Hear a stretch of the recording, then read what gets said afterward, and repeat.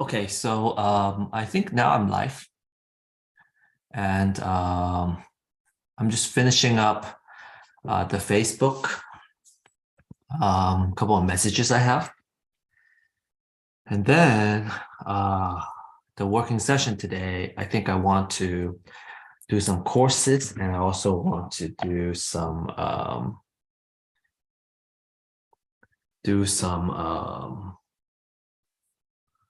I want to share a little bit about being a change agent and leadership. I feel like it's so important in our world. And also it's so important for continue to stay motivated too. It just seems to me that um, everyone everybody deserves to be led well, and everybody is a leader, whether we like it or not. There's always people looking up to us, and I think it's difficult to escape a leadership position. It's like, like we're parents, like, or we have younger cousins that look up to us. Like they always follow us. Um, if you do well, they pick up the good habits. If you have bad habits, they pick up the bad habits. Like there's no escape, as we continue to uh, um, grow old and grow wise, we'll always be leaders. So how can we be a better leader? I feel like this is something we need to implement. We need to add into the community. I always thought, even when I first joined the real estate investment community, the real estate community in general, that the sense of leadership is kind of lacking in the community. Everyone is more looking out to ourselves. I think there is a I mean, that's just being human, right? Especially if we're just joining a new industry, the first thing is to survive.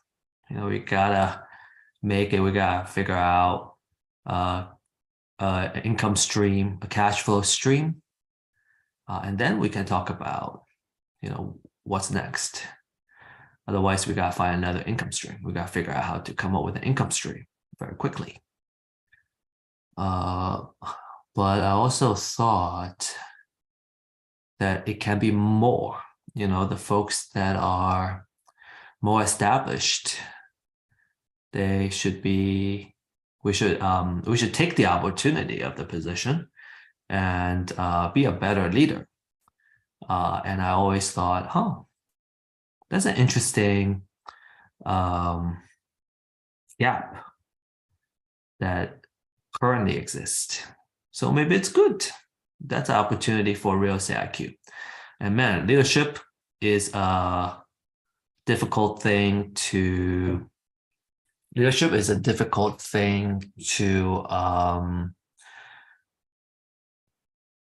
I mean, it's like a second degree. It's a full degree. If we see here on here, this shelf here, from here to here, it's all leadership. And from here to here, also leadership. From here to here. And I'm gonna go like really deep in the leadership now next year. But we are ahead. We have a lot of folks in our organization that has good leadership. It also means change management. So we need to be leading changes. The two hardest thing is to jumpstart. Love this. The two toughest challenges in life of a team are when you're trying to create movement in a team that's going nowhere, or when you must become a change agent. Both are the times when leadership is most needed. And I'm kind of looking back, this year, reflecting, and some of the leaders we have had in the organization, they were not embracing the change. even though we had, even though I thought we involved a lot of folks in a change, they were still not ready to change. So I think that's a very interesting phenomenon. They didn't want to, they were not ready to embrace the change. Oh, they could not lead the change because they were leading the old effort. They cannot lead the change. They need to follow. And so that they are ready to participate in the next change. And I think that's key here is when you're leading one change and then you got to follow for the next wave of change. I have gone through this process myself and it is tough. It's also quite humbling. And I also felt it was good. It was quite nice. So after I have gone through it. But I think a lot of folks were not, I mean, we're still in the middle of a change. We're always changing. But I feel, a lot of folks were, man, this change management thing goes so deep.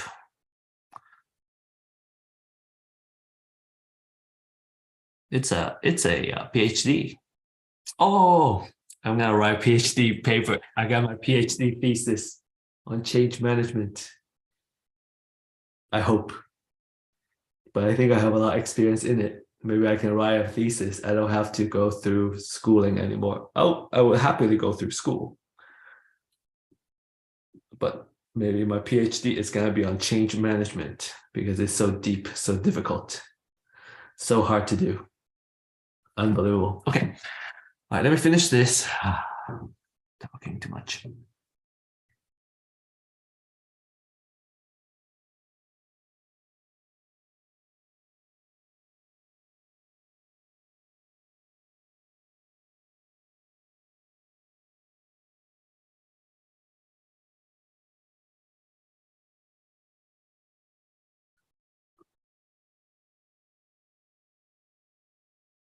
Okay, let me finish the thread. A couple of ideas.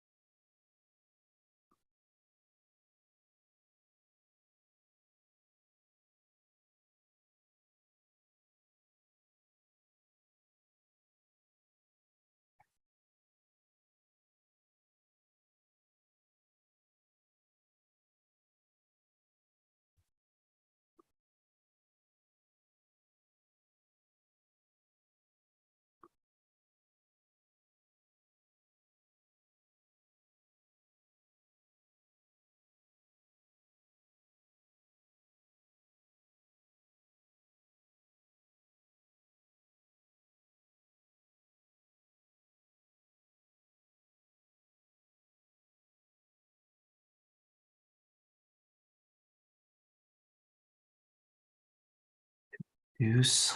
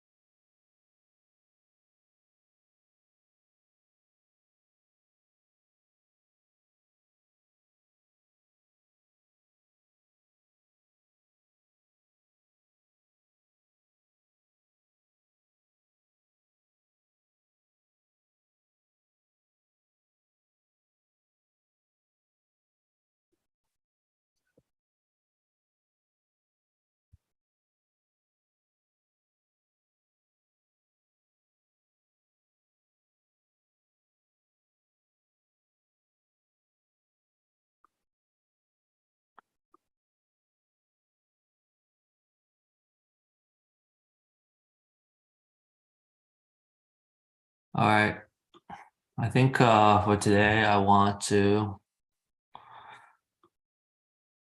So I kind of talk about the first draft of being change agent.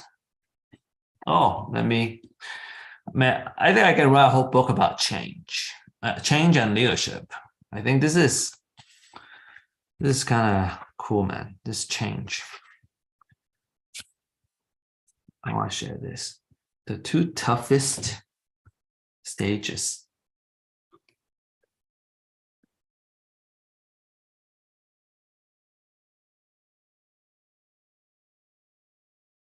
Are when you are trying. Oh, man, I haven't been sharing my screen.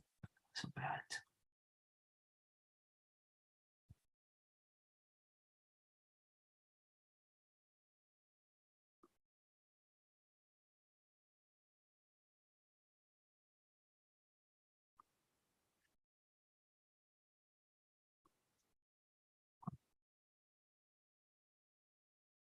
Share my screen. Let's go. Let's go. Let's go. Go. Go. Go. Go. All right. I want to share this quote. The two toughest challenges in life of a team are when you're trying to create movement in a team that's going nowhere. Must become change agent.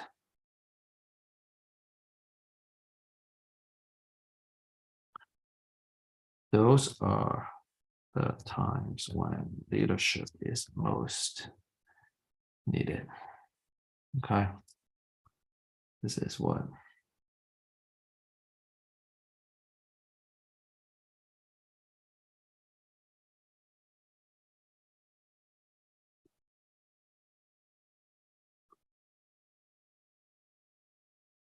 I think what the breakthrough that we have here is making the connection between leadership, because some people are like, oh, I'm not a leader, right? And dealing with change. I think it's part of being alive. It's part of being alive, which is dealing with changes. And, maybe it has to do with change management.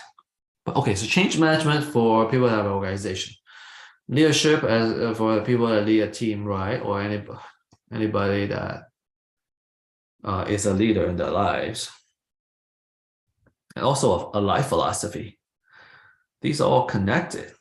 It's about being happy. Leadership is about being happy.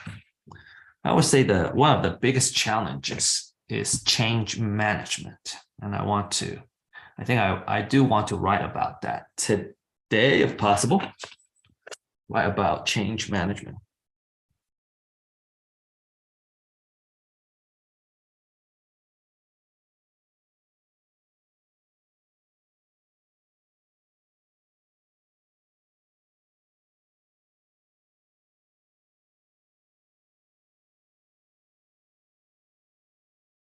I think it's it.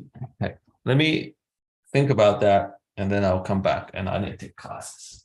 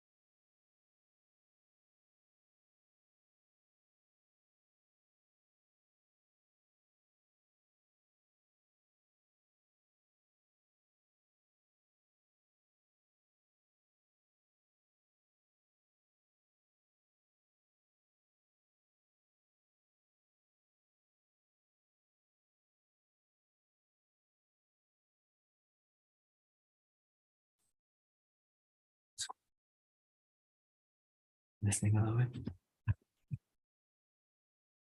No, you did right.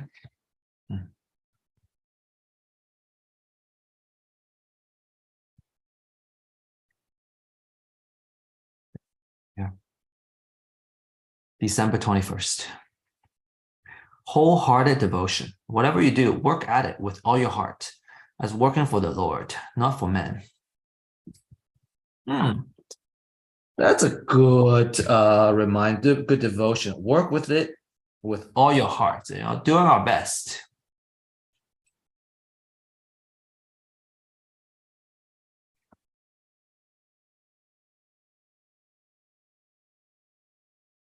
I think our challenge here to influence is how can we change people's minds for their good, right? For their sometimes if you don't have the right attitude, we're being held back by our own beliefs and attitude. You have to change that belief system. You got to commit to do it.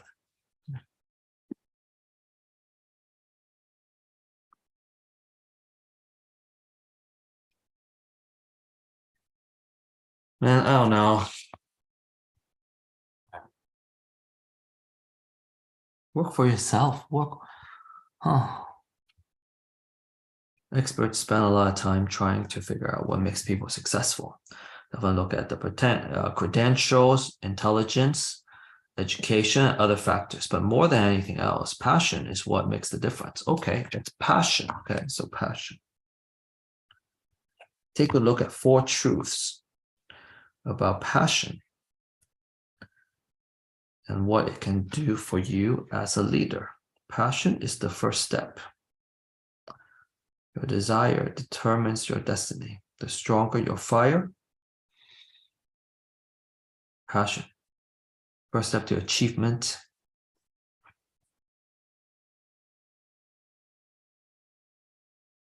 Willpower changes you, makes the impossible possible. So some of what I heard is we need to lead in expertise.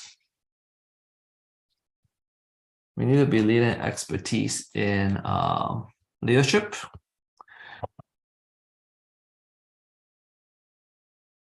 Let me think about for the community, right?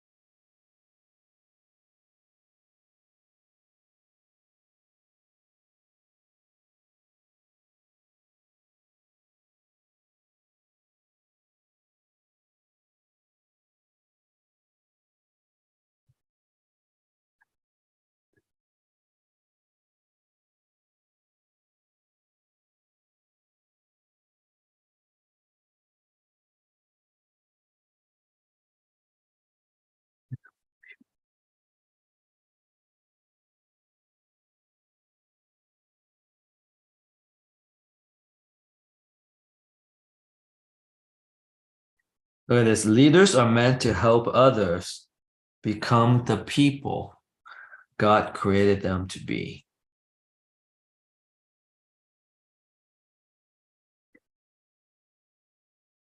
And I'm not like, highly religious, although I do embrace all religions. And I just love that. Passion makes the impossible possible. Human beings are so made that whenever anything fires their soul, impossibilities vanish. Wow. What a quote. Let me send this to Bethany here. I just gifted her this book.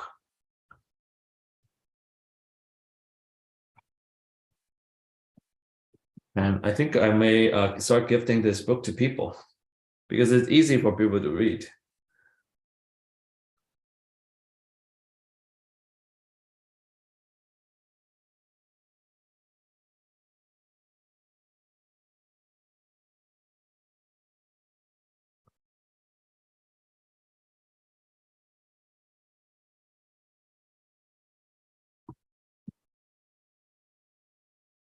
Passion increases your willpower. There's no substitute for passion. It is fuel for the will. If you want anything badly enough, you can find the willpower to achieve it. You follow your passion instead of other people's perceptions, you can't help become a more dedicated, productive person.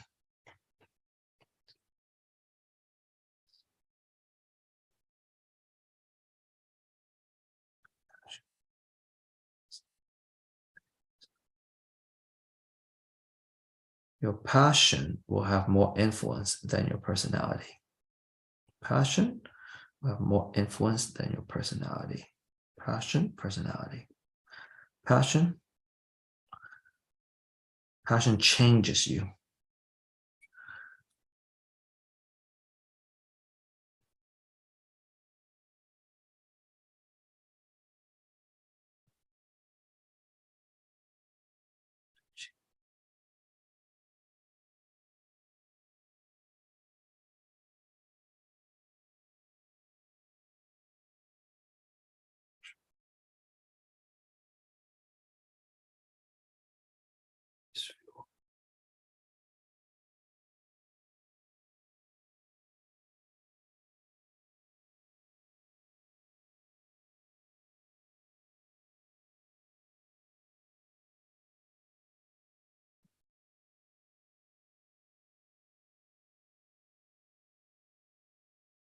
Beings are so made that whenever anything fires their soul.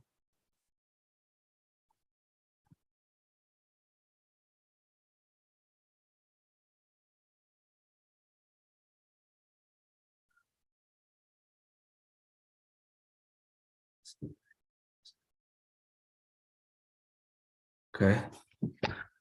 That's a good one. I think we should talk about passion in our partnership talk. Passion and dream, right? Because at the end of the day, that's what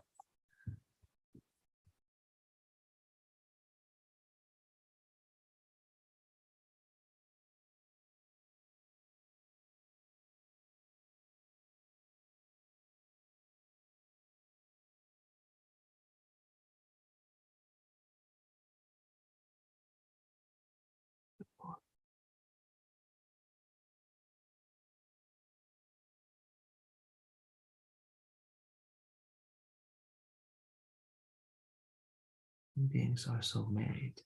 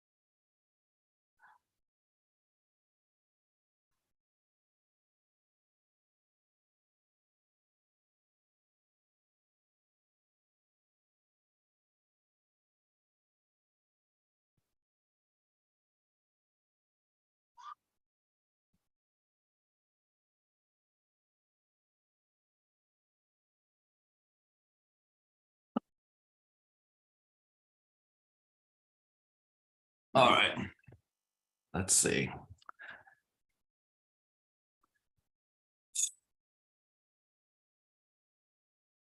Do a long break. I had some good talk with my wife about our leadership together, which reminds me. Oh, thank you. It was a good session. Some heat treatment for my back.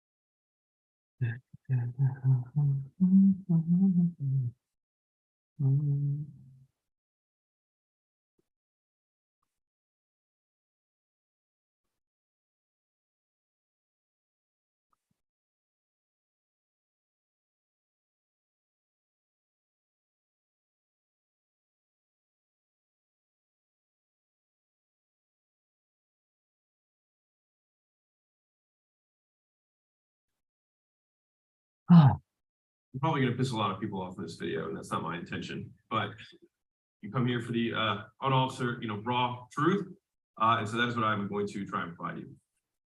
Just FYI, my name is Alex Hormozi. I own acquisition.com. We do about $85 million a year in revenue, and I have nothing to sell you. So one of the biggest things that I talk about all the time on this channel in terms of how to grow is that there are 3 different components to growing your business, right? You have your skills as the entrepreneur, you have your character traits as the entrepreneur, and you have your beliefs. And what happens is most people continue to add potential to their business, but do not grow their business because they're not focused on the thing that is the constraint. And that's kind of the fundamentals of theory of constraint, is that a system will grow to its constraint and no further. Basically, you grow until you are bottlenecked, and then that bottleneck becomes the weak link in the chain, so to speak, and then you cannot grow past it. And so people do all these other things which add potential. They add strength to the other aspects of the chain. They refortify other aspects of the bridge, but not the weakest point. And so they actually never make more money, and they stay because they have not attacked the constraint. And so last night I was at a dinner with a couple of entrepreneurs, young, doing a couple $1 million a year. And their constraint was so evident to me that I figured I would make a video about it because I think it will be helpful for you as well. And so there's 2 things that I want to bring up. And what's interesting is that as when I talk to younger entrepreneurs, I would say younger being with quotes, less experienced, whatever, entrepreneurs, their out points are clearer. And what I mean by that is the red flags, the things that are limiting them are clearer to me than say people who are further along, right? And so with this particular couple of entrepreneurs, the limiter was 2 things. They were both based on character traits. And so I thought that, a lot of times I talk about skills, I talk about beliefs, but I don't talk about character traits as much. And I thought this would be a useful example for this. A couple of the statements they said throughout the dinner really rubbed me the wrong way, not personally, but just in terms of me looking out for another entrepreneur. They made I am statements, which are, in my opinion, some of the most powerful statements that you speak over yourself about what you believe to be true, right? And so they said, we are high anxiety people. We have lots of anxiety. And I don't even like saying it like myself to make this video for you because of how much I hate that type of statement.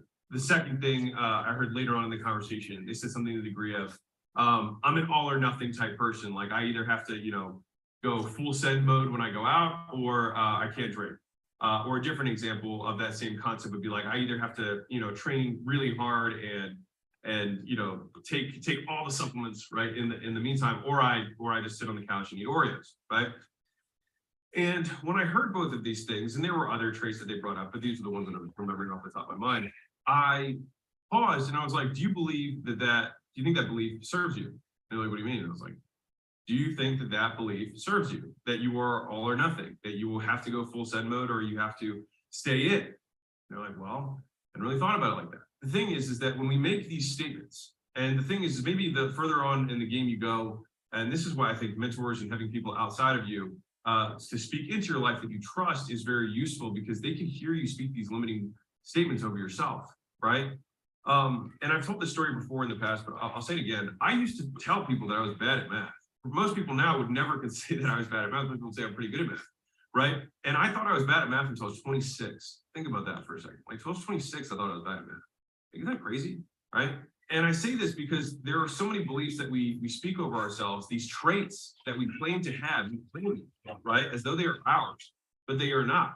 In order to grow, do you think that belief serves you? That you are all or nothing, that you will have to go full send mode or you have to stay in? They're like, well, I hadn't really thought about it like that. The thing is that when we make these statements, and the thing is maybe the further on in the game you go, and this is why I think mentors and having people outside of you to speak into your life that you trust is very useful because they can hear you speak these limiting statements over yourself, right? And I've told this story before in the past, but I'll say it again. I used to tell people that I was bad at math. Most people now would never say that I was bad at math. People would say I'm pretty good at math, right? And I thought I was bad at math until I was 26. Think about that for a second. Like, until I was 26, I thought I was bad at math. Isn't that crazy, right? And I say this because there are so many beliefs that we speak over ourselves, these traits that we claim to have, we claim them, right? As though they are ours, but they are not. In order to grow, your identity must be whatever is required to grow, period. That's it. So if this season of your life requires you to be more assertive, then you would say, I have a tendency based on external circumstances to be more assertive in these types of conditions, right? And so the language has to change towards, I have a tendency towards, right? Or I have a proclivity for, rather than I am, which is definitive, certain, and end of case, meaning nothing can be done about it. And so if we can change the way we speak, we will change the way we live because we change the way we think. Number one. Number two thing that came up. So one was obviously on the I am statements, what I would say, limiting character traits as they talk about their own traits, but the traits are not things that serve them. And so if you have traits that you speak of yourself, you have to ask yourself, does this serve me? Does this serve me? Is this going to help me accomplish the goals that I have? And if it doesn't, then stop saying it. So here's the second thing they did that was kind of the red flag for me. I'm partially making this because I'm sure they're going to watch it. Crutches are dangerous. Superstition.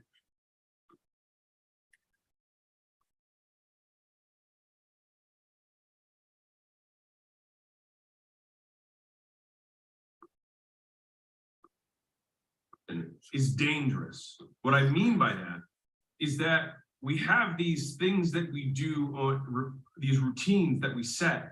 And the thing is if we become dependent on the routine, we actually become weaker as a result of it. And so that is why I'm always so sensitive to religious, and I'm using quotes here, I'm using it in the literal word of religious adherence to routines, religious adherence to, how I have to wait. Like whenever you use terms like I have to, I must, we should, I need to, these are all things that you're making statements about how the world must be when you have no control over it. And so if I wanted to conquer somebody who is a competitor of mine, I would pray that they have crutches and superstitions that I can exploit. For example, if you have to drink a bottle of alcohol every night to go to bed, that is a crutch. If you have to smoke a blunt every night to fall asleep, that is a crutch. If you have to take edibles every night to fall asleep, that is a crutch. If you have to take pills every night to go to sleep, yeah, that is a crutch. And I told you at the very beginning of this video, I know this is going to piss a lot of people off. But believe it or not, there were humans hundreds of years ago that had none of these things and they slept just fine. Hundreds of years ago, there were humans who did not have coffee in the morning. There were humans who did not have pharmaceutical drugs. There were humans who did not have orange glasses. There are humans who did not have these weird rituals that we try and convince ourselves we must do, we have to do, we need to do, we cannot live without. And all they end up doing is weakening us. Because the thing is you have a level of maintenance, right? Of how you look and feel, whatever. And so what happens is, it's like when you start drinking coffee in the beginning, you feel better. And then over time, you need to drink coffee just to feel normal. And so then the benefit that coffee confers is gone. And so if you really want to get benefits from things, then you need to cycle the things that you do, which means inherently you're not going to have a routine because the things that you're doing are constantly changing, which give you the temporary flux or benefit that it will confer to you as a result of it being novel, if you're going to do it. But most people don't do it that way. Instead, they become dependent on these superstitions about how they must go to bed every night, how they must fall asleep and what they must take and how they have to have their mornings, or what. Or they create a punishment for themselves, or I can't be productive, or I can't think it straight, or I'm really, really agitated all day, right? That's so weak. It's so weak. It makes you so non-resilient that I would hope to compete against. You know what I mean? I would hope that. Because I would just hope that something interrupts your magical routine and then fucks you for the day, right?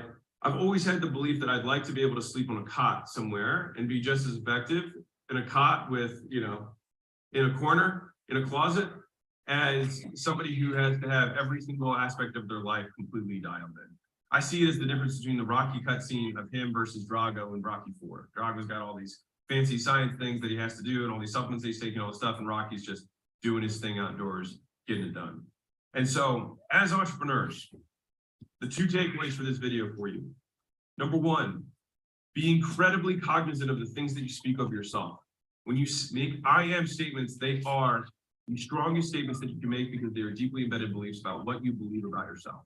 Yeah, so I love it. If you say, Identity. I am this way, when you describe yourself, when you meet someone new, you meet a girl on a date and you're like, I have a short fuse, right? I have a temper. I am disorganized. I am not good with time. I am not good with money. I hate even saying this shit, right? But just to give you the types of things that people say all the time that do not serve them. Does this belief serve me? If it does not, stop fucking saying it. Oh, I love it. Period. And say it something else, right? or at the very least, if you feel compelled to have to describe this thing, then say, I have a tendency or I struggle with behaviors that are this way, rather than I am. Okay, sure. Identity. I agree with that. Be incredibly weary of the superstitions and routines and religion that you adhere to, that you claim is the source of your productivity, creativity, alertness, mental well-being, happiness, whatever it is. Or the converse of that, if you lack it, the threats or the punishments that you speak over yourself. If I am not, I am agitated, I have a short fuse, I can't focus, I'm not productive, I don't have energy. Okay. All of these things Breaking out weaknesses routines. that you literally build into yourself. So stop. So most interesting, I make this channel because a lot of people are broken. I don't want you to be one of them. And a lot of people speak limiting beliefs over themselves. They claim traits that do not serve them, and they make superstitions and crutch that make them weaker rather than stronger. And if you want to survive in the world of business, you want to build a huge enterprise, you want to make the impact that you have to be able to know exactly who you are. You have to speak beliefs that serve you, and you have to be able to succeed independent of circumstance that you create. Wow. The last one is tough. Not reaction. Lots of love. But how, I think the question is, how do you do that?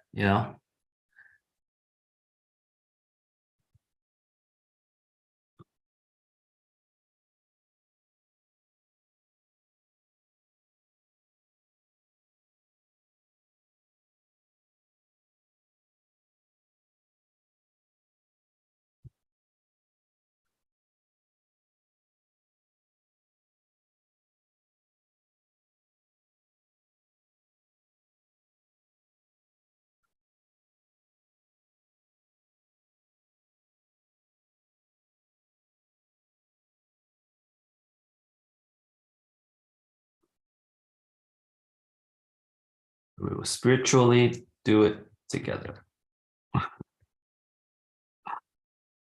Okay, we're talking about taking a leadership class together. Okay, wow. I want to make a comment on this thing here. It's really good, actually.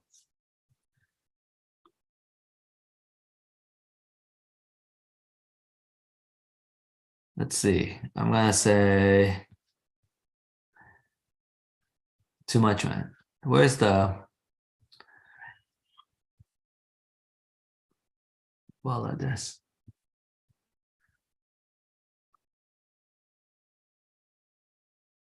Want to comment on something? Oh man.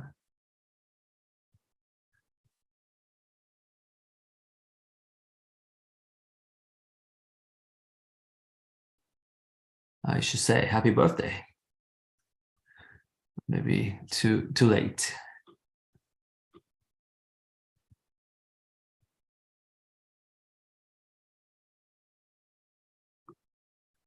Oh man, that was a really good one, but I no longer know where it is, where that one is. Wow.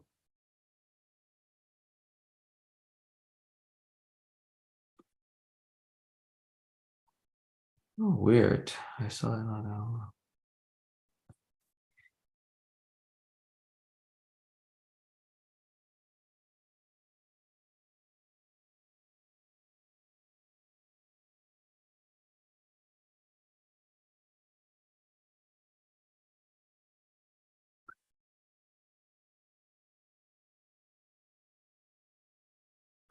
No, that was very good.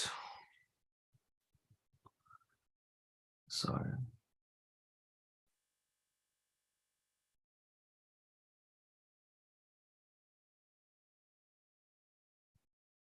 What was this one, man? This was very good.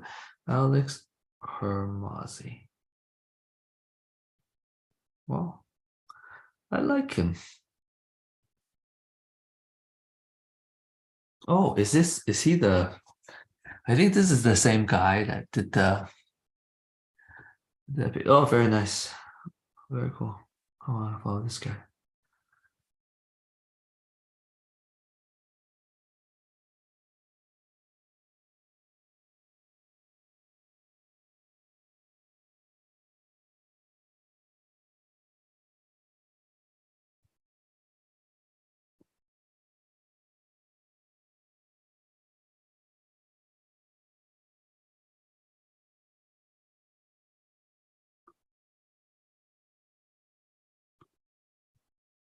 Okay.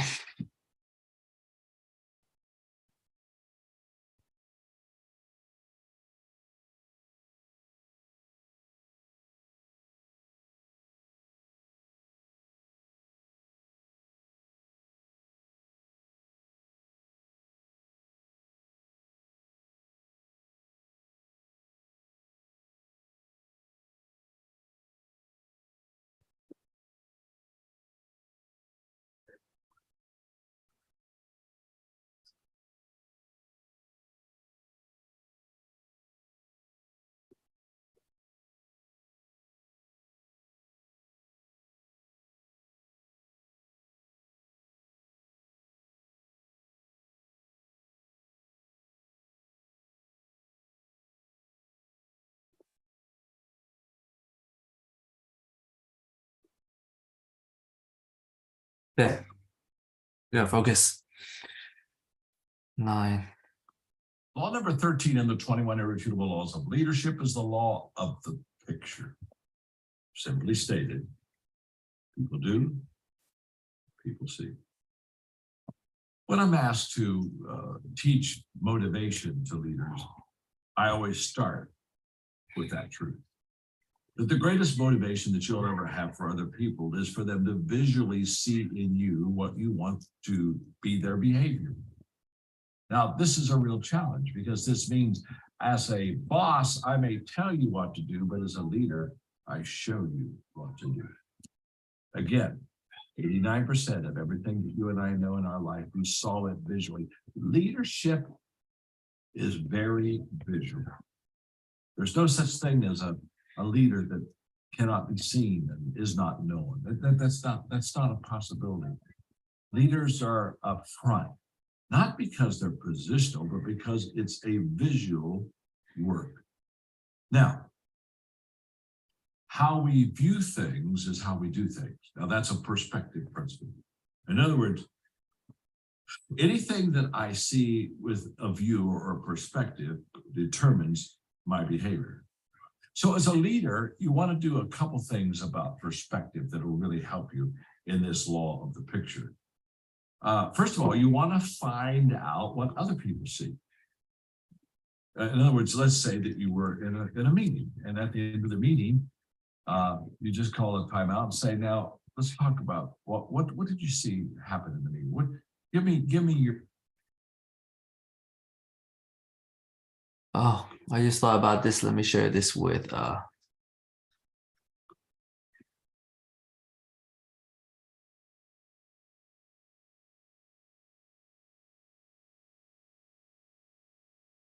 this course. 21 laws of irrefutable leadership. There's only 1 irrefutable laws of leadership.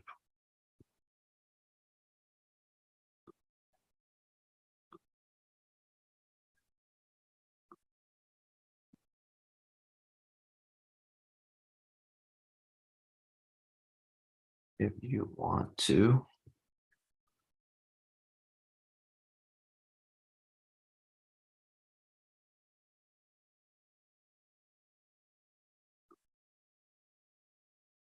By John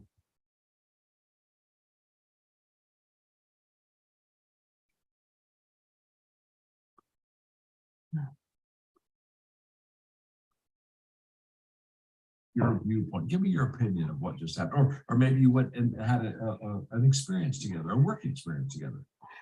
I'm always asking people, and by the way, for me to be able to find out what you see, I ask questions. That's the key. So I'm always asking questions, and I want to know what they observed before I tell them what I observed, and I do that because the best way to find out when you have a good intuitive leader is to ask them what they observed or give me your findings from that experience. And they're very quickly going to tell you if they think like a leader, if they see like a leader. You're going to find that out by asking questions. So I ask a lot of questions. And at the end of any experience, whoever I'm with, I'll say, okay, talk to me. What did you take away from that experience? What did you think about the meeting that we just had? Now, what I'm doing as a leader is I'm trying to get their perspective. The reason I'm trying to get their perspective is you lead people according to where they are, not where you are. You've got to find them before you lead them. Because that is so true, I want to have your perspective.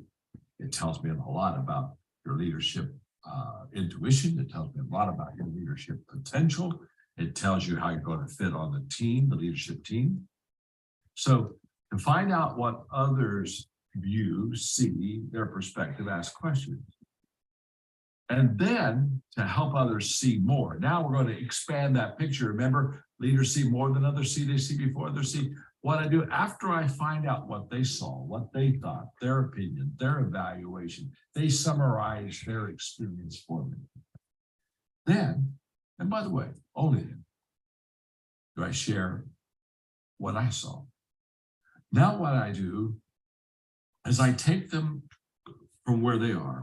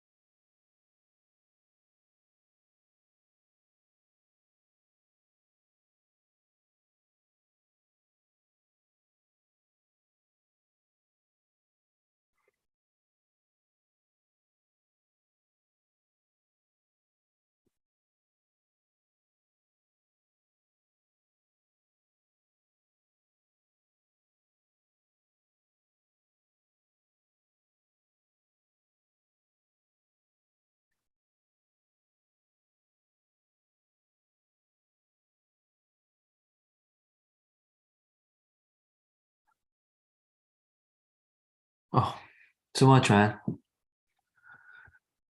Wait till the next time. I just gotta remember. Okay, let me pull up this talking point with Lauren. Lauren. Talking points with Lauren.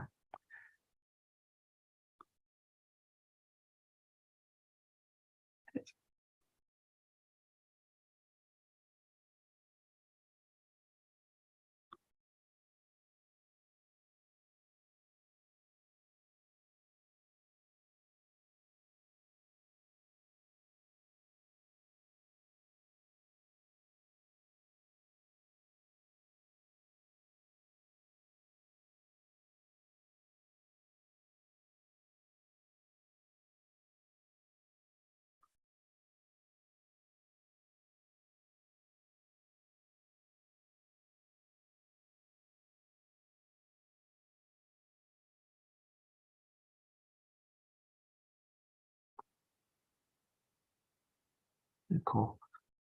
Points. Okay. So what?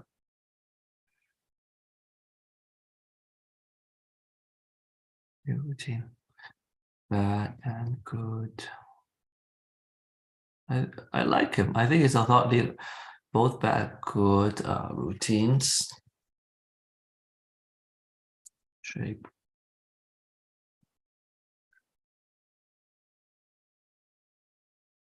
Statements.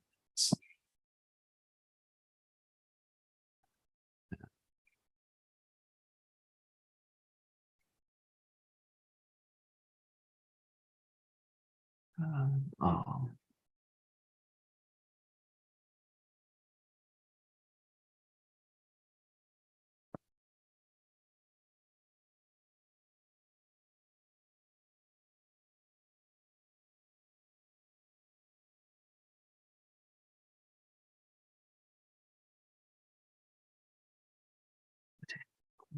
routines shape who we are.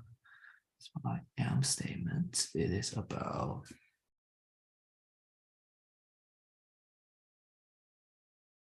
last one is quite deep. Whatever it is, or the converse of that, if you lack it, the threats or the punishments that you speak over yourself. If I am not, I am agitated, I have a short fuse, I can't focus, I'm not productive, I don't have energy. All of these things are just weaknesses that you literally build into yourself. So stop. That's all I got.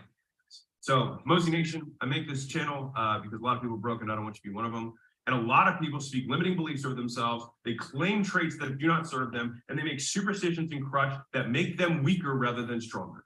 And if you want to survive in the world of business, you want to build a huge enterprise, you want to make the impact that you have to be able to know exactly who you are. You have to speak beliefs that serve you, and you have to be able to succeed independent of circumstances that serve them. And they make superstitions and crutch that make them weaker rather than stronger.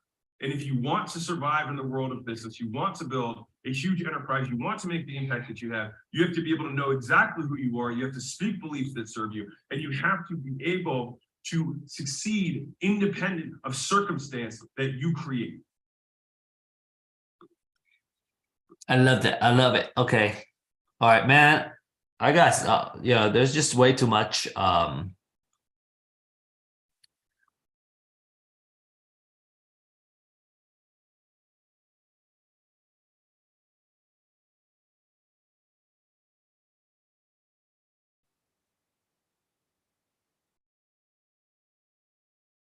but they also need to. Maybe but they also need to. Wait.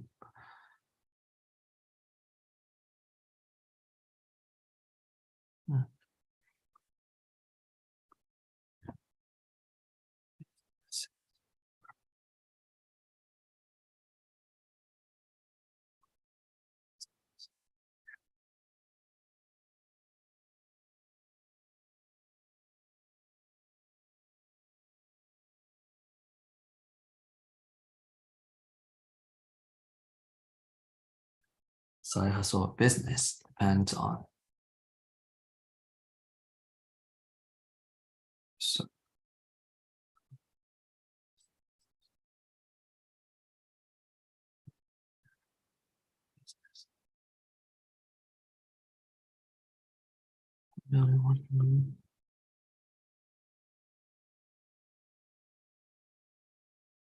it's too far to high. Not as achievable for those we touch.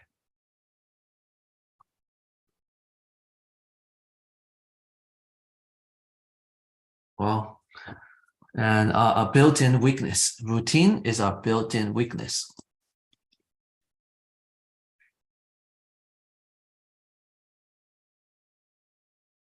We want to exploit competitors on those weaknesses.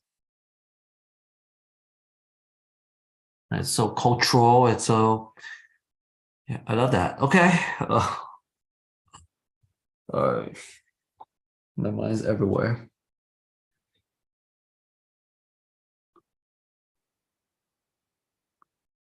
But they saw their perspective. And I began to broaden it. In my book, The Leader's Greatest Return, it's a book about how to develop people. One of my favorite chapters in that book is where I talk about the leadership table. And I talk about the fact that invite new people to sit at the leadership table. Now, you don't want a huge table, so maybe for a couple months, you invite 2 or 3 people on your team. You're not really sure if they're a good leader or not, but you want to find out. Now, how do you find that out? Well, invite them to the table where you're with your inner circle and you're talking leadership stuff. And the reason why this is very important is because people grow toward the conversations you have around them. So if you get them at a leadership table, what kind of conversations are you having? You're having a leadership conversation. If you get at the table, what are they getting to do? They're getting to see leaders talk, discuss, they're hearing, they're watching, they're observing, and very quickly, you see if they have this leaning toward leadership. You're looking for something visual. This is the law of the picture. It's the difference between me having an experience and coming back and telling you about it, and me asking you to come with me and experience it together. You see, I used to make a mistake as a young leader. I'd go to a conference. It really took a lot of notes. It really helped me. I'd come back to my team and say, here's what I learned. And I'd sit around the table and teach them all I learned. And they picked it up. But they didn't catch it like I caught it because they weren't there. One day I realized if I really wanted to expand my team, take them with me. Let them see what I see. It's the picture. Let them visualize and feel what I feel. This is absolutely important in really develop. One day I realized if I really want to expand my team, take them with me. Let them see what I see. It's the picture. Let them visualize and feel what I feel. This is absolutely important in really developing leaders by bringing, and the best way I say that is, as a leader, I either put you in the seat in front of me and I teach you what I know, or I say, no, get out of that seat. Here, hey, sit beside me. This is a total different picture. You see, when you sit beside me, we're experiencing things together. We're talking. We're saying, wow, that was interesting. What do you think? Sitting beside me says, let's visually take the experience together. That is absolutely huge. So just let me emphasize the value of the law of the picture by saying to you that there are some visual modeling insights as leaders that you need to understand. And the first one is, people are always watching what you do. Always. Always. No matter what you tell them, no matter what you say, they're going to do what you do. They're always going to. The second thing I would share with you is that it's easier to teach what is right than do what is right. It's much easier for me to sit down with you and say, now here's the things you need to be doing. It's much harder for me to be doing it myself and modeling the picture, the example for you.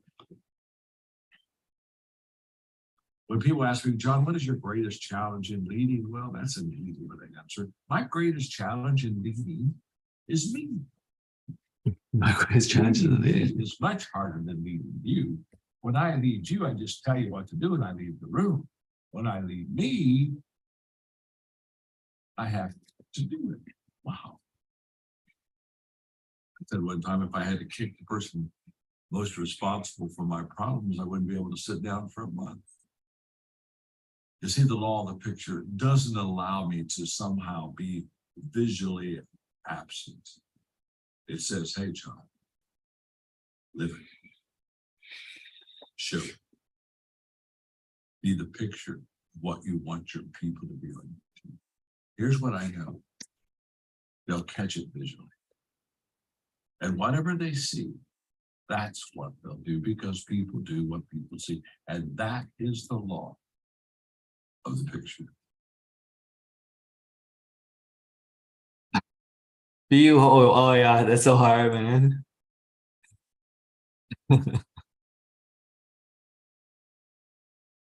But if I were to embrace it, then I would say I want to live. Okay, so yeah, this is the tough part. Maybe for next year, what I want to be is still be involved and set the example. And then next year, then I build a community. I have to step back 1 year. I have to push back 1 year. Maybe I practice on community building, and then I don't need to do it full time.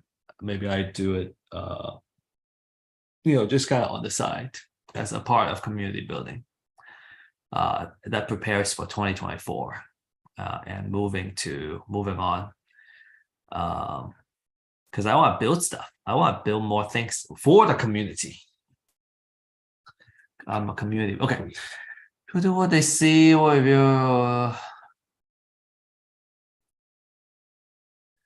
experiences alone versus shared experiences.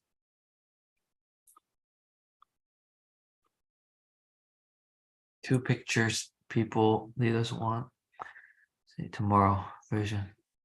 Leaders modeling the vision.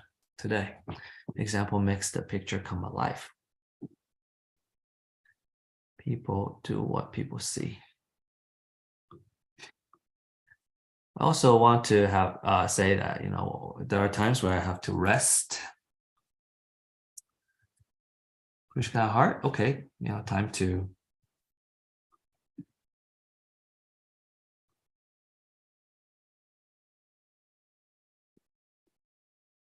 I need to take a little bit of rest and yeah, teach what is right, do what is right. Heart's personally.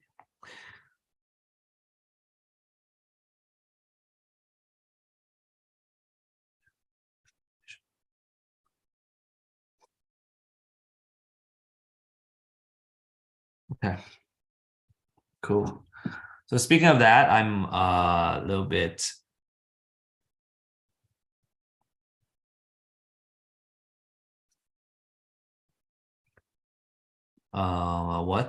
inspired to share something which is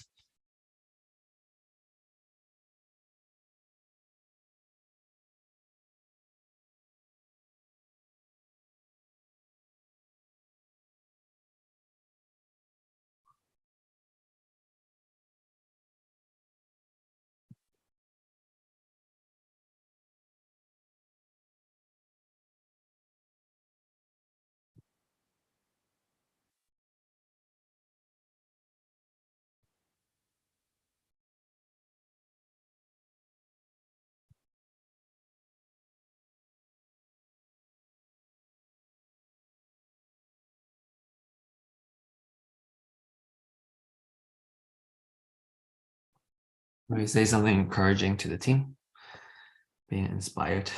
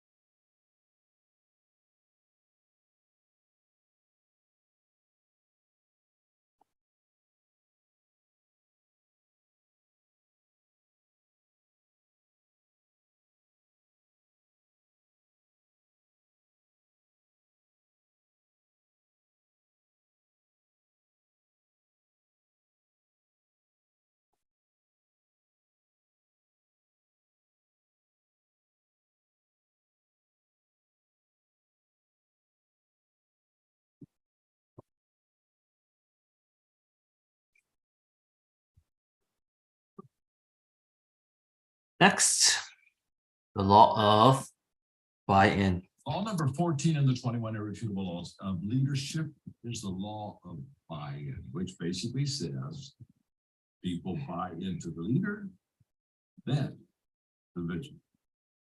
I love this law because it's so helpful, it's so practical. This is a law that I learned very young in my leadership career. I'll tell you the story in a moment. But let me just say that when I'm with leaders, many times they'll come to me and, you know, they're good leaders.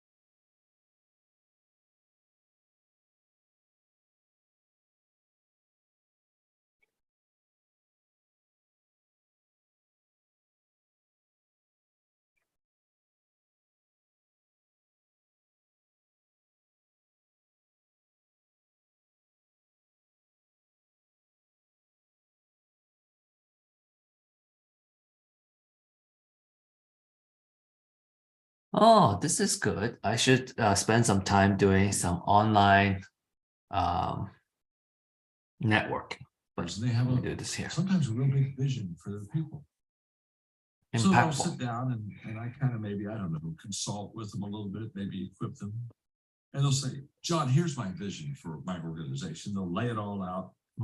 And most of the time it's a wonderful vision. I mean, when I hear it, I think, oh, I like this. And then they'll lean into me and they'll say, wow, this is a big vision. John, what do you think? Do you think my people will buy into it? When they ask that question, I just simply said, let me show you how this works. There's a process. The people buy into you. And then they buy into your vision. Don't miss this. So when somebody says, do you think they'll buy into the vision? I look at them and I ask them very simply, have they bought into you? Oh yeah, they love me. They follow me. Okay, well then they'll buy into your vision. But if they haven't bought into you, the person, they're not going to buy into the place that you want to take them. People buy into you, and then they buy into your vision. I've already talked to you in the law of the lid, the fact that everything rises and falls on leadership. And the rising of leadership is when you have leadership competence and good values. Well, it's very simple.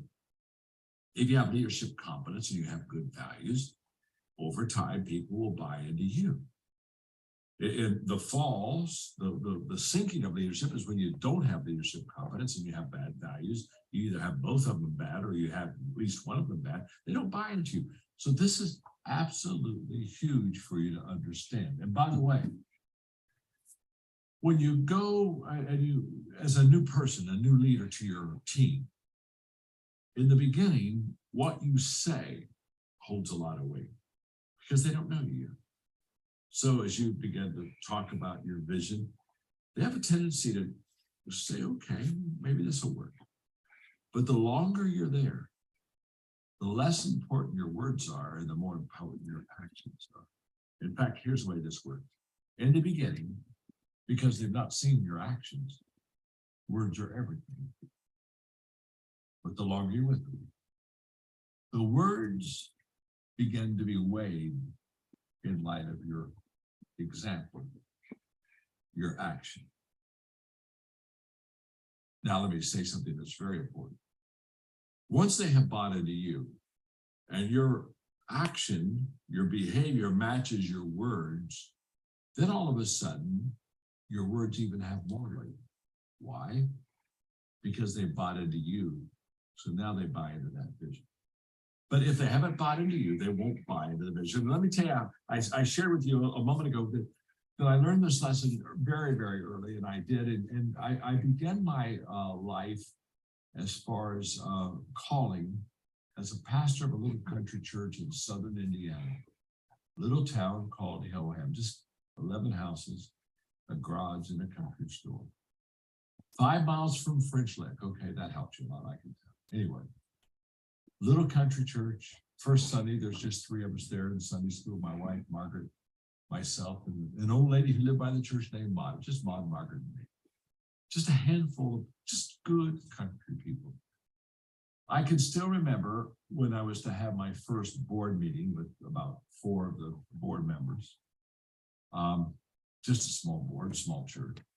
And I was very nervous because I never had a board meeting. I never led a board meeting. And I thought, boy, I hope I do this really well. So I, worked hard on preparing for the board meeting. And so we got together at the time and place. And I was a pastor, so I had an opening little prayer. And then I didn't know where to go. And so I just looked at those board members. And I said, well, do any of you have anything that you would like to say about the church and things maybe we need to do? And there was a fellow named Claude, and Claude, said, you know what, Pastor? Yeah, there's a couple of things that I think we need to think about and work on. He brought him up, and he had a guy sitting right beside him named Benny. And everything Claude suggested, Benny would second. Claude would make the motion, Benny would second. Everybody said aye. And I'm not saying a word. I mean, for 40 minutes, they're just talking among themselves. They're not even looking at me. And finally, Claude looks at me and says, well, he said, I think we're done tonight, you can close in prayer. So I closed in prayer and I went home. And so you see, in the bylaws, it said because I was the pastor of the church, I was chairman of the board. I thought that meant something. All that meant was that I got to open up the meeting, and then the people would follow the person that they trusted. They would follow Claude because Claude had been there for 35 years. Everybody knew him. They knew he was a good person, a good leader, a farmer, but a good leader. And they just bought into Claude. They didn't buy into me. I just was their position. Claude was the one who had the influence. I went home and Margaret looked at me and said, John, how did it go tonight? I said, well, a lot easier than I thought. She said, well, tell me. I said, well, I met Claude today. In fact, for the success of the church, the future of the church, I only need two people, God and Claude. And Claude keeps showing up a lot more than God, to be honest with you. And Claude was just a beautiful person, but he had all the influence because he had all the buy-in. And literally, for the next 3 years and 3 months that I was in that little church that became a pretty big church, really. Every month, about a week before the board meetings, I'd go down to the farm and Claude and I would do chores together. I'd just do chores with him and we'd talk about the church and I would give him my ideas. He'd take them to the board. I'd open it in prayer. Claude would take them. Claude would make the motions. Betty would do the seconds. Everybody would say aye. I'd close in prayer. And we built a great church. Interestingly enough, when I was getting ready to go to a larger congregation in the city, a college friend of mine was going to follow me. So he came out and we had a time together and he said, John, tell me about the church and what do I need to know? And so I told him several things, but I told him about Claude and I told him the story I just told you and he got very irritated. He said, now look, he said, you have to understand that may be the way that you led the church, but he said, I'm going to be the leader, not Claude of the church. And I'm going to be the one who gives the ideas. And he said, you have to understand, I'm going to be the leader, not Claude. And I still remember it was at the Villager Inn in West Baden, Indiana. I remember sitting back in that booth looking at Danny and thinking, oh my gosh, he's a stupid boy. Oh, he ain't going to make it. He doesn't understand the law of buy-in. Now, back then I wasn't sophisticated. I didn't know it was the law of buy-in. I do today. But I just knew that they got to buy into Denny before they buy into his leadership. And he already thought leadership was a title position. By the way, Denny didn't last a year in that congregation. He didn't understand the law of buy-in. And I just want you to know that you got to sell yourself before you sell your vision. People have to love you before they love where you're taking them. You've got to connect. You've got to have buy-in. But the moment you do, and then be a good steward of that buy-in, don't misuse it. But the moment you do, then you cast the vision, people get on with it. That's the way the law of the buy-in works in your life. And it works like that in my life too.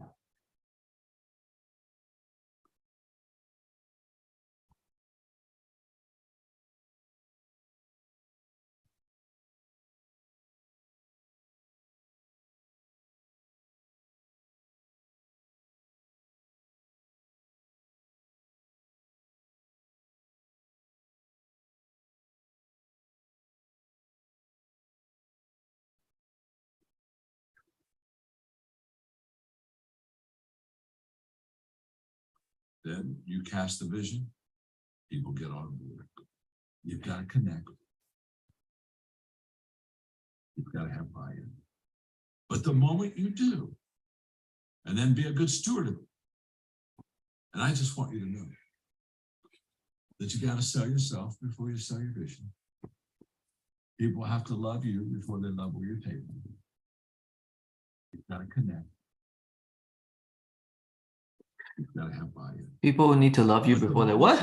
People have to love you before they love where you're taking them. Oh, before they love. Connect. You've got to have buy-in. But the moment you do, and then be a good steward of that buy-in, don't misuse it, but the moment you do, then you cast the vision, people get on board. That's the way the law of the buy-in works in your life, and it works like that.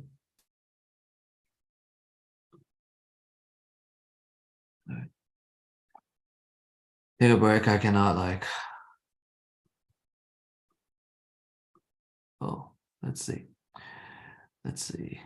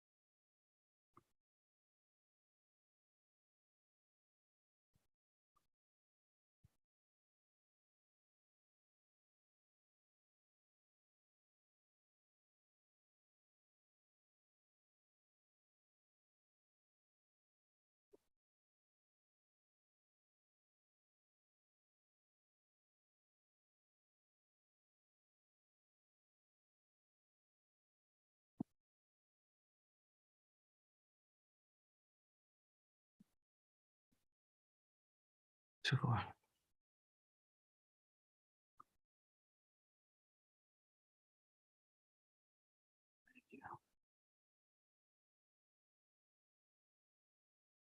Done. Took a break. Let's keep going.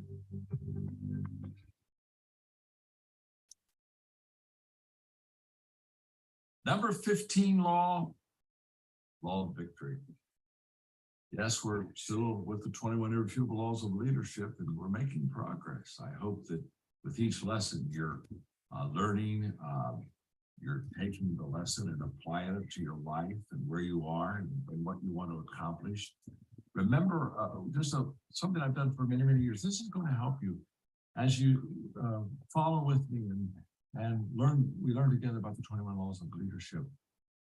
Whenever I say something that you need to act on, in other words, you heard it, but you've never done it before, put a letter A by your notes. If you see something that I say that you need to change, put a letter C, put a letter T if you need to teach someone else. That's ACT, that's ACT. And then on each law, see if you can find one action item, one area of that law that you perhaps need to change to be a better leader. And then maybe something you need to teach someone else. If you can do that through these laws, I'll promise you, you'll get the most out of it. It's more than me teaching and you listening. It's more than me teaching and you taking notes. It's you acting on what I say. And the law of victory, just censorship. Whenever I say something that you need to act on, in other words, you heard it, but you've never done it before, put a letter A by your notes together about the 21 laws of you're taking the lesson and applying it to your life and where you are and what you want to accomplish. Remember, something I've done for many, many years. This is going to help you as you follow with me and we learn together about the 21 laws of leadership. Whenever I say something that you need to act on, in other words, you heard it, but you've never done it before, put a letter A by your notes. If you see something that I say that you need to change, put a letter C, put a letter T if you need to teach someone else. That's ACT, that's ACT. And then on each law, see if you can find one action item, one area of that law that you perhaps need to change to be a better leader. And then maybe something you need to teach someone else. If you can do that through these laws, I'll promise you, you'll get the most out of it. It's more than me teaching and you listening. It's more than me teaching and you taking notes. It's you acting on what I say. And the law of victory just simply. Okay, let me finish here. I think.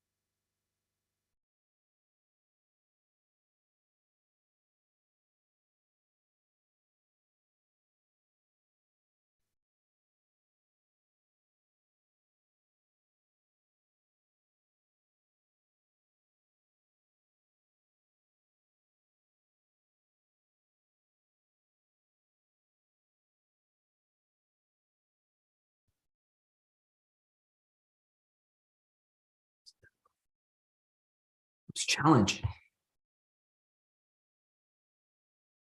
to directly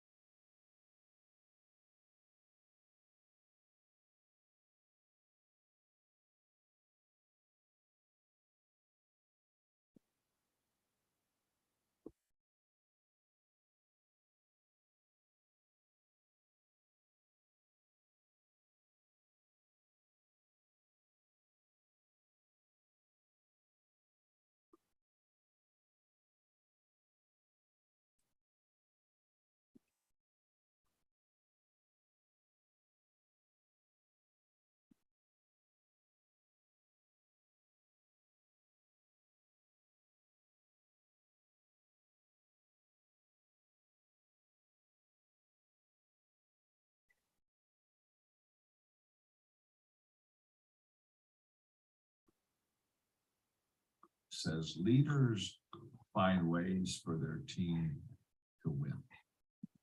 And they really do. There are just some people when you're there on your team, you just get better. I can still.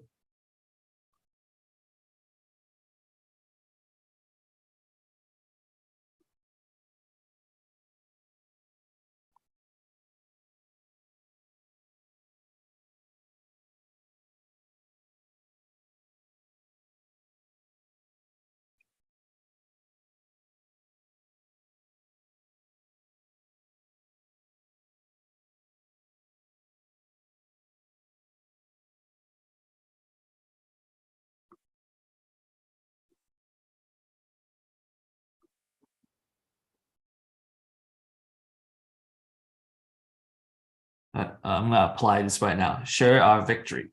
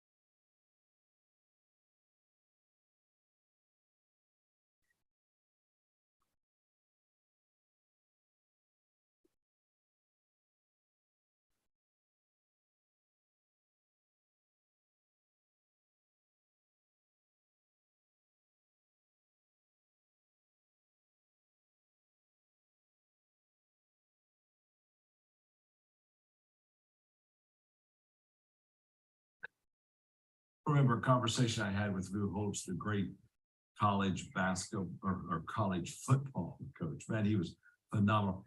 He went to 6 different universities as a football coach. All 6 of them had losing records the year before he arrived.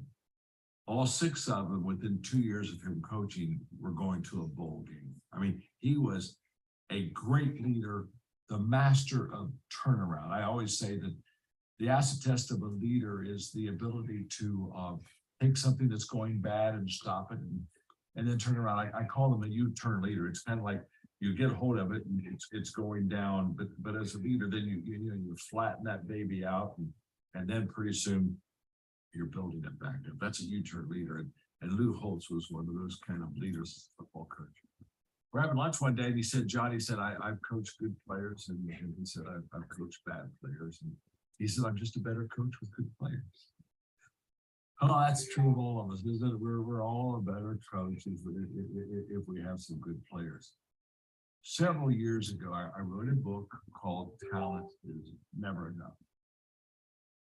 Now, I've written a lot of books, but I always felt that maybe this is, especially for a young person, it's one of the first books that I've written that they should read. Because the thesis of the book Talent is Never Enough is just simple, that no matter how talented you are, it's not enough. That there are some choices that you should make that will not only maximize your talent, but will complement your talent. And a lot of talent with bad choices will not bring success to you. Just like I would turn around and say, good choices without talent won't take you to the top either. You've got to keep them together. You've got to put them together. But I love the Talent is Never Enough book because basically it just said to people that there are choices that you need to make to be successful in your life. And when we think of the law of victory, when we think about the fact that leaders are always finding a way for the team to win, it's more than their leadership ability.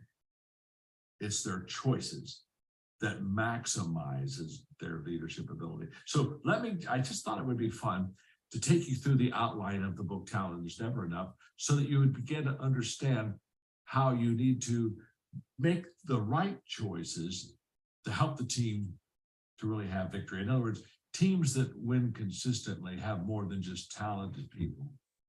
They have people that really make good choices. So in the book, I talk about the fact that belief lifts your talent. It's just so true that no matter how talented you are, if you lack belief, you lose the lift that talent requires. One of the things I've noticed is that, when you look at something that is in your future that's maybe a little daunting and a little bit bigger than you, you ask one of two questions, and one question is, can I? Which basically look at some challenge, say, can I do this? Maybe I can. And then there's another question that just asks, how can I? That one word, how, makes all the difference in the world. You see, if I just ask the question, can I? I'm saying it's possible I can. When I ask the question, how can I? I've already decided to go. Now it's not an issue of belief. It's just an issue of I got to go do it. So belief lifts talent. Passion. Oh man. Passion energizes talent. The law of victory has players that not only have talent, but they're passionate. Passion. When you see a person of passion, they always have it. I've never seen a person with great passion and low energy, because passion produces energy. I mean, they're so compatible, they go together. And so when you have passion, this talent you have that helps to bring your team to victory, it's just energized. It's fueled by your passion. Initiative activates talent again. Really? You're talented, but you haven't tried? There is no success without action. In fact, isn't it interesting? The word traction has the word action in it. There's no traction without action.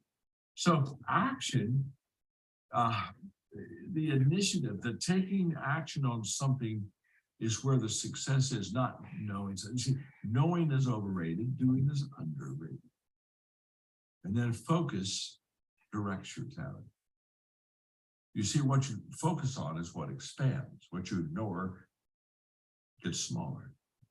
So when I began to focus on the right thing, what that does for me is it takes all of my talent and all the good assets I have, and it directs it toward a common vision that just brings success to my life. Preparation positions my talent. In other words, the more I prepare, the better I set myself up for victory, for a win. As I do these lessons, I've got my wonderful friend Andrew, whose studio we use all the time to do, virtuals. And I was complimenting between teaching these lessons to him about the fact he's always taking initiative. I mean, if I'm going to be in the studio, which this morning we started at 7:30, well, at 6:30, he's already in the studio. He's always making sure everything right. So when I walk in, I sit down at this seat, I put my iPad, I look into the camera, and we go. Well, why is that? It's because he's so connected to preparation. He realizes that when opportunity comes, it's too late to prepare. He prepares on the front end. That maximizes the talent, which allows you to be a person that gives victory to your people. Perseverance. It sustains talent. It keeps talent in the game when you want to drop out. Courage. Test your talent. It basically says you've never done it before. Let's see what you can do. Teachability, that expands your talent. When I'm a teachable person, I'm learning, and when I'm learning, I'm growing, and when I'm growing, everything expands. Character protects your talent. I've often said character doesn't make a great leader, but you can't be a great leader without it. It protects your talent. It keeps you where you should be, doing the right things for the right reason. Relationships influence your talent. The more good relationships you have, the more your talent grows in influence and expansion, and responsibility strengthens your talent. Of course, it's the foundation of all the talent you have by owning what you have, and then teamwork multiplies your talent. Now, the reason I gave you all of those chapters from my book, Talents and Enough, is because the law of victory says you need to not only be talented, but you need to make the right choice. What I've discovered is good talent, good choices, good win. Good what? That's the law of victory. Choices.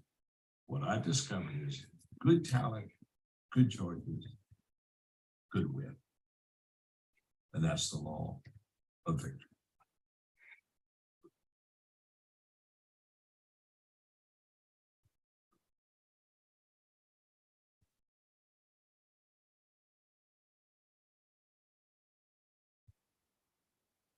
Wow.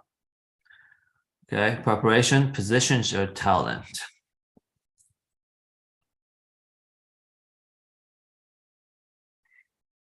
Initiatives activate your talent. Focus protects your belief, lifts your talent. Okay, like all of this.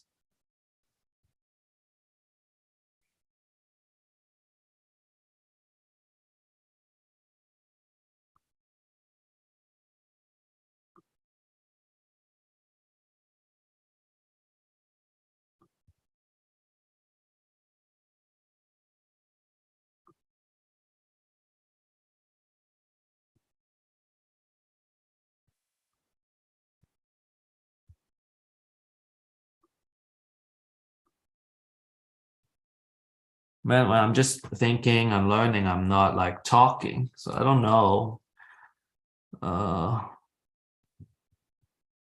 fun it is to watch this, but again, maybe this is not for entertainment value, but for myself, right? Whatever.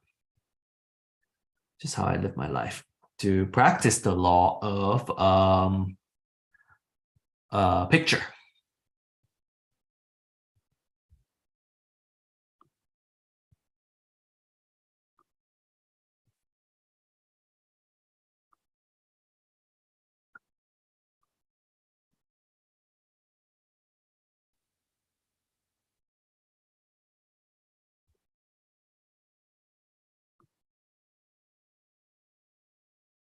Wait, Mo.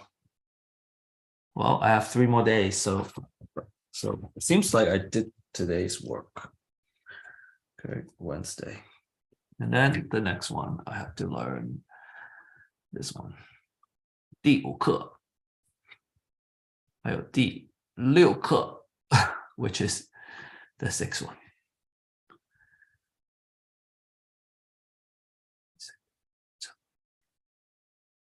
The purse of knowledge. So what do we have here is what?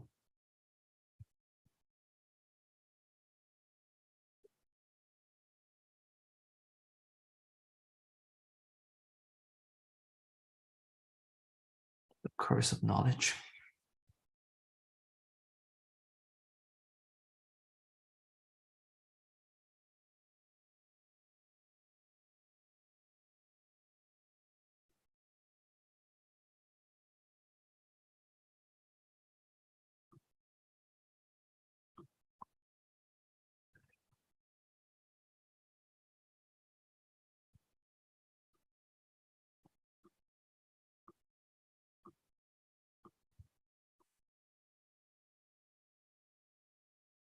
Is Brianna outside?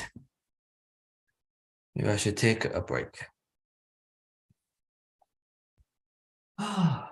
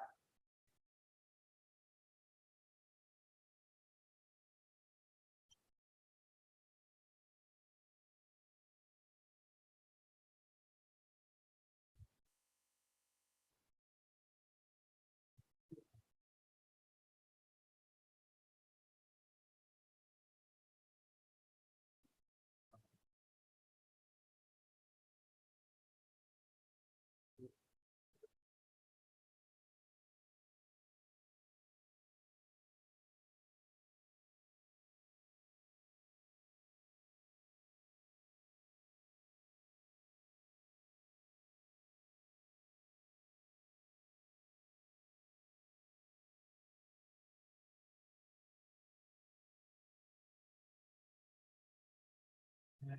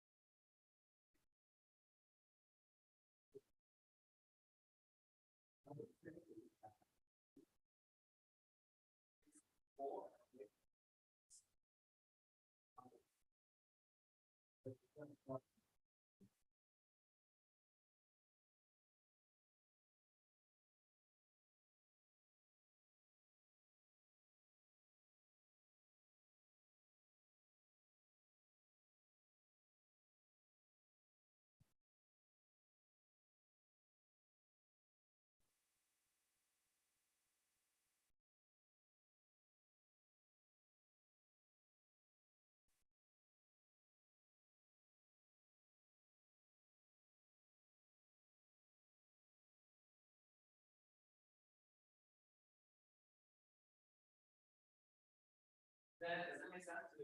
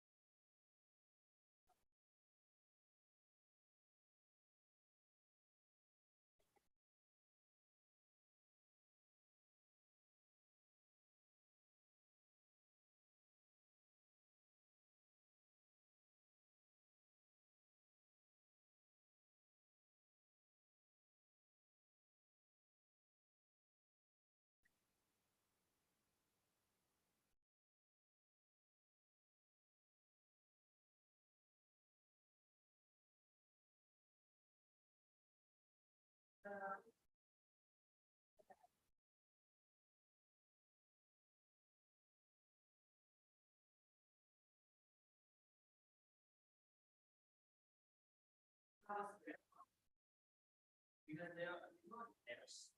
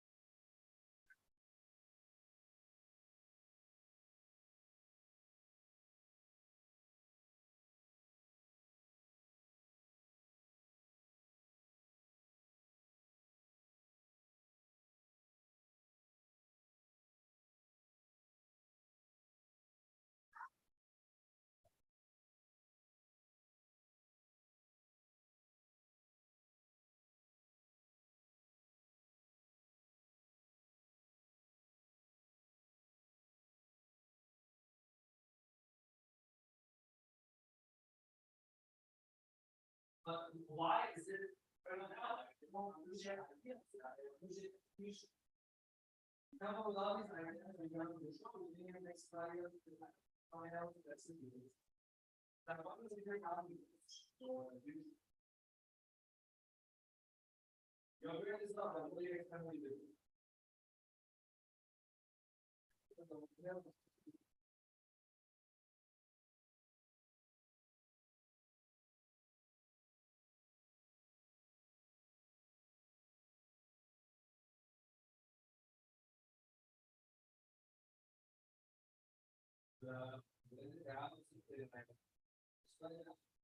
Then we can talk. They always, they like to.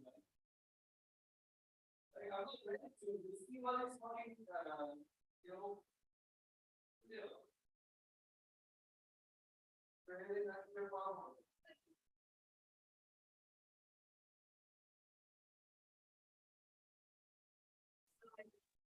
Yeah, but I mean, we already talked about this a long time ago. I know we're about to look at this.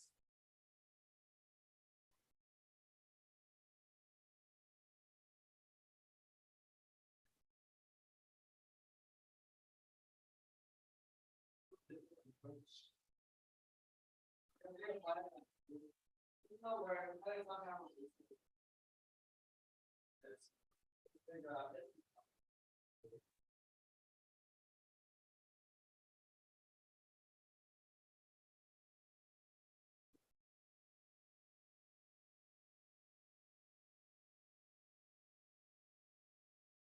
Yeah, not what we're supposed to do.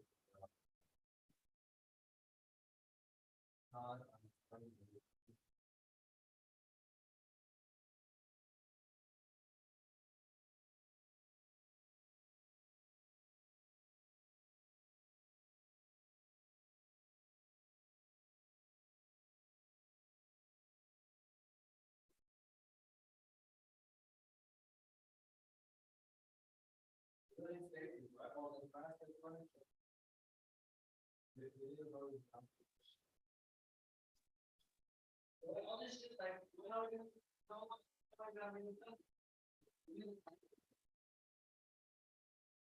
Why are we, no, we're not always, all these things that we're working.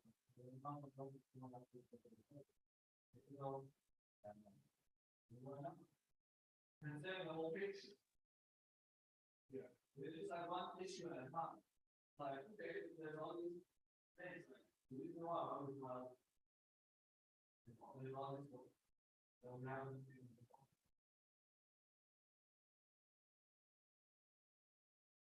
It's not gonna go, that's because we fucked up. There's no one else who's like.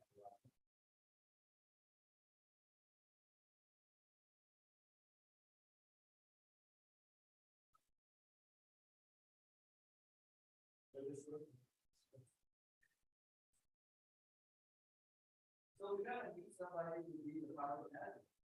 I think we have to.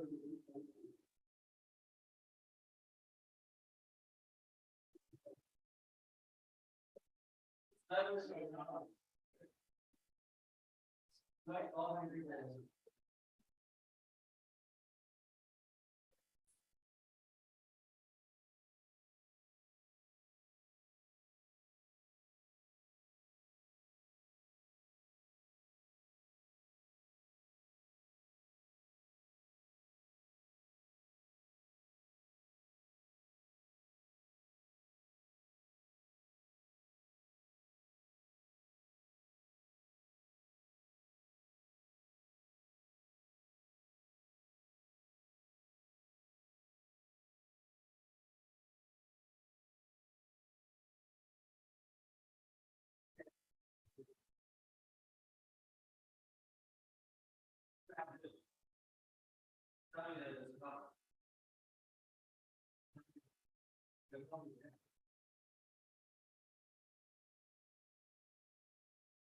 While you were, thinking of football, that I would have, then,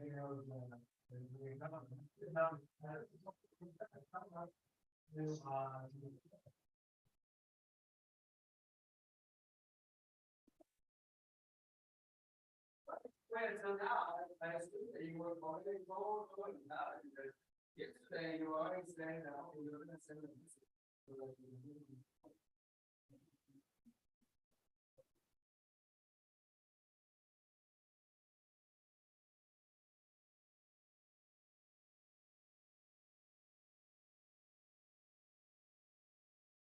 So a lot of winter, we also had a problem. We also had a snowstorm and it was fine.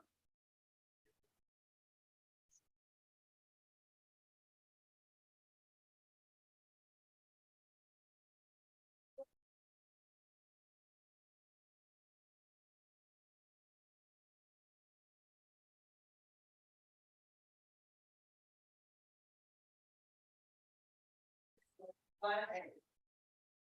It's a plan A.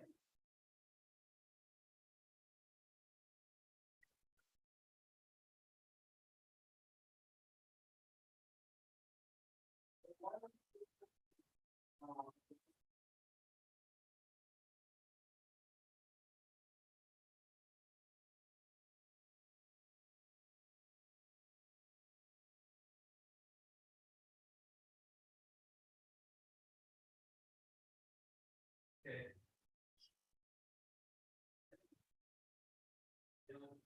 Yeah, okay, my, I can go as well. If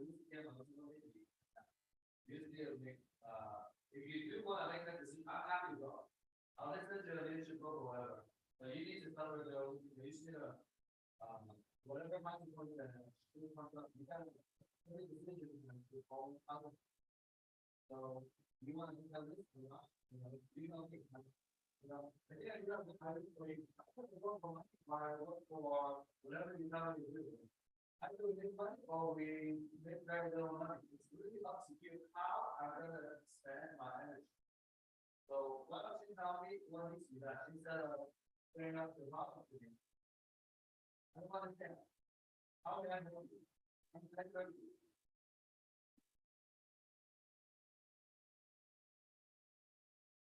It's so hard to do that.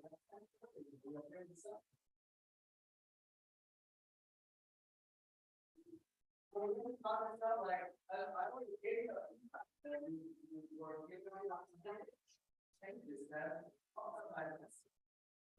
Yeah.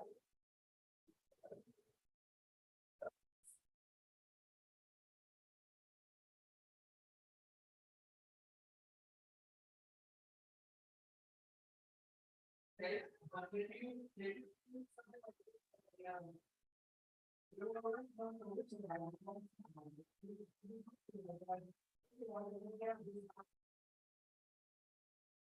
so.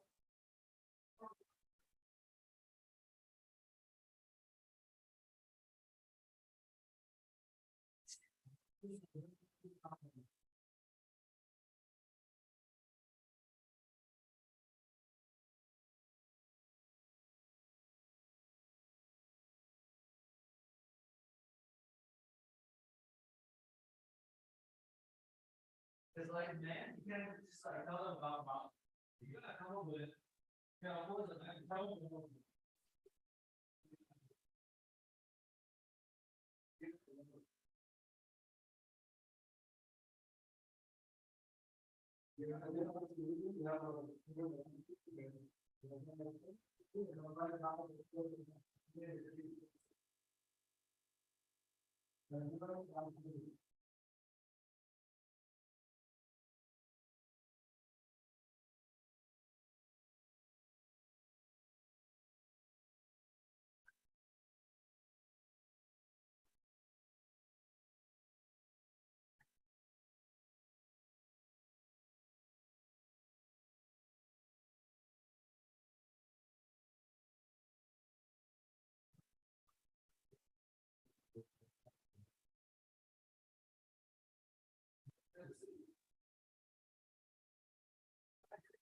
to understand why you need to in this question.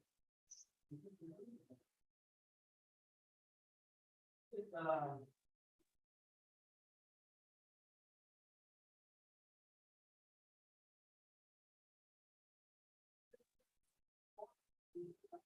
and why this decision? You need to involve in this decision. Are you involved in this is very important? That's something I don't find understand.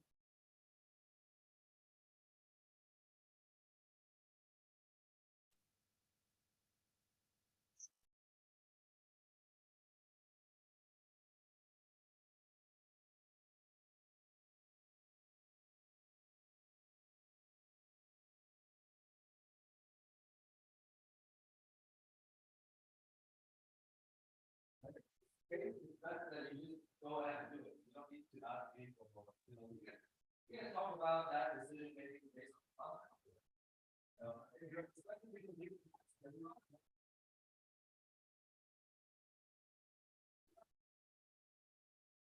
It is best that you make a decision if you're going to take it. You don't get involved in this decision. That's why I'm like, are you trying to come to open what to say?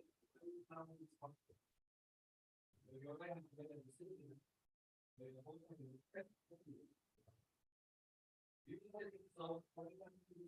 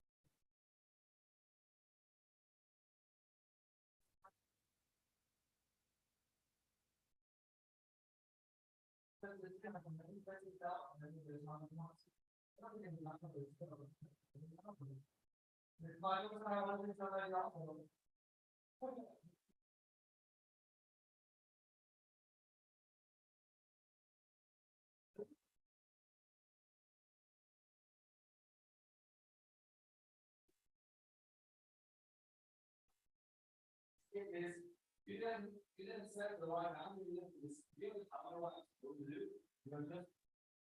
All knowing this. And I mean, they're real work.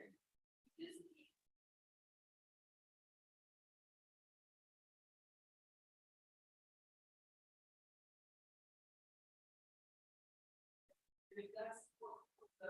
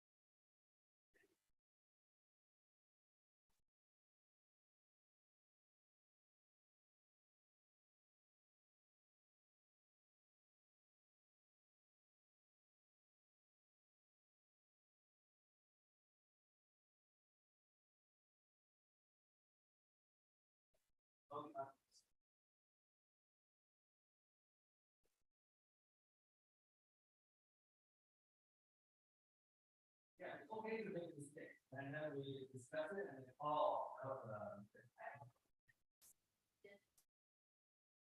Yeah, so we have already made mistakes and we have lost money.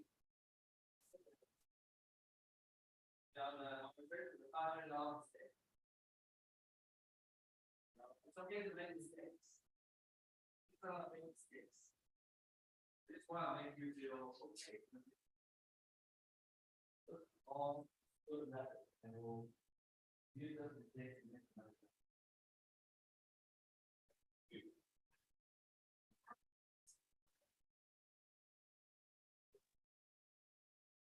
I would just prefer that it was acted on sooner. Sorry, my mind. Okay, all right. Oh my goodness. All right, let's continue with this leadership lesson.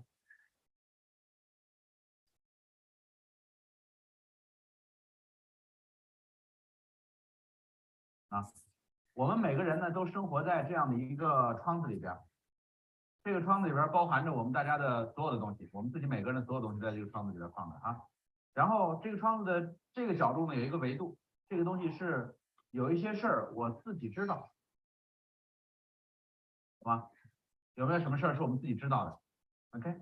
然后从另外一个角度看呢，有一些事儿我们自己怎么样？自己不知道 ，OK， 自己不知道。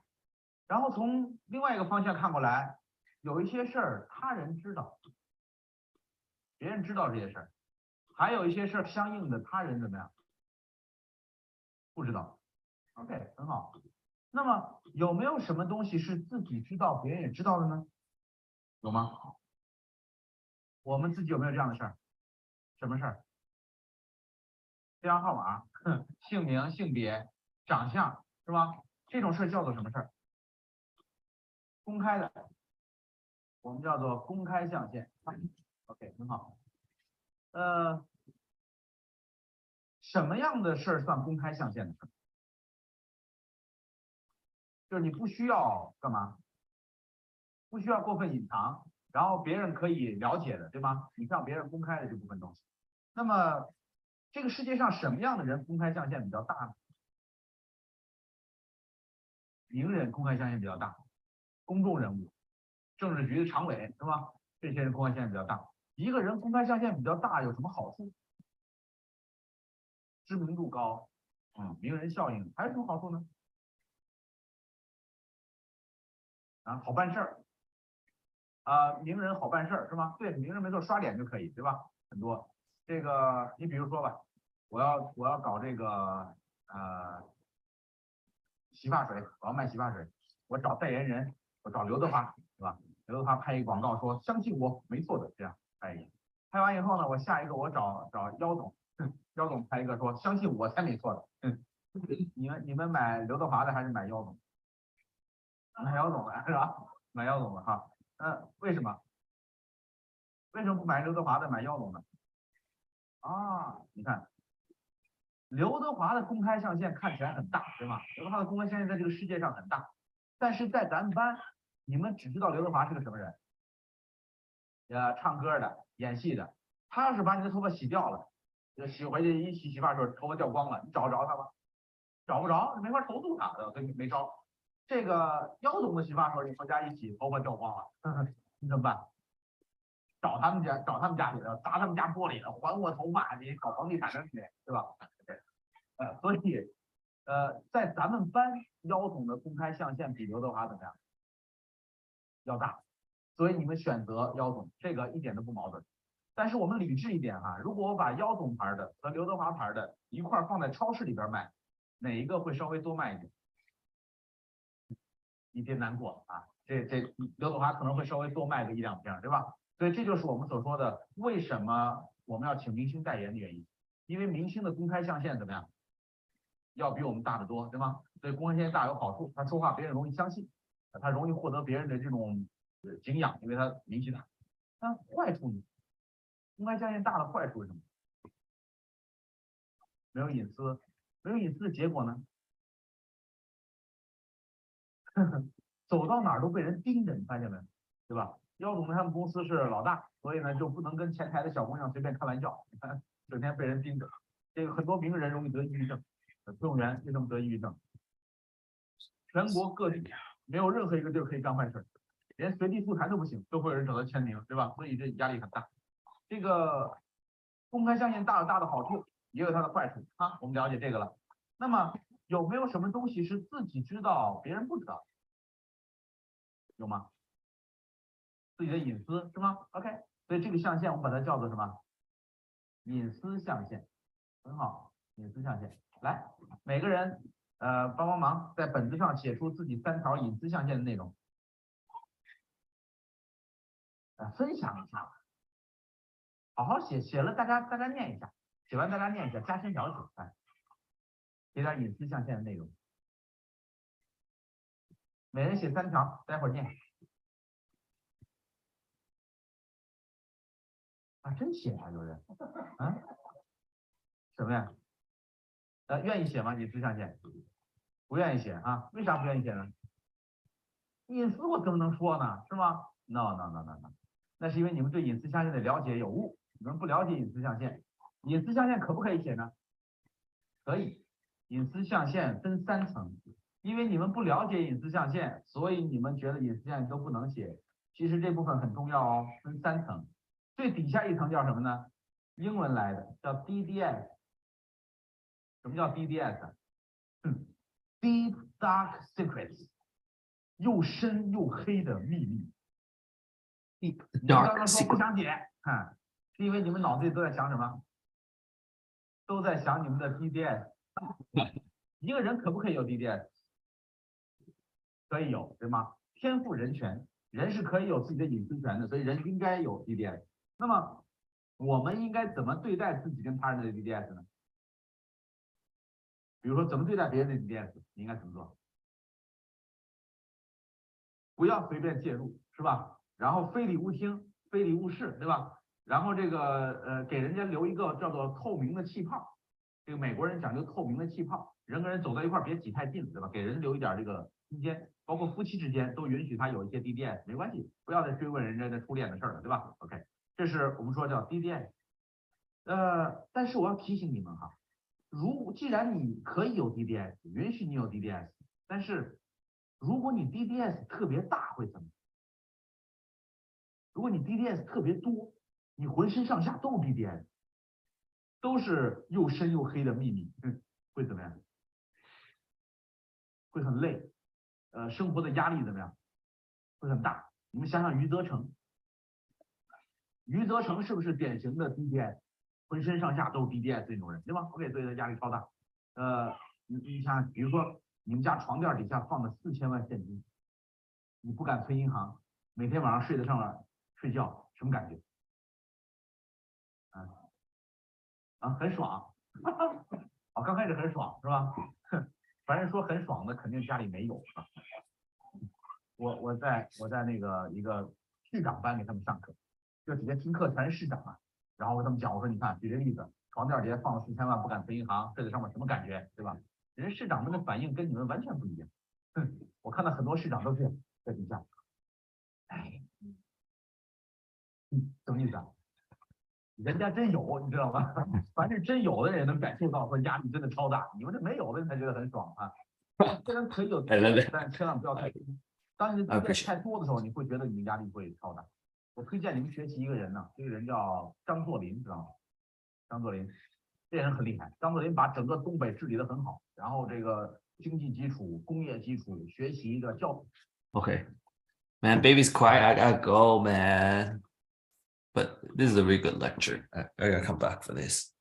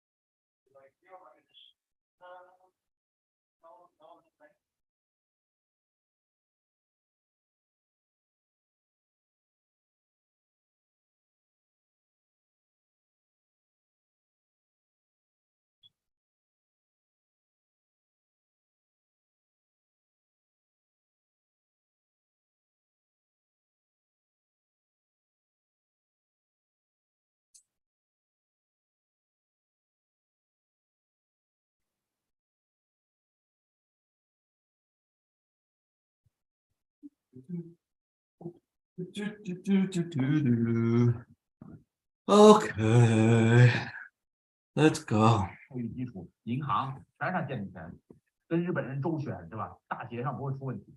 张作霖在自己的书房背后挂了一副对联，写什么呢？说书有未曾经我读，话无不可对人说。牛吗？说我这个人呐，读书不多，有些书我是真没看过，书有未曾经我读。但我这人的好处是什么呀？我没有什么话不能跟别人讲的，话无不可对人说。这君子坦荡荡，小人长戚戚，就在这儿。这对联不是他写的，这人文盲写不了这个。写这对联的人是北宋的大儒，叫欧阳修。欧阳修修身的名联，对 ，OK，所以送给大家。可以有 DDS，但是不要太多哈。比这个 DDS 好一点的是什么？可以说，但你不想说的有吗？有没有这种事儿？你看，比如说这个东西叫做不好意思说，有没有？有没有什么事儿是不好意思说变成隐私象限？有没有这样的事儿？啊？比如说什么样的事儿不好意思说变成隐私象限？啊，疾病不好意思说，是别人的疾病，自己的疾病啊，自己身上有一些小病不好意思跟别人讲，或者一些大病不说，哇，太厉害了，要我早就上医院。还有呢，你们在上大学的时候，有没有经历过一种感情叫做暗恋？中学就经历过了是吧 ？OK， 暗恋，暗恋你说该说不该说？暗恋该说吗？该说，对，你要不说有机会吗？对，不说一点机会都没有，说了最起码还有那么一线希望，对吧？但是很多人他就不说，然后到现在你看这么大年纪了，坐在这儿难过，对吧？说我当年我说了就好了。我们那个同学聚会，毕业了20年，回家回学校聚会，晚上吃完饭，有一个男生叹了一口气，唉，这样，然后就跟一个女孩讲，说其实当年上学的时候呀，我最喜欢的就是你呀。一说完这个话，全班都安静，就大家都看，人家八卦的事儿都喜欢听嘛，就过来看这个。结果那女孩啪一下眼圈就红，一下眼圈就红了。然后女孩就讲了一句说：“你为什么不早说？”两个人现在都拉家带口的，有孩子，你看何苦呢？搞这种事儿，我们叫不要参加同学会，怎么样？拆散一对算一对，对吧？OK，所以你要当时说了就有机会，对吧？不说一点机会都没有，不好意思说。工作中有没有不好意思说变成隐私象限的事？工作中。不好意思说变成隐私象限有吗？私家找你们领导，对吧？他们在电视台，这个领导是制片人，对吧？你找制片人谈话，跟他谈什么？知道吗？说那个刘导啊，跟我们的刘导谈，说刘导，要不然你先退，你让我干，我肯定比你干得好，怎么样？敢说吗？我不说敢不敢，好意思说吗？好意思说，那怎么不说呢？这个叫什么呀？这个我们叫职业期望，对吧？我们在这个职业期望，我们好意思，就是我们会不会经常拿出来跟别人分享职业期望？你们会，电视台可能自由一点，你们在公司里会吗？会把自己的职业期望跟老板分享？比较少，对吗？但是反过来你想想，你们也是领导，你们手下也有员工，你们想不想知道你们员工的职业期望？如果你手下有一年轻人过来跟你讲说，我想能够在几年之内当个处长，你看我怎么干才行？你觉得这孩子怎么样？哦，现在的问题是他们都不想干，是吧 ？OK， 这不一样，你看。OK， 我们如果知道我们手下年轻人的职业期望，是不是对他会有帮助，对吗？但是反过来，我们的职业期望就不愿意跟我们的领导去分享，你看，这叫做不好意思说变成隐私象限，还包括什么呀？人际关系层面有吗？人际关系层面，我对这人有意见，有没有人就把他摁在心里边不说了？你们去批评一个人，来到办公室来准备骂他，正准备要骂，一看头发都白了，对吧？当年我进公司的时候，人是我师傅，现在我当领导了，就骂人家，算了，回去吧。你看人际关系层面，我们经常会把这些东西变成不好意思说的东西隐藏下来。OK， 这都是我们工作中有关的东西哦。最要命的不是这个，最要命的是最上面那部分。最上面这部分叫什么呀？既没有 DDS， 也不是不好意思说的，但是你就是不说，有没有这种事儿？什么事儿？这种东西叫做忘了说。忘了说，什么意思啊？你以为别人怎么样？知道？你们知道肖伯纳讲过一句话，说关于沟通最大的问题就在于人们认为已经沟通过了。OK， 你以为别人知道，但实际上别人怎么样，并不知道。各位，这才是真正的最阻碍我们和他人之间沟通的要害。来玩个游戏，编一下。现场啊，2个人一组，2个人一组，3个人也行，没关系。你呢给他敲一首歌，敲一首歌，让他猜什么歌，然后你再给他敲，让他猜什么歌，好吗？来，预备，开始，快敲，快敲，快敲，快敲，你们敲个节奏，敲个歌节奏就行。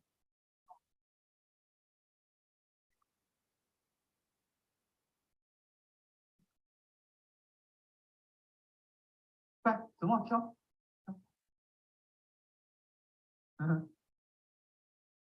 怎么样？猜出来了吗？来，各位，听我的，听我的。哎，我敲一个，保证你们都会唱的啊，这歌保证你们都会唱。来，什么歌？保证你们都会唱。让我想想啊，来。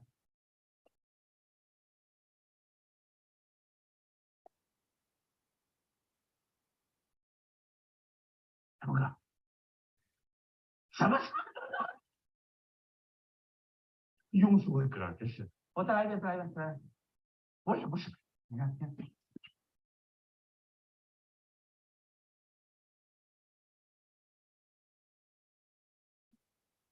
蜗牛，阿门阿天，不是，我敲的什么哈？我敲的是今天是个好日子。OK， 好猜吗？好的，来，重点肯定不在猜歌了，对吧？重点不在猜歌，猜歌不重要，重点是体会。请问，当你被别人敲的时候，你觉得好猜吗？不好猜。当你被人敲，说什么乱七八糟的，对吧？什么东西啊，很难猜。OK， 当你敲别人的时候，你觉得自己敲的清楚吗？啊？说这都听不出来，你怎么上的音乐课呢？真是，你看到吗？我们敲别人，我们觉得敲的很清楚，但是别人压根儿就听不懂。为什么会出现这样的情况？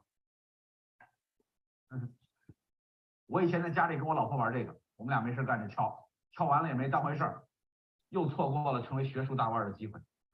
后来有一天我看一个文章，说西方有一个女学者，就是研究这个小现象，就这么简单一个小现象，没别的了，游戏做完了，就是我给你敲，你猜不出来，你给我敲，我也猜不出来，但咱俩都觉得敲得很清楚，为啥呢？就研究这个心理学现象，然后给这个现象起了一个名字，就通过这个小研究获得了哈佛大学心理学博士学位。就这小玩意儿，他把这个现象起了一个很有意思的名字，叫做知识的诅咒。什么叫知识的诅咒啊？你们有没有觉得有这种感觉哈？有些事儿你们越熟越讲不清楚，有没有出现这样的情况？越熟越讲不清楚的事有吗？我为什么觉得我敲的很清楚，而你们根本听不出来？我明明敲的不清楚，对吗？如果你们都听不出来的话，那说明我敲的不清楚。我明明敲的不清楚，但是我会觉得自己敲的很清楚，为什么？我被什么诅咒了？被知识诅咒了。什么知识诅咒了我？我脑海当中的那个旋律，对吧？因为我脑海当中有那个旋律，所以我就会觉得说这还听不明白吗？而你们脑海当中有那旋律吗？没有。我说这是什么呀？这是？对，人世间的痛苦怎么样？莫过于此。人世间大量的痛苦都是因为知识的诅咒所引起来的。来，咱们先说家里边，家里边有没有知识诅咒？家里边，家庭当中有没有知识诅咒？你们有没有发现，很多孩子长到10来岁的时候，他的妈妈就会变得很唠叨，懂吗？妈妈变得很唠叨，然后天天唠叨这孩子，说你看你怎么办？你完蛋啦！你大学你都考不上，人隔壁都上清华了，对吧？你这样将来你只能挑大粪了，你就天天这么唠叨这小孩。OK， 我见过很多这样喜欢唠叨的妈妈。你说一个妈妈这么玩命的喜欢唠叨这孩子，会影响到妈妈对孩子的爱吗？对吗？你有没有见过哪个妈妈唠叨唠叨就离家出走了？或者妈妈唠叨唠叨，我割腕自杀，我不玩了，气死我了，这种很少吧？越是这样拼命唠叨孩子的妈妈，通常怎么样？通常越爱孩子，他对这孩子越会上心，对吧？满腔的爱，对他自然上很爱他，对吧？但是这样拼命的唠叨这孩子，会不会影响到孩子对妈妈的爱？你们有没有见过孩子离家出走？孩子割腕自杀不玩了，说看样子我妈是喜欢隔壁的小孩，对吧？那个看起来像亲生的，对吧？我不像，走了。OK， 为什么妈妈对孩子造成了这么严重的伤害，而妈妈一点感觉都没有呢？知识的诅咒，什么东西诅咒了他？他那个知识是什么？是期望吗？他脑海当中有一个前提，这个前提是什么呢？说无论我怎么唠叨你，我都是你亲妈；无论我怎么唠叨你，我都是为了你好，对吧？无论我怎么说你不如隔壁的小孩，你拿隔壁小孩跟我换，怎么样？我还不换呢，看到吗？妈妈脑海当中有一个这样坚固的前提，而他觉得这个需要说吗？这还用说？你是我亲生的，还用说？这不用说，我直接从唠叨开始。所以我说人世间的痛苦怎么样，都是从这儿来的。夫妻之间有吗？老板跟员工之间有吗？啊，你们有没有见过那些老板很委屈的，说我天天为你们着想，我给你们做了这么多的设计，你们还生我的气，为什么？为什么？你有没有见过哪个妈妈唠叨就离出？对于那个开车的人，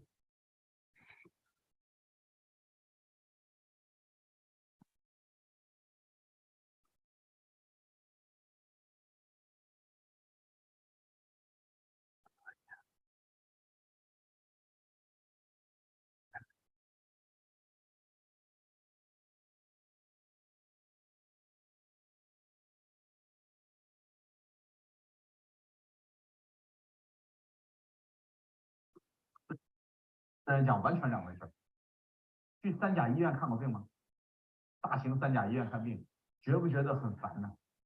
一会儿跑到这儿，一会儿跑到那儿，说这个要去住院部，那个要去哪儿，对吧？就好多个部门跑来跑去，跑得你累死了。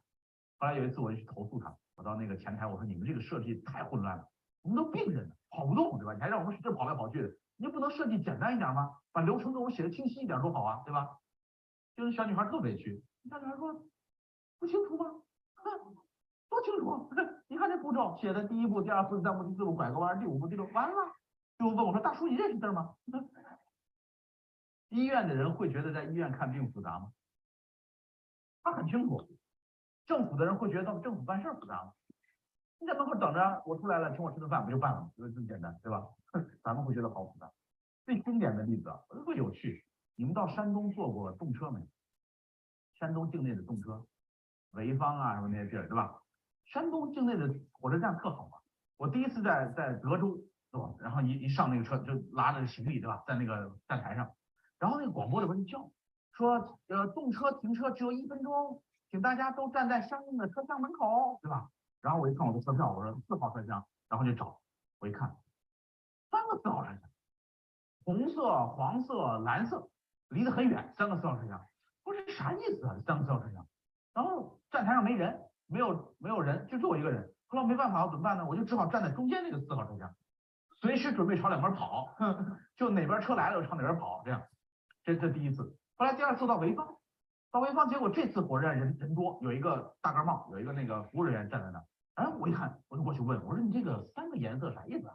红的、黄的、蓝的，对吧？为什么要跑这3层？他跳哪来？你跳给他，你看扔那，要到那。我说我不是说我要在哪，我想知道这3个什么意思？为什么搞3个4号车厢？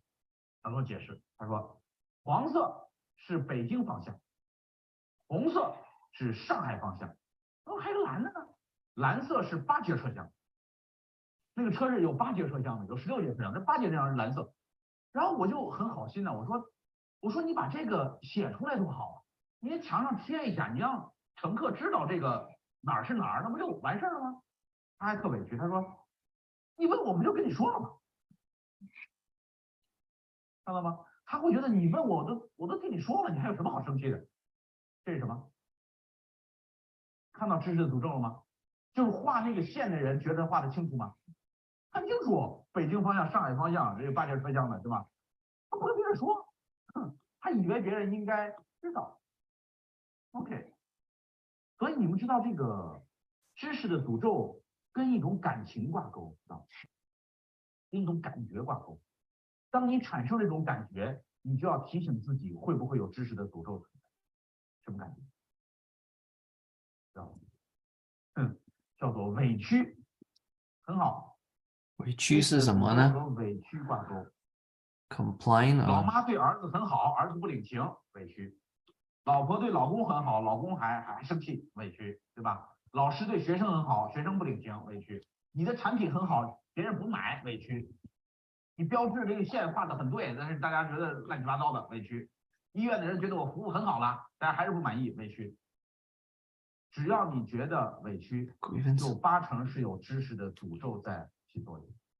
你们有人做营销吗？你看。有没有人做营销的，卖东西的？有啊。你们知道营销最重要的目的是什么？把东西卖出去。营销的最大难度就是客户 underappreciated。我们有很多人呢，跟别人讲一个东西讲半天，对方都不会动心，原因是因为你根本没有打破知识的诅咒，你总在说这东西很好哎。这个你看过城管的广告吗？你们见过城管的广告牌吗？路边啊，写个大广告牌，3个城管敬着礼，然后这边一行字儿说“人民城管爱人民”，见过吗？这广告有用吗？没用，为什么呢？这广告无助于打破知识的诅咒。就是城管到底他怎么爱人民？城管对这个城市做了什么贡献？城管犯了法，我们能不能投诉？你看。这些能够打破知识诅咒的东西，他没有宣传，他用一口号说“人民城管人民”，这是没用的。这有一个非常经典的营销的案例，你们学会这个，对你们的营销会有很大的帮助。美国历史上有一个非常著名的广告人，这个人叫霍普金斯，他培养出来一个学生叫大卫奥格威，知道吗？奥美公司的创始人呢，奥格威是他的学生。这霍普金斯呢是美国最有名的广告人之一。他在上个世纪30年代的时候，有一次坐火车。在火车上碰到一个老头，那老头坐他对面，2个人就聊上了。聊了一会儿呢，这老头说是说你干什么的？我卖啤酒的啊，啤酒卖的怎么样呢？卖的不好，生意很难做呀，对吧？说那你这个啤酒能不能咱俩我帮你啊？坐火车没事干了，我闲着，我替你写广告，不要钱，免费给你写一个，你把啤酒卖点告诉我。这卖啤酒的说，我这个啤酒最大的问题啊，它就是没有卖点，它跟别的啤酒都差不多。舒利兹啤酒听说过吗？这也是美国一个老牌的啤酒，舒利兹，说跟别的啤酒差不多，卖不动。这个霍普金斯说不可能，说哪有没有卖点的东西，对吧？你跟我说说你啤酒生产的过程，把你的生产流程讲一遍，我帮你挑一个出来。他说行，我给你写。然后就讲这个啤酒的生产流程，讲到中间一步的时候，这个霍普金斯停，时间到，很好，我找到卖点了。什么卖点呢？他说这个啤酒在灌装的时候呀。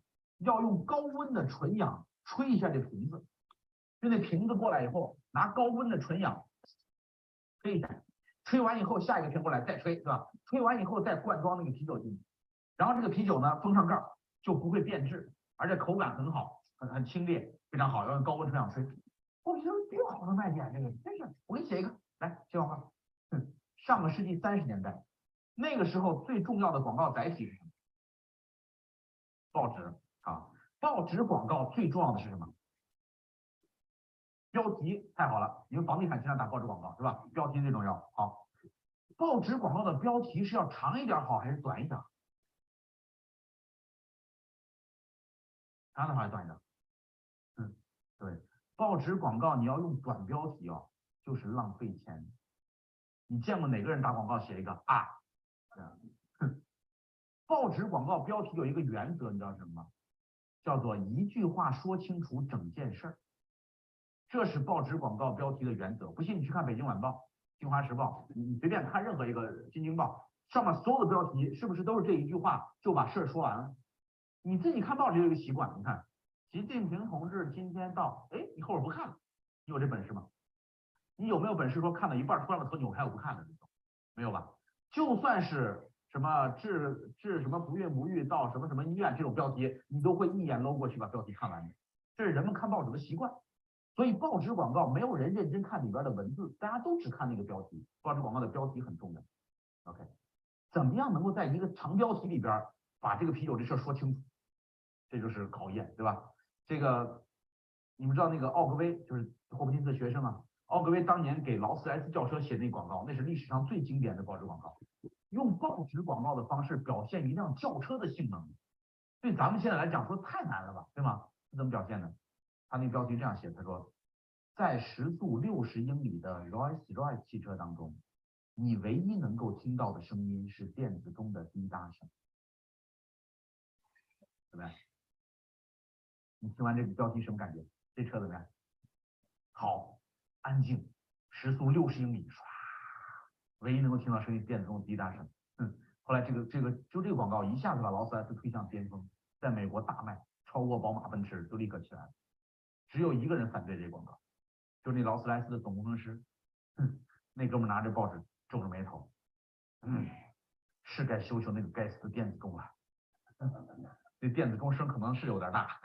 OK， 然后回到这个啤酒，这哥们怎么写呢？他这样写，他说每一瓶舒丽兹啤酒至什么时间到很好，我找着卖点了。什么卖点呢？他这个啤酒在灌装的时候呀，要不会变质，而且口感很好。上个世纪30年代，那个时候最重要的广告载体是什么？报纸啊，报纸广告最重要的是什么？标题太好了，因为房地产经常打报纸广告是吧？标题最重要。好，报纸广告的标题是要长一点好还是短一点？长一点好还是短一点？对，报纸广告你要用短标题啊，就是浪费钱。你见过哪个人打广告写一个啊？报纸广告标题有一个原则，你知道是什么吗？叫做一句话说清楚整件事儿。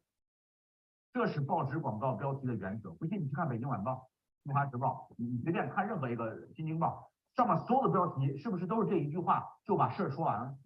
你自己看报纸有一个习惯，你看习近平同志今天到，哎，你后边不看了，你有这本事吗？你有没有本事说看到一半突然把头扭开我不看了？没有吧？就算是什么治什么不孕不育到什么什么医院这种标题，你都会一眼搂过去把标题看完的。这是人们看报纸的习惯。所以报纸广告没有人认真看里边的文字，大家都只看那个标题。报纸广告的标题很重要。OK， 怎么样能够在一个长标题里边把这个啤酒这事儿说清楚？这就是考验，对吧？这个你知道那个奥格威就是霍普金斯的学生啊，奥格威当年给劳斯莱斯轿车写那广告，那是历史上最经典的报纸广告。用报纸广告的方式表现一辆轿车的性能，对咱们现在来讲说太难了吧，对吗？是怎么表现的？他那标题这样写，他说，在时速60英里的 Rolls-Royce 汽车当中，你唯一能够听到的声音是电子钟的滴答声，怎么样？你听完这个标题什么感觉？这车怎么样？好，安静，时速60英里，唰，唯一能够听到声音是电子钟滴答声。后来这个广告一下子把劳斯莱斯推向巅峰，在美国大卖，超过宝马、奔驰，就立刻起来了。只有一个人反对这广告，就是那劳斯莱斯的总工程师。那哥们拿着报纸皱着眉头，是该修修那个该死的电子钟了。这电子钟声可能是有点大。OK， 然后回到这个啤酒，这哥们怎么写呢？他这样写，他说每一瓶舒丽兹啤酒在灌装之前都要经过高温纯氧的吹制，才能保证口感的清冽。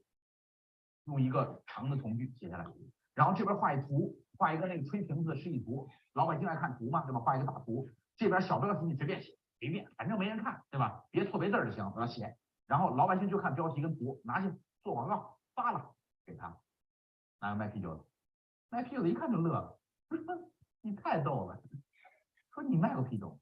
他说我没卖过，第一次，你看我一看就知道你外行，对吧？这玩意儿拿去做广告我就别混了。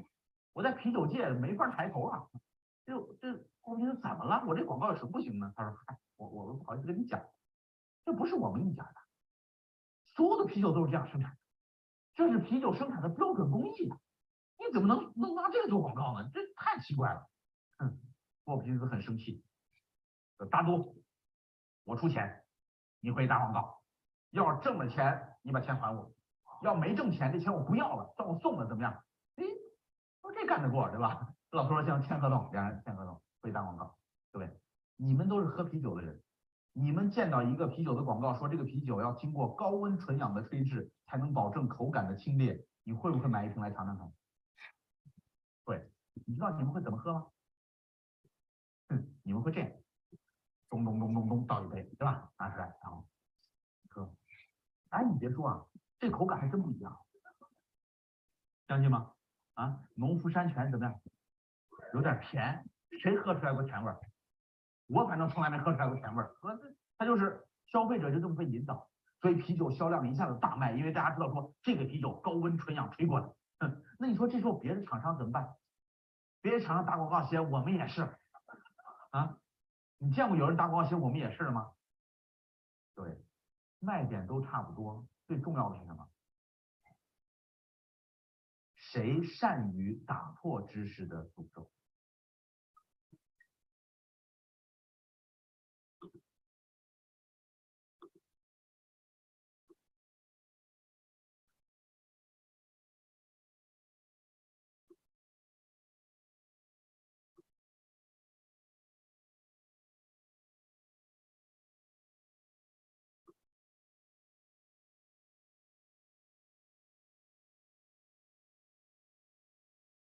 ？Wow. I think that's enough knowledge in my head.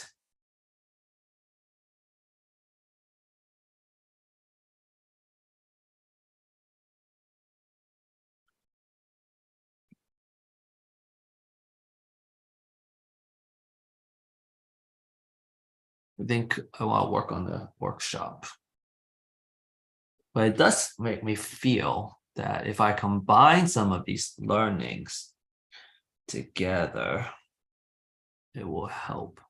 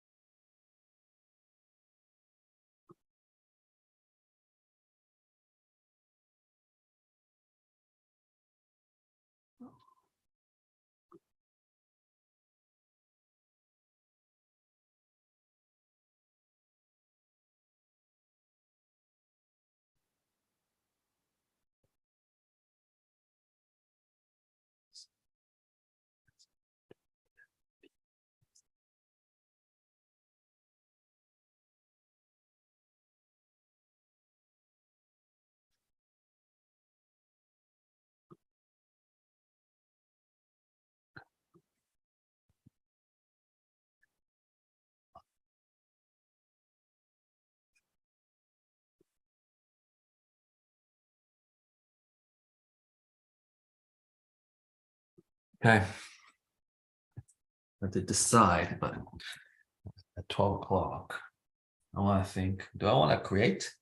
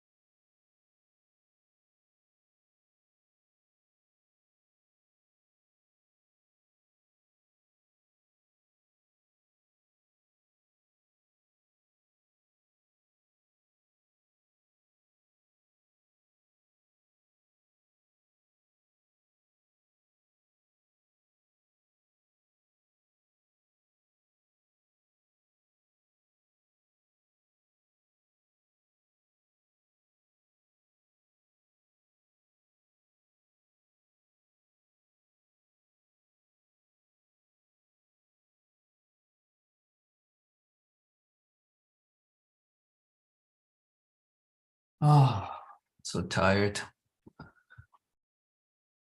Ah, that's the excuse. Cannot accept the excuse. I think the next 2 hours, let's work on what I plan on doing, right? In the freaking morning. I was supposed to finish that workshop. There's that.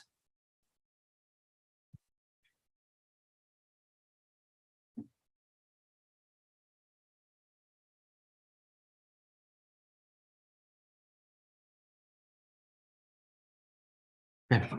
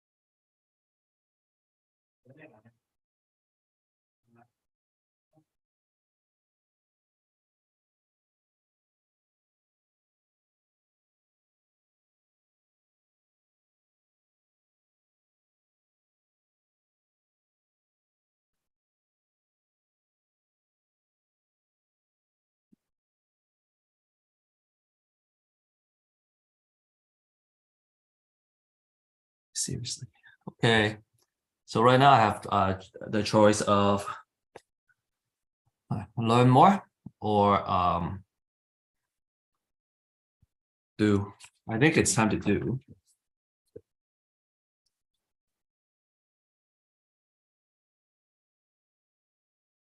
And we got this here. So we're gonna share some thoughts about some of my thoughts. And actually, I'm gonna prefer this to be closer. So I can write and I have to reach. So ideally it would be around here. When we use this.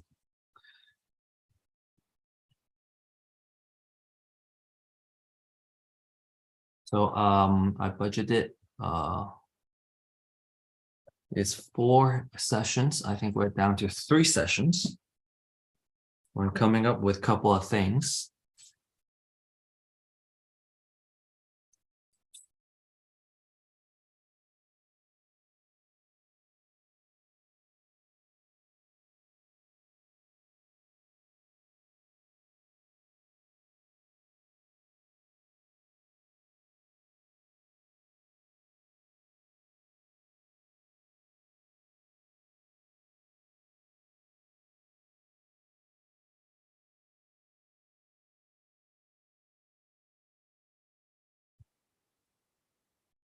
The riches and the niches.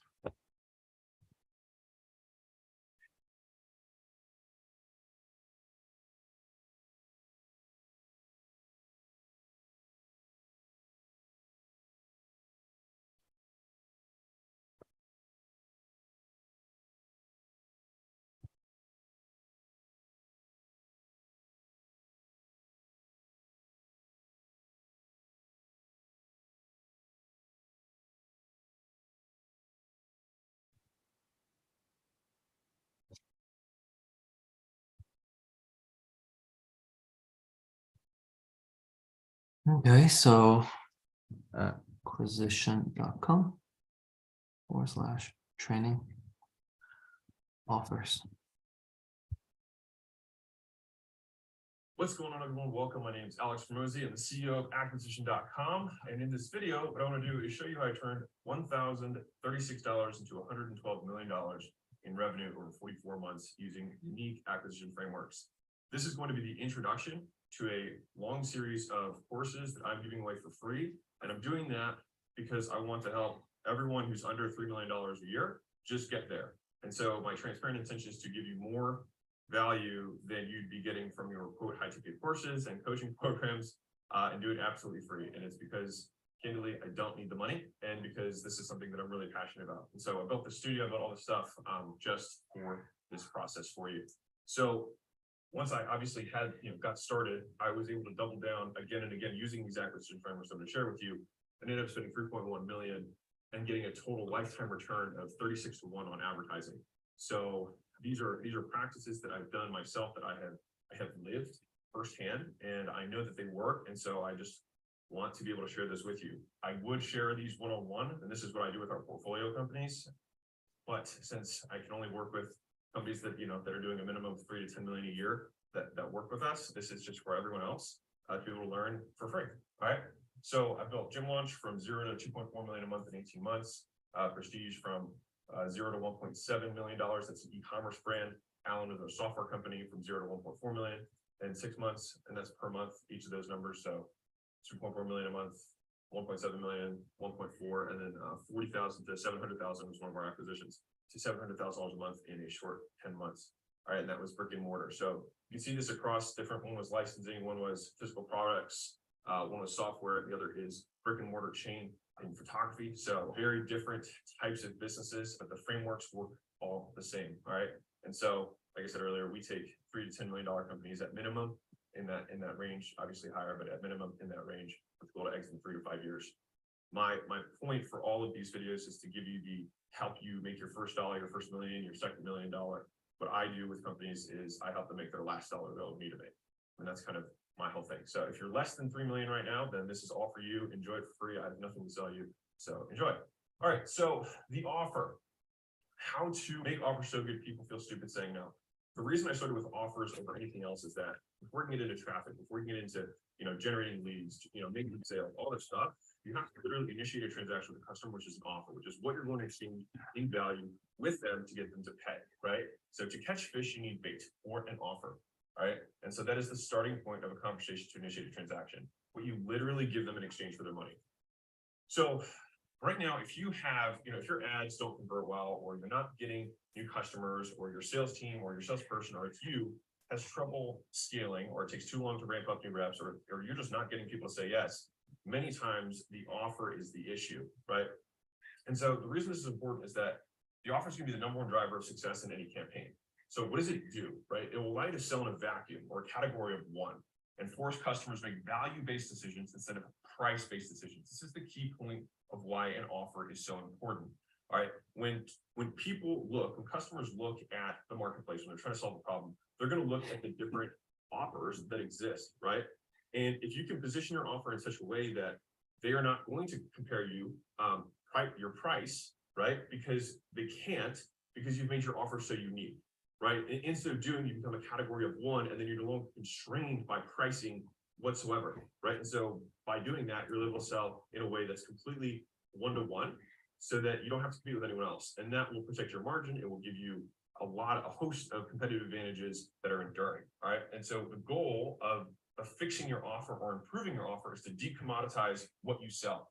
Now, the end result of that is you'll have higher CTR, so click-through rates on your ads, because your offer is better. You'll have a higher amount of those people who will convert and say yes to working with you because the offer is better.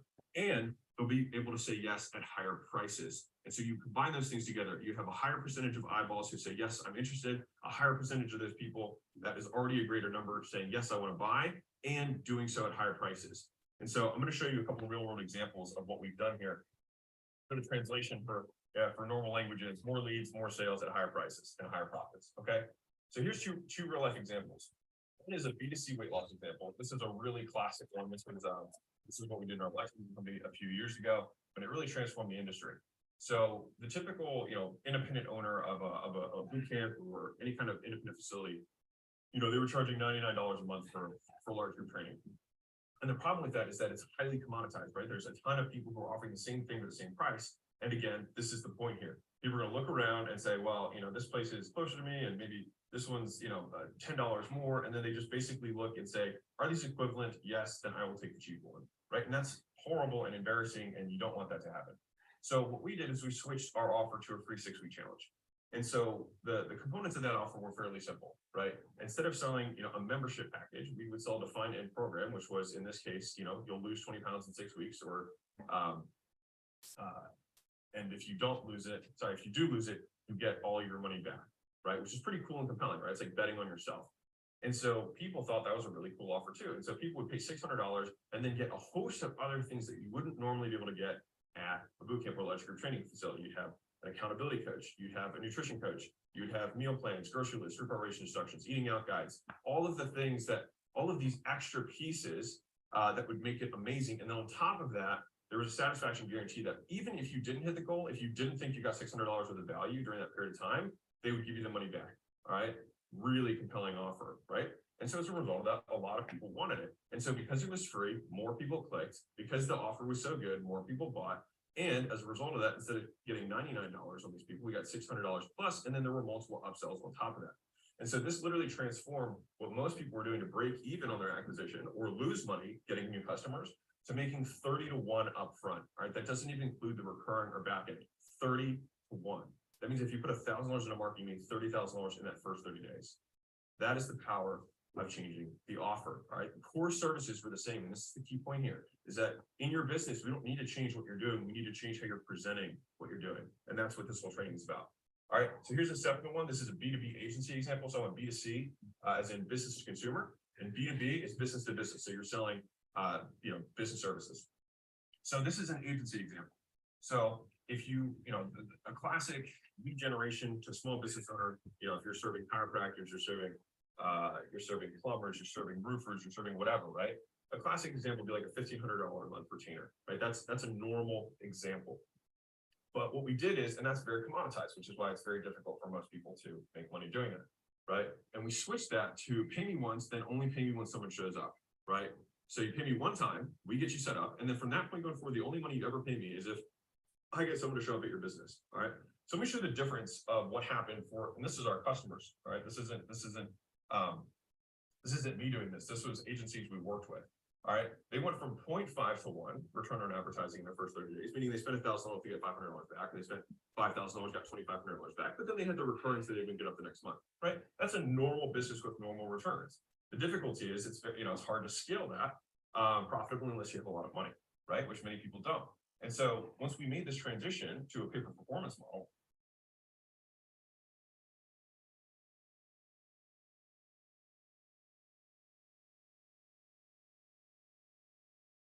they went from 0.5 to 1 to 11 to a 1 return. That means they put $1,000 in, they got $11,000 back before they have the continuity that kicks in. This is the power of changing the offer. Now you'll notice that these are different offers altogether. This one is a performance offer with an implied guarantee. This one had 2 guarantees and a conditional and an unconditional guarantee, and it had a stack of bonuses with some urgency. And I'm going to show you kind of how to put these pieces together. All right. So real quick, because I like showing the math behind this stuff. The first offer that I told you, these are the numbers behind that offer. They spent $10,000. This is the data we collected. 300,000 impressions. The response rate was 0.00013. They were booking 40 appointments. Show rate was 75%. You can see the math all the way down here, and that's what resulted in 0.5 to 1. Now, as soon as we made the change, we got 2.5 times the response rate. All right, that's key point number 1. 2.5 times as many people who saw the ads with that offer responded. All right, now from there, that obviously 2.5x the results. All that stuff was unchanged, just 2.5x flowed through. The second big point of improvement was on the closing percentage. They closed 2.3 times more people, all right, than they were before on their typical model. All right, and here's what's crazy is that we actually quadrupled the price for these agencies. All right, so a lot of them were charging $1,000 or $1,500 up front, but they were able to charge $4,000 up front. All right, so they had 2.5 times the response rate, 2.3 times the close rate, and then 4 times the price. And so what that resulted in was 22.4 times more cash collected up front. All right, so if they spent $10,000, they made $5,000 the first time. When they made this Grand Slam offer, which is what we call an offer that takes all the components put together, they made $112,000 off that same $10,000 in ad spend. All right, and then went from 0.5 to 1 to 11.2 to 1. And so the end result here is they got paid to get new customers. And that is the point, right? If you can get paid to get new customers, then marketing budgets disappear, and it all becomes about scaling your operational, bottlenecks. It no longer becomes acquisition. Acquisition is no longer the bottleneck. Ultimately, what's interesting for me is that with the companies that I work with, I'm almost never talking about acquisition because we fix the acquisition problem so quickly that the remainder of our time is building out the operational scale and infrastructure of the business. So you might think, Alex, that's neat, but how do I actually do that? That is the purpose of all the courses and trainings that I'm putting together for you. All right, so there's 9 components that we've kind of identified. There's a book that's coming out, and probably if you're watching this, it may already be out, that goes into all of these factors in more depth. I think it's free or at cost. It's probably, between $1 and $10 wherever you buy it. Oh, maybe it's 20, or maybe I changed my mind, maybe 1,000, but probably enough. So number 1 is you want to have the right market, right? So I call it the starving crowd. So there's 3 components to that. There's 4 factors in 3 main markets and then kind of niche that I'm going to cover. Charging what it's worth. So we'll talk about pricing. Next part of the offer is going to be the value equation. So it's understanding how to create more value in the actual thing that you're selling itself. And it's really just repackaging the things you're already doing in new ways. All right. Beyond that, it's creating the Grand Slam offer part 1, which is actually deciding out their outcome, figuring out their problems, and figuring out the solutions that you're going to provide to those problems. The second part is going to be a sales and fulfillment continuum, which is ultimately, I could work one-on-one with every single person, but it'd be very difficult to fulfill. So the question is, how do we mix these parts so we can make it a scalable model, scalable offering that's still going to provide tons and tons of value to them? All right. Next, we'll have scarcity and urgency. So this is basically how we decrease this decision-making period for the prospect to get them to buy faster. There are ethical ways to do this that we've used over and over again that work very, very well. I'll show you both of those. The scarcity and urgency are different, the same, but they're not the same. And I'll show you the delineation between those. 7, I'll show you the bonuses. So there's 11 bullet points that we do when we're considering bonuses and stacking offers. And I'll show you what we look into those things. 8 I'll show you the different types of guarantees. I think I'll show you 13 different guarantee structures off of two main one, which is conditional and unconditional guarantees, and how to stack those guarantees together to virtually eliminate risk for your prospect. And then finally, the magic naming formula. And the reason this is important is because one, if you're in a local market or in a smaller market or niche, you'll oftentimes need to change the naming around your core product or your promotions in a way that gets your avatars or your prospects to want to move towards you and know that what you have is for them. Right. And so there's ways of naming things that will increase response rates. There's ways of naming things that will increase the value that they're going to perceive from your product. And I'm going to break down each of those things for you. Okay. So that concludes our introduction to this entire section. These are the 9 components of the offer: starving crowd, charging what it's worth, getting the value right, understanding how you're going to break down the problems, understanding how you're going to fulfill those problems, scarcity, urgency, bonuses, guarantee, and actually how to name it. So really excited to dive in with you. Awesome. Okay, so we have 9 components for the offer. So let's practice. I think here we have the Airbnb. So number 1, the starving crowd.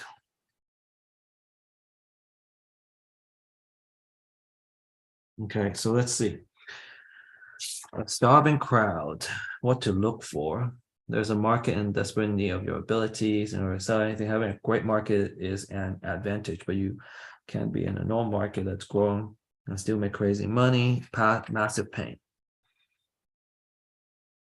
They must not want or desperately need what I'm offering. Pain can be anything. The point of good writing, good persuasion is feel understood. The pain is the pitch. 2, purchasing power.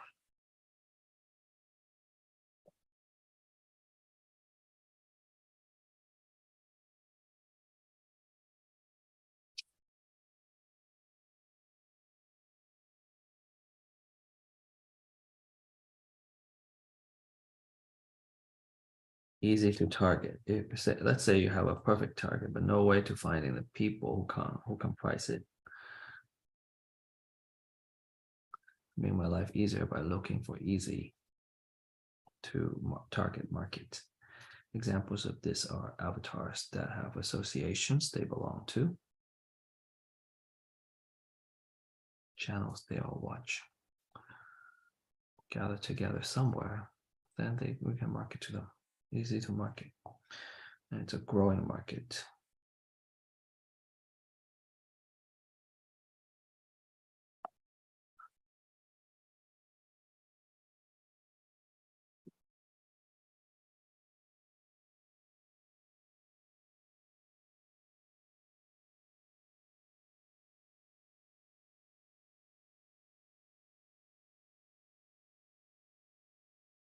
Okay.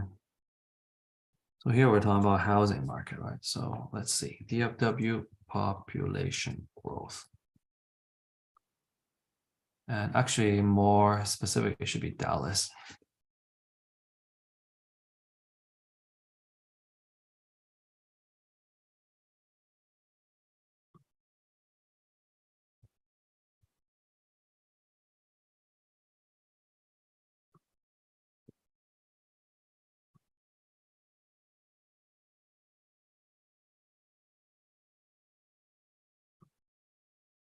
How many people are moving to Dallas every day? So 300 people move to Dallas every day.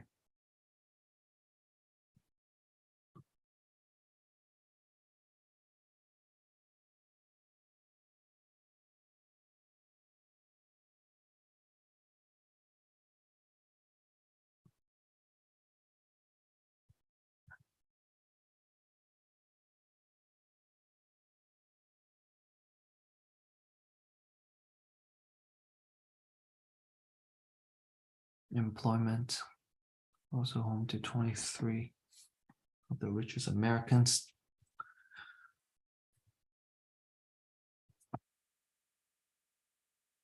Hottest housing market.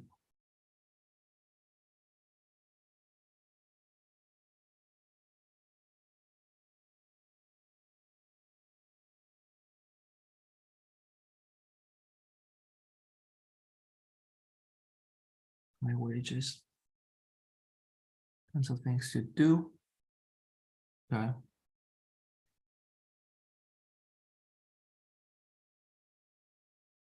Largest urban art district in the nation. You know that.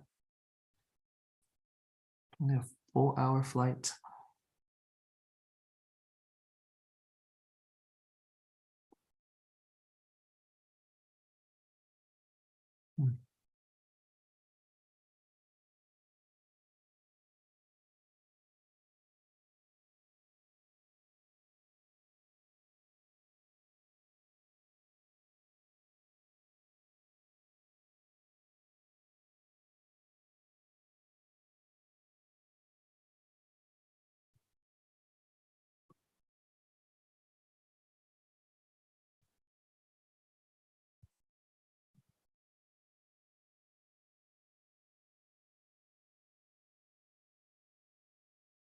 Okay, starving crowd.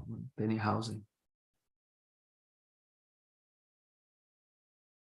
They need a temporary.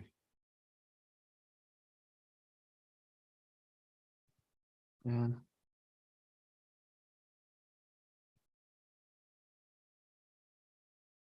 permanent housing.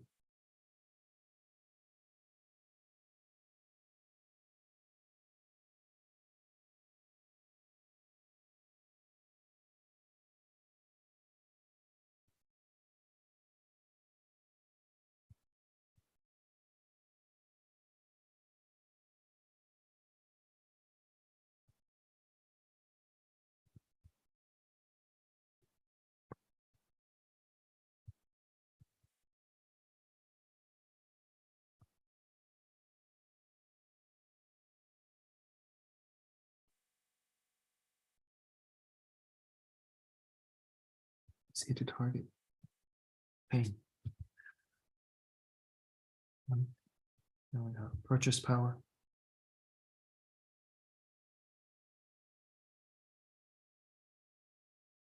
I think it will need to be someone who move here for a job, right? Then they have purchasing power and they want to live in the city.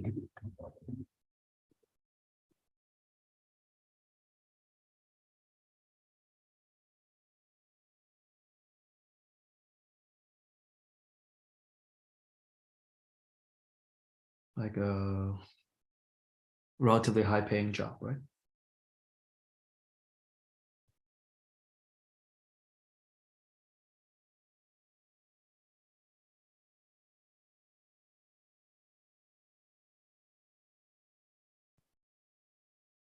Okay, easy target.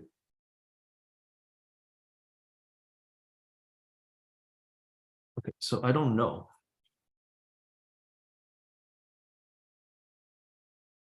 What other platforms?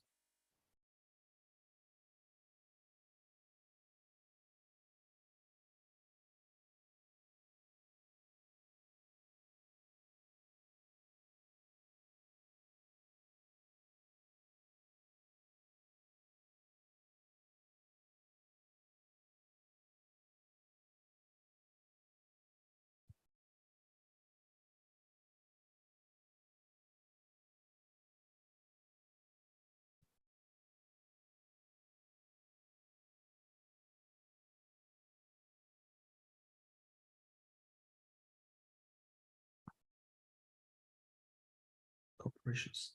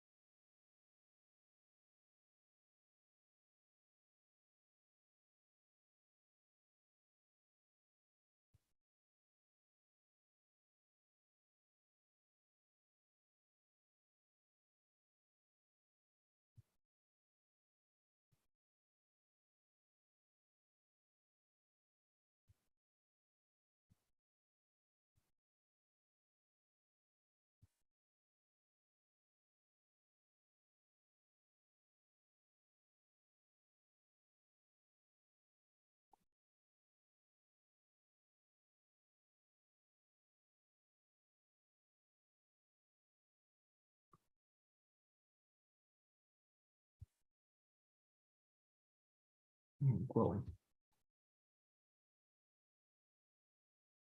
Yes, I think so. If the trend continues.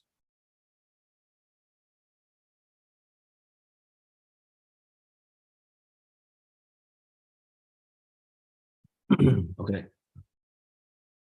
The second one is charge what it's worth. Commit to niche. Riches are niches. So we need a good niche.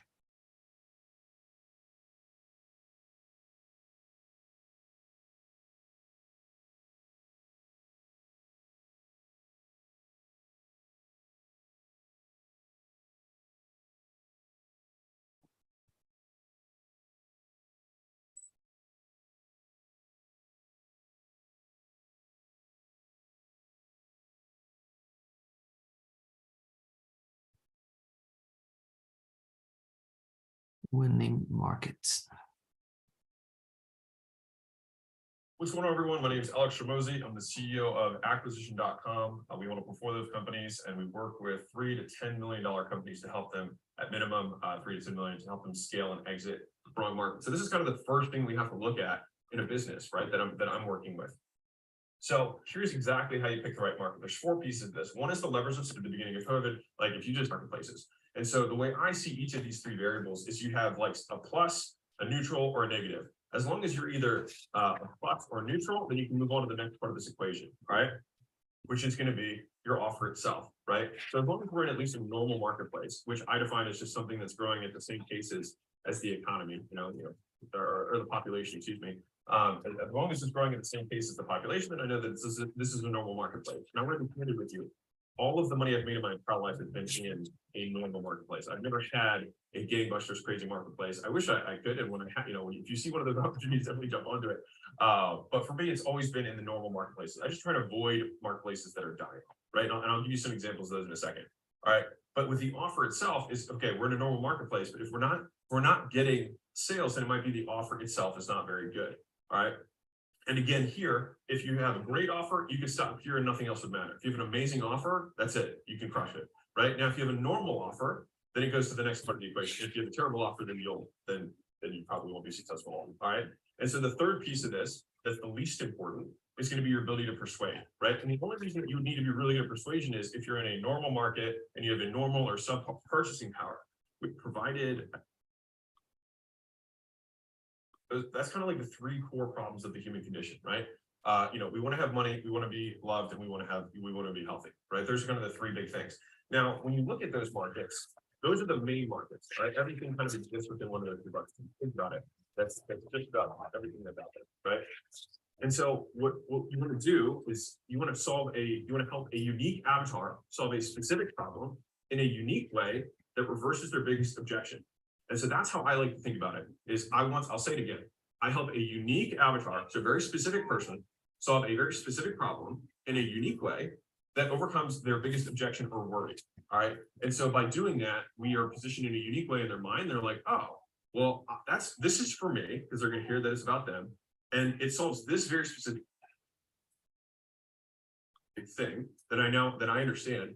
But wait, is it going to be one of those? No, they do it in a unique way that solves my objection, right? You can think about how that works from a persuasive standpoint.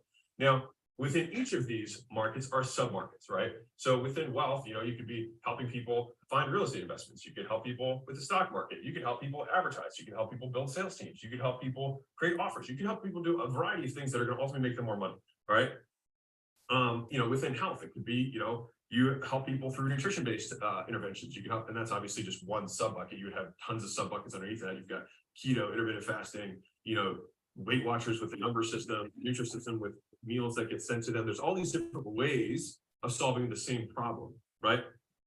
Which oftentimes all we need to do is just repackage what they're already doing so that we can ultimately sell stuff. All right. Now, I'll go back there real quick. When we're looking at this, wealth is going to be B2B and B2C. So B2C wealth would be targeting normal consumers and helping them make money. So that might be a new business opportunity, or it might be a job opportunity, or learning a skill that allows them to get a higher paying job. That would be considered wealth for B2C. B2B is targeting existing businesses and trying to make them more money from their existing, business, right? That's market type, like anything that's marketing related, anything, even IT services indirectly is wealth related, right? Because what you're doing is you're indirectly improving, their backend system so that they can make more money, right? So when we're always thinking about this, it's like what's the so that they can, right? We're doing this so they can do a business that was like, hey, there's in a unique way for you guys at cost because I sales professionals, all right? This is much more interesting now. I would consider this. I mean, literally am, right? We have simply to feel understood. That's the difference. We're not, when you're trying to persuade, you're not trying, is the power, the health, wealth, and relationships, right? Overall, there's gonna be the three bigger ones. And then we need to do that sub-market and really niche down because it's going to allow us to be competing in a category of one. Realistically, if you're trying to compete against mass market, there are massive companies that already exist there and occupy that space. It's very difficult to dethrone them, right? Whereas if you can niche down, then it would be easier for you to make a compelling argument that you can solve this specific person's problem better than a generic solution, a commoditized solution. And as a result, you'll be able to spend more targeted ad dollars, more specific ways of reaching out to customers with specific messaging at higher price points and make a good profit and build a business around it. All right, so those are the four things that I look at when I'm as step number one is finding a starving crowd. All right, and so in the next video, what I'm going to do is I'm going to show you how to charge what it's worth. All right, so I'm going to go through that in the next video. Hope you enjoyed this. Go ahead. What's going on, everyone? It's Alex Schmidt here, founder and CEO of Acquisition.com. We have a portfolio of companies. We work with companies that are between 120, I think, at this point, million in sales across lots of entities that we have. And so it's charging what it's worth, the right price. Okay. So there's a few components to this. One is going to be the price to value discrepancy. So it's understanding how that even works altogether. The next is going to be the virtuous cycle of pricing, which is one of my favorite concepts to break down for people because it was a huge belief breaker for me in my life. And then understanding the correlation between pricing and perceived value. All right. So let's start with the price to value discrepancy. Okay. So I have a little graph here, and the reason that this is so important to understand is that whenever you have services or products or anything whatsoever, people inherently buy because they believe that what they're getting in value is superior to price, right? This is how people make purchasing decisions, right? And the thing is they will continue to buy from you as long as this discrepancy between price and value exists, right? Here's the price, here's the value, all right? And so as long as value stays above the price, then they're happy, right? Now, here's the thing, and this is where you stop getting customers or people, bought from you once and they don't want to buy from you again, is the moment that that value dips below or matches your price, then that is the point of cancellation, the point of no return. So if you're a recurring revenue business, it would be a point of cancellation. If you're selling physical products or one-time services, then they're not going to refer people and they're not going to want to do business with you again, right? And the thing is that most businesses, believe it or not, are actually below this line. And so they're really only able to make one sale per customer and they can never make another sale again, which massively impacts the business. That's why most businesses don't make money. They always have to find new customers because their existing product isn't that good. And I'm going to be really honest with you for a second. So many times I talk to business owners and they're like, we're so good at what we do, we just can't find customers. The reality is that you probably aren't that good. You're probably mediocre. You're probably average. And the thing is that average puts you here or below. And in order to get repeat business, you can't just be like above average. You need to be exceptional. You need to be remarkable. You need to be so good that people talk about you.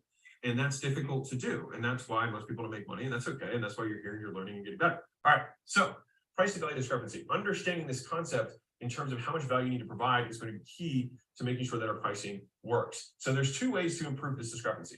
One is you can lower your price, right? Which is a one-way ticket to failure. The other way is to increase your value. All right, which is always the way that when I'm working with a business is what I'm trying to do is I'm trying to figure out ways to increase the value and more importantly, the perceived value of the product or services to the customers and prospects so that they're more willing to pay a higher rate. And so part of that's going to be niching down, part of that's going to be positioning the offer and reversing risk and all that kind of stuff, which we're going to get to in some of the future videos. All right. And so, like I said, number one is you can lower the price. Number two is you can raise the value, which is obviously the one that we want to go to. All right. So let's go into that. All right. So that's the hard way. The easy way is to raise the value. All right. But remember, you can only go down to zero. You can go infinitely high the other direction for value, which is one of the key points. And this was one I remember I was eating a burger when I was a kid, when I was working at a smoothie shop. And one of the coworkers that I had pulled me aside. He's like, dude, check this out. He was reading a magazine because when magazines existed. He was like, look, this guy bought a $50,000 burger. And I was walking in with my burger from next door that I bought for $13, right?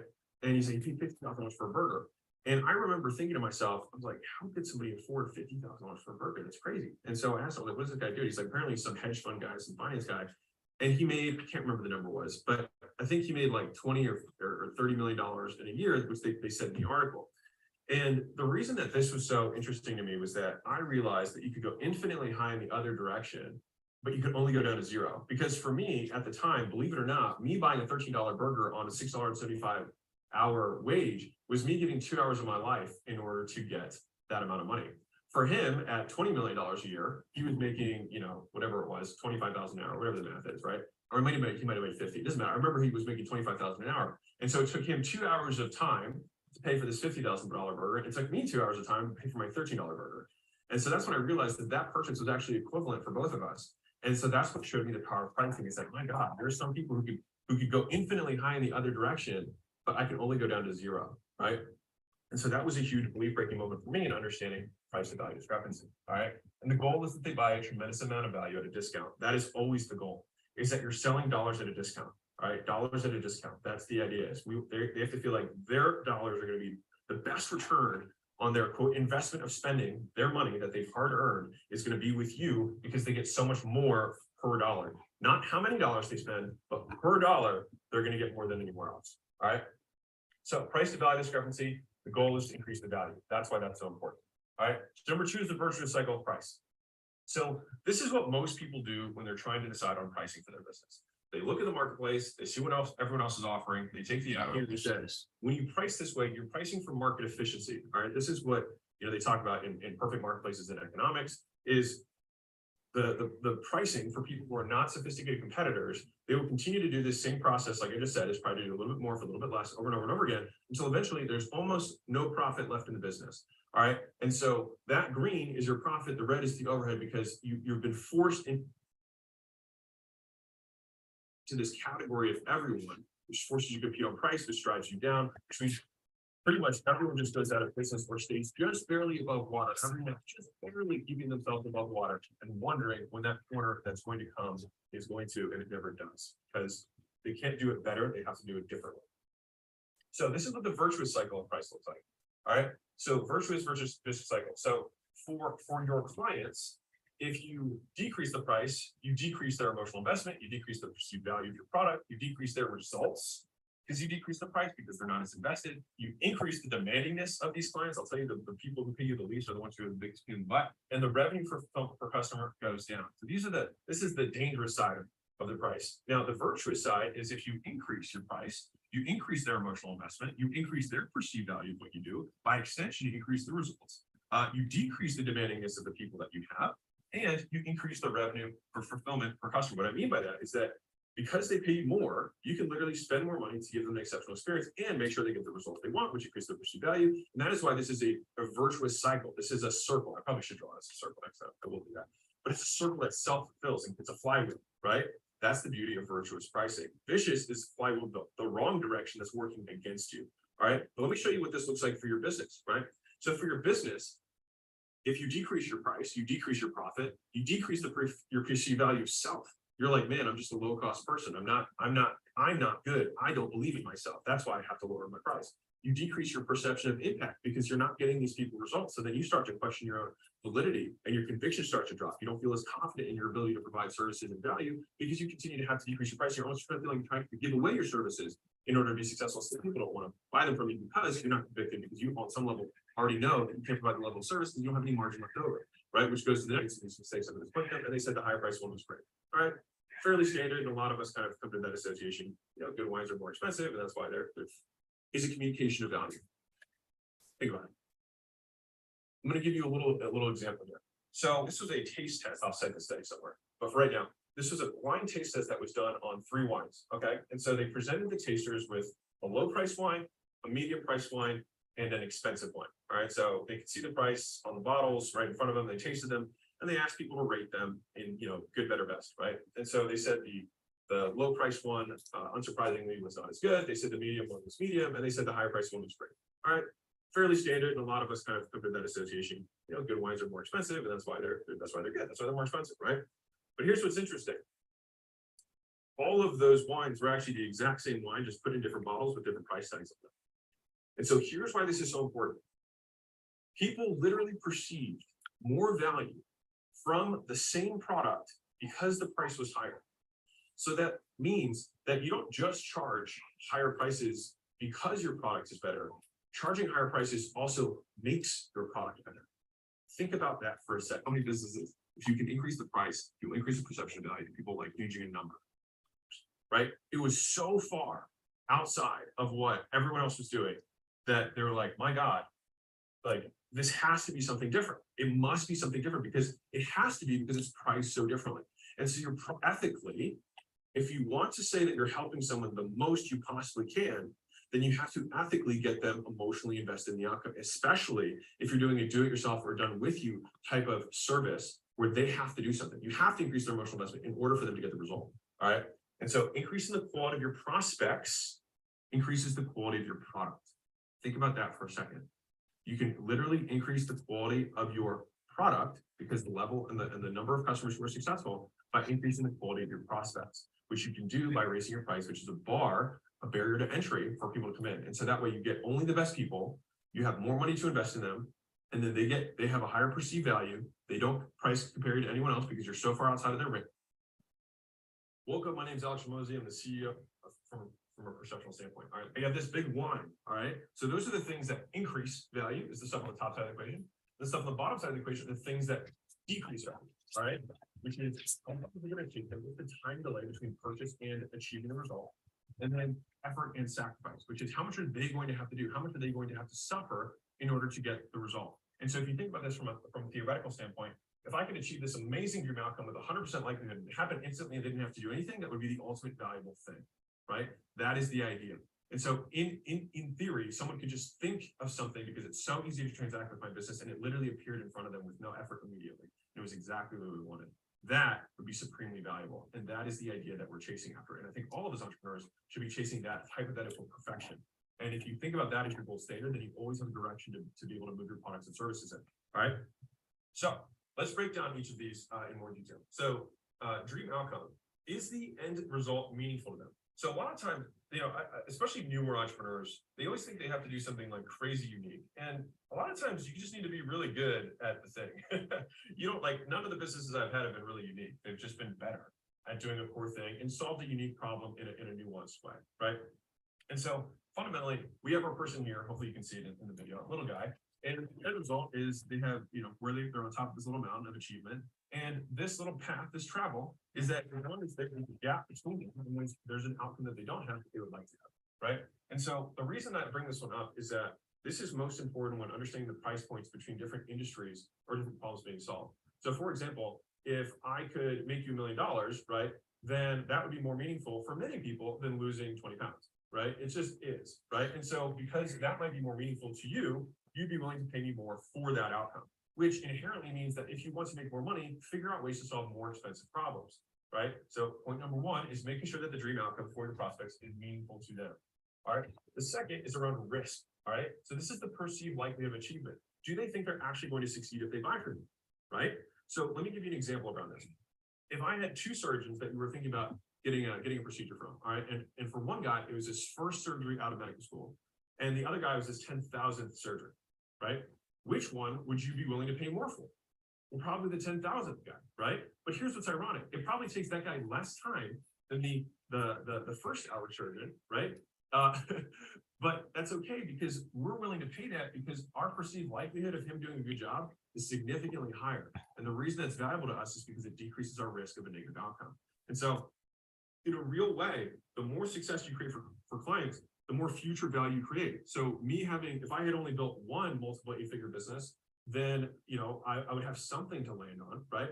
But if I built 5, right, then you see that as a more repeatable outcome, right? It's more likely that what I'm doing is good, right? And statistically, just as a fun fact for you, it's 0.4%. So 1 in 250, 1 in every 250 businesses is an 8-figure business. And so it would be a 0.4% chance to achieve it one time. If I've done it 5 times, then the likelihood would be 0.4 times 0.4 times 0.4 times 0.4 times 0.4, which equals a very, very, very low number. Or there's a 6, right? You could get 100% of your clients' results, but if they don't know that, then they're not going to be able to perceive the value. So it's making sure they also communicate the likelihood of their success. All right. Now, underneath of that line, we have the time delay. How long will it take them to see the final result? And how long will it take them to see an initial result? So those are two aspects of the time delay. So if I were to work with you and say, hey, I'll give a real example, really easy for everyone. If I said, hey, work with me and tomorrow you'll have a 6-pack, that would be significantly more valuable than you've got to wait a year to get a 6-pack, right? And that's how like one of the easiest ways to provide value and crush a marketplace that's already established. Just go in, find the big thing that everyone else is doing, do it in half the time, right? That's how you can create value like that, super easily, all right? And so you can always think about time as a component of value because people value their time more than anything. I mean, think about, and as a pro tip, fast beats free. So even if there's free players in your marketplace, you can beat free by simply being faster, right? People walk and instead they take an Uber because it's faster, right? People used to have USPS for postal, but they prefer to do FedEx because when it always, absolutely must sculpting, all right, as an enterprises, I really have spotted the fact that they focus most of their time on getting the bottom to zero, right? Think about Amazon, for example. They've consistently invested in getting things done for value. They decrease the risk of wasting time, perceive that they're going to be very likely to achieve it. They're going to perceive that there's not a lot of inconvenience for them. So as long as we can communicate those things, then the end result of the product we have.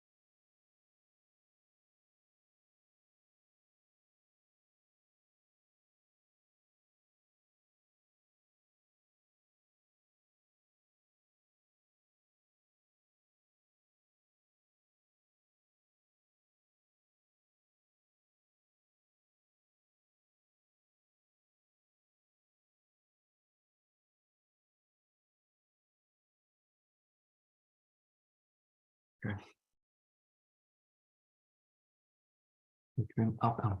Good.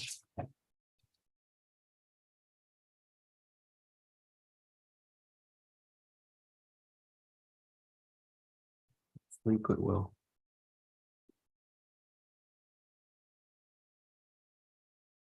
You offer.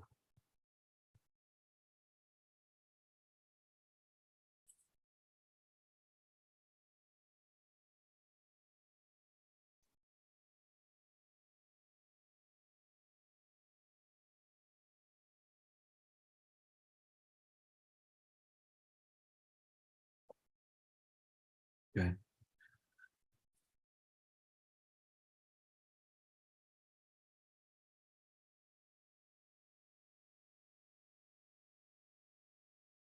Okay. Live in the city.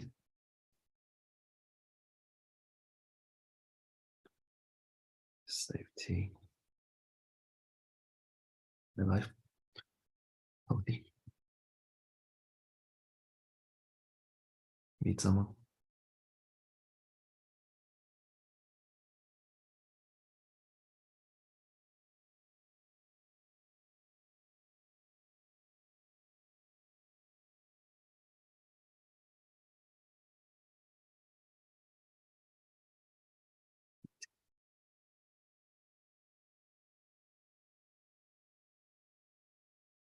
Convenience. Proximity.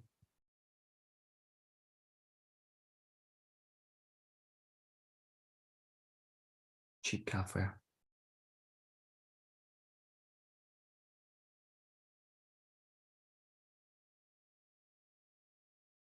No need to find parking. No need to drive.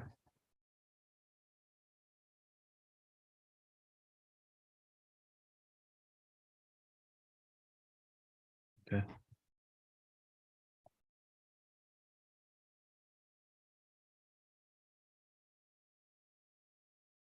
Eat healthy, cook healthy.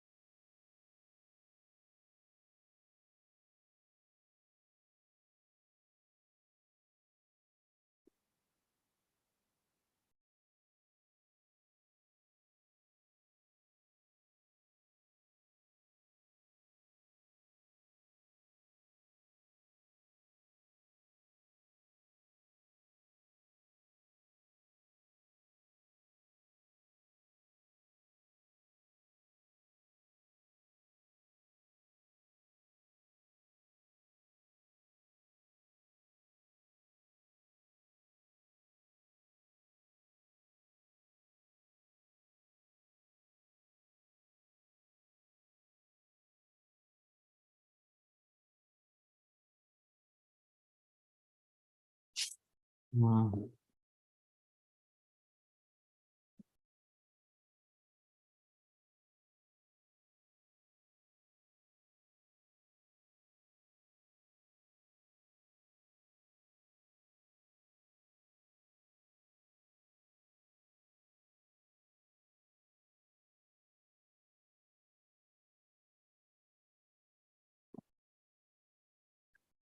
Partners, how to find available partner. How to create chemistry. So this is deeper.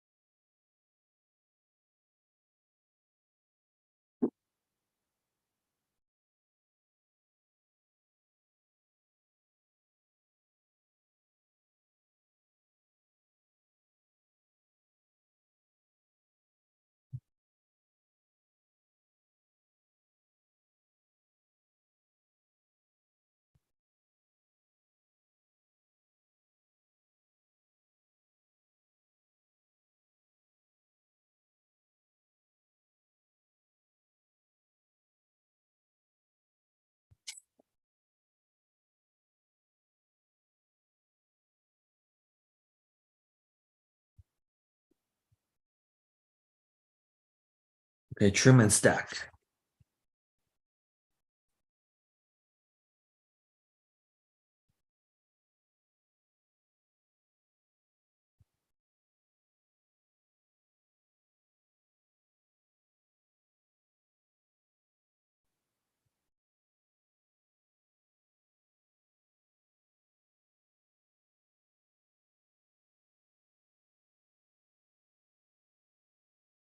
Some to believe they were likely to succeed, make them feel like they can do it with much less effort and sacrifice, help them accomplish their goal, and see a result they want with far less time investment. What should remain are offers that are low cost, high value, and high cost, high value. Now that we have enumerated our potential solutions, we have a gigantic list. Next, I look at the cost of providing these solutions. I remove the ones that are high cost and low value first. Let's say I move in with someone and did their shopping, blah, blah, blah. They would probably believe they would definitely lose weight, but I'm not willing to do that. For any money, sure, a gazillion dollars, then the question becomes, is there a lesser version of this experience I can deliver at scale?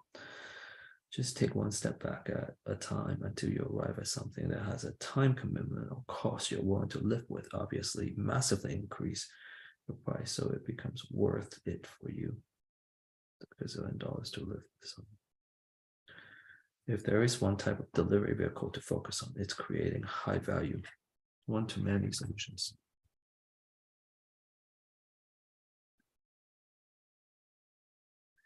These will be the ones that typically have the biggest discrepancy between cost and value. For example, before I started my first gym, I had an online training business. I created a small Excel sheet application.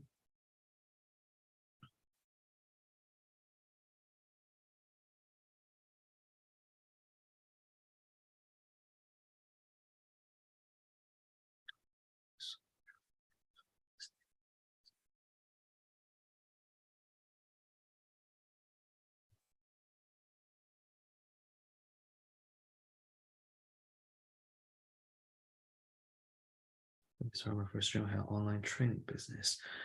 I created an Excel sheet application after inputting all the present automatically develops 100 meals perfectly suited. But yet, depending on which meals they selected, would tell them what they needed to buy, how to prepare them in bulk, or the exact amount. It took me about 100 hours. These types of solutions offer high one-time cost of creation and low effort after. Okay. That doesn't mean you don't ever want to do something in a small group or one-on-one model. After all, I do one-on-one with all my portfolio company CEOs that we help scale past 30 million. I was running my gym. I went through this exercise and created bulking blueprints.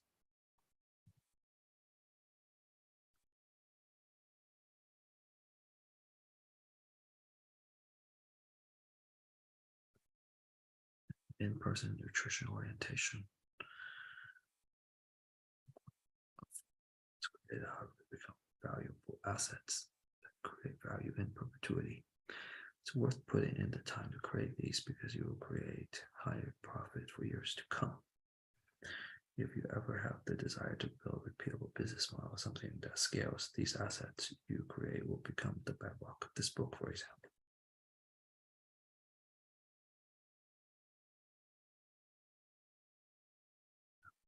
I did not turn to dedicated time I spent thinking.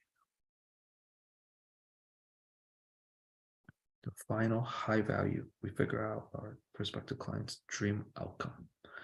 We listed out all the obstacles we are likely to encounter on their way. We listed all those obstacles as solutions. We figure out all the different ways we could provide those solutions. We trimmed those ways down to only the things that were highest value, most close to us.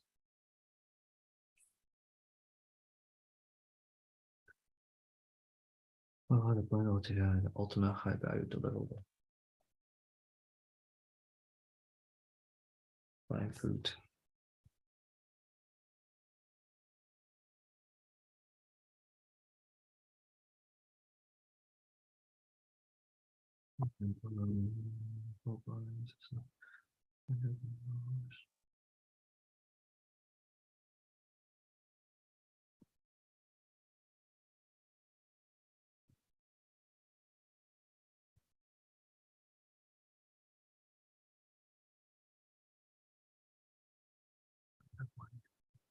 Yeah.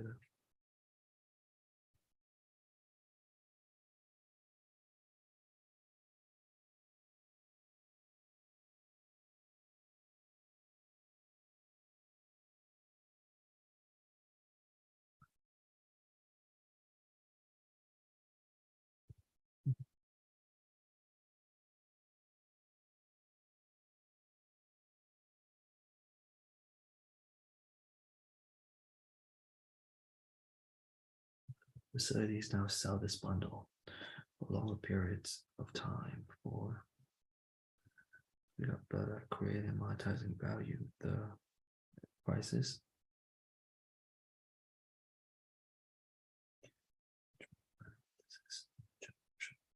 That's three core things solve all the perceived problems. Gives you the conviction that what you're selling is one of a kind. Okay. So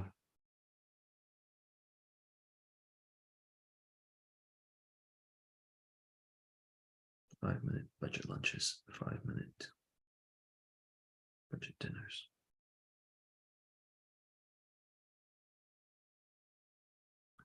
I kind of want this program. Okay.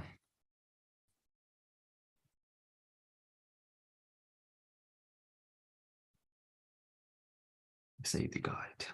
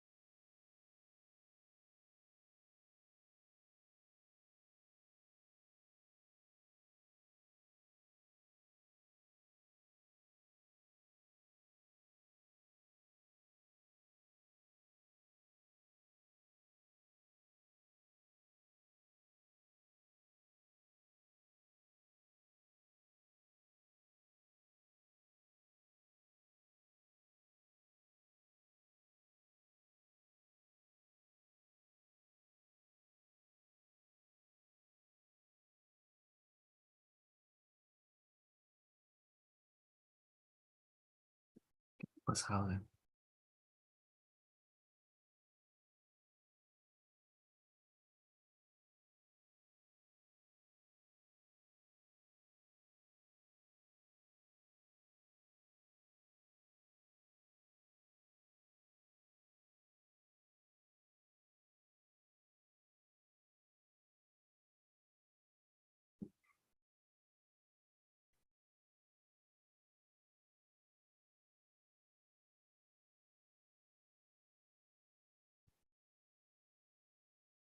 Easy job. Okay, so let's close shopping.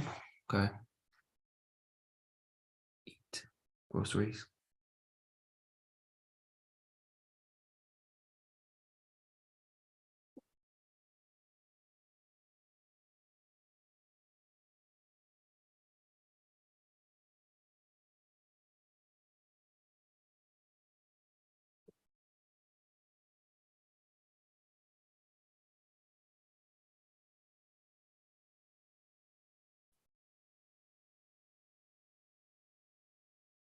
Oh, irresistible offer.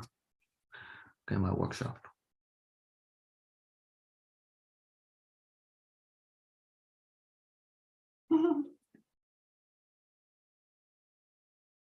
Okay, so this is kind of the offer pack bundle.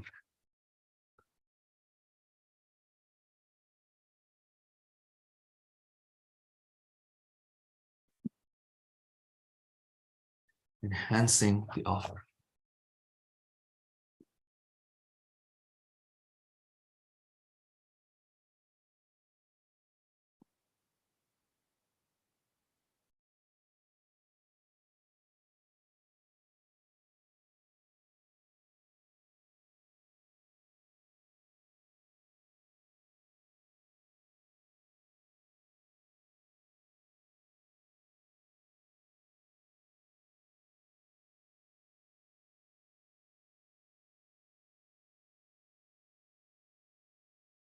Enhancing the offer. Scarcity, urgency, bonuses, guarantees, and naming. Okay.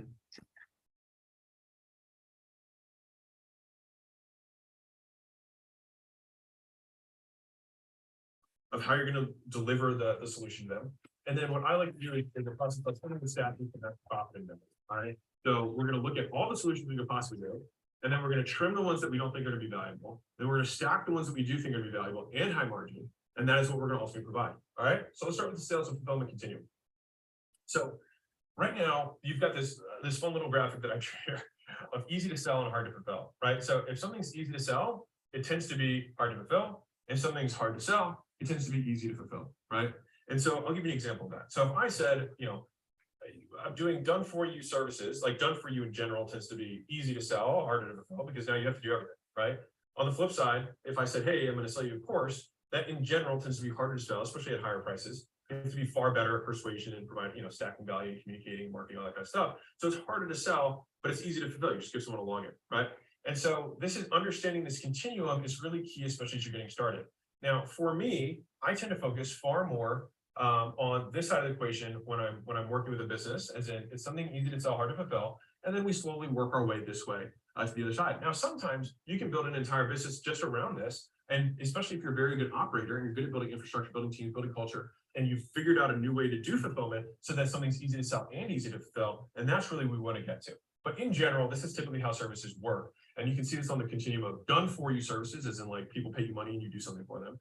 Done with you is more like, you know, like a trainer, a personal trainer, for example, is a done with you. You know, if you went to the gym or, you know, if you had a coach who's got a program and you're following steps. Mentorship is a common example of done with you, an advisor, right? And then do it yourself is you get access to a book, you get access to a course, just like you're doing right now. And this is something that is harder to sell and easy to fulfill, right? So that is kind of how that continuum works. So the way that I like to think about this, though, for me personally, is I like to focus on the things that are hard to fulfill first, that are easy to sell. And I like to liken this to the Tesla pyramid, okay? So if you think about this, you know, I love Tesla's entire process around this, is that they first started with $250,000 cars, the Tesla Roadster, right? And they price positioned themselves as doing this thing, right? And it was harder for them to make those cars. It was a very smaller audience that wanted them, but those people all had lots of money and would happily do it because they were, you know, they were first adopters, right? Now, over time, from there, they moved down the pyramid and started selling $100,000 cars. Now that was accessible for more people. And then at the bottom, you've got $30,000 cars, which is accessible to just about everybody, right? In the US at least. And so for me, if I'm working with a business, especially if you're starting out right now, you're under 3 million, looking at this and thinking, okay, I'm okay serving fewer people at higher prices so that I can get my chops, learn the skills, pricing for myself in a way so that when you do say, hey, I'm opening up this thing that's a little bit easier for me to fulfill, you'll have the credibility, perceived likelihood of achievement from your prospects. So they're like, well, this person was charging this much. So now this is a deal, right? It all exists within the context that we create. This is the frame of mind. This is the frame of reference. And so I prefer to build businesses from the top down rather than the bottom up. I see this as a very common mistake. This is my opinion of guys starting out. As they try and I can't even tell you that at times they're like, well, I don't want to sell something that's not scalable. And I'm like, bro, you don't even have clients. You don't even worry about scale. You don't even have money. So let's go get you money. Let's go sell high ticket, more custom stuff first. Let's get cash flow. Let's get easier things to sell, harder to fulfill. Let's get things going and then learn more about the business and figure out what pieces we can trim and stack that we can provide pretty, like almost the same amount of value for less operational drag, something that's easier to fulfill for us and lower the price, but we've been positioned in such a way that that makes it easier to sell. And so the idea is that when you come down this pyramid, it would normally be harder to sell some of these things, but because we have gone through this process, it is easier to sell and actually makes the process more fluid, okay?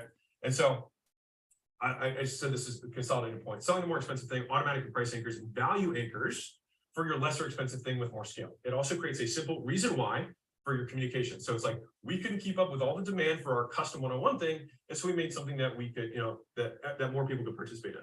So if you're looking at what I'm doing, the reason that acquisition.com is built as a pyramid as well is for that same concept, is that I'm really just serving, the guys who are at 3 to 10 million and trying to scale and exit. I have made the rest of my entire pyramid. I don't really want to sell courses. I don't want to sell, coaching programs. I just want everyone to make money. And so my goal here is I'm just making everything easy to fulfill for me, obviously besides the front end work of putting all this stuff together for you, is that just so that you can be successful. And obviously if you make money, using this stuff, right, then when I can work with you specifically, then you already know that my style and my frameworks are effective and it makes the process much easier. All right. So the conclusion is, and this is one of the sayings that I have, and I will repeat it here, is that you need to create flow first, then you monetize flow, and then you add friction, which is making it harder to sell and easier to fulfill.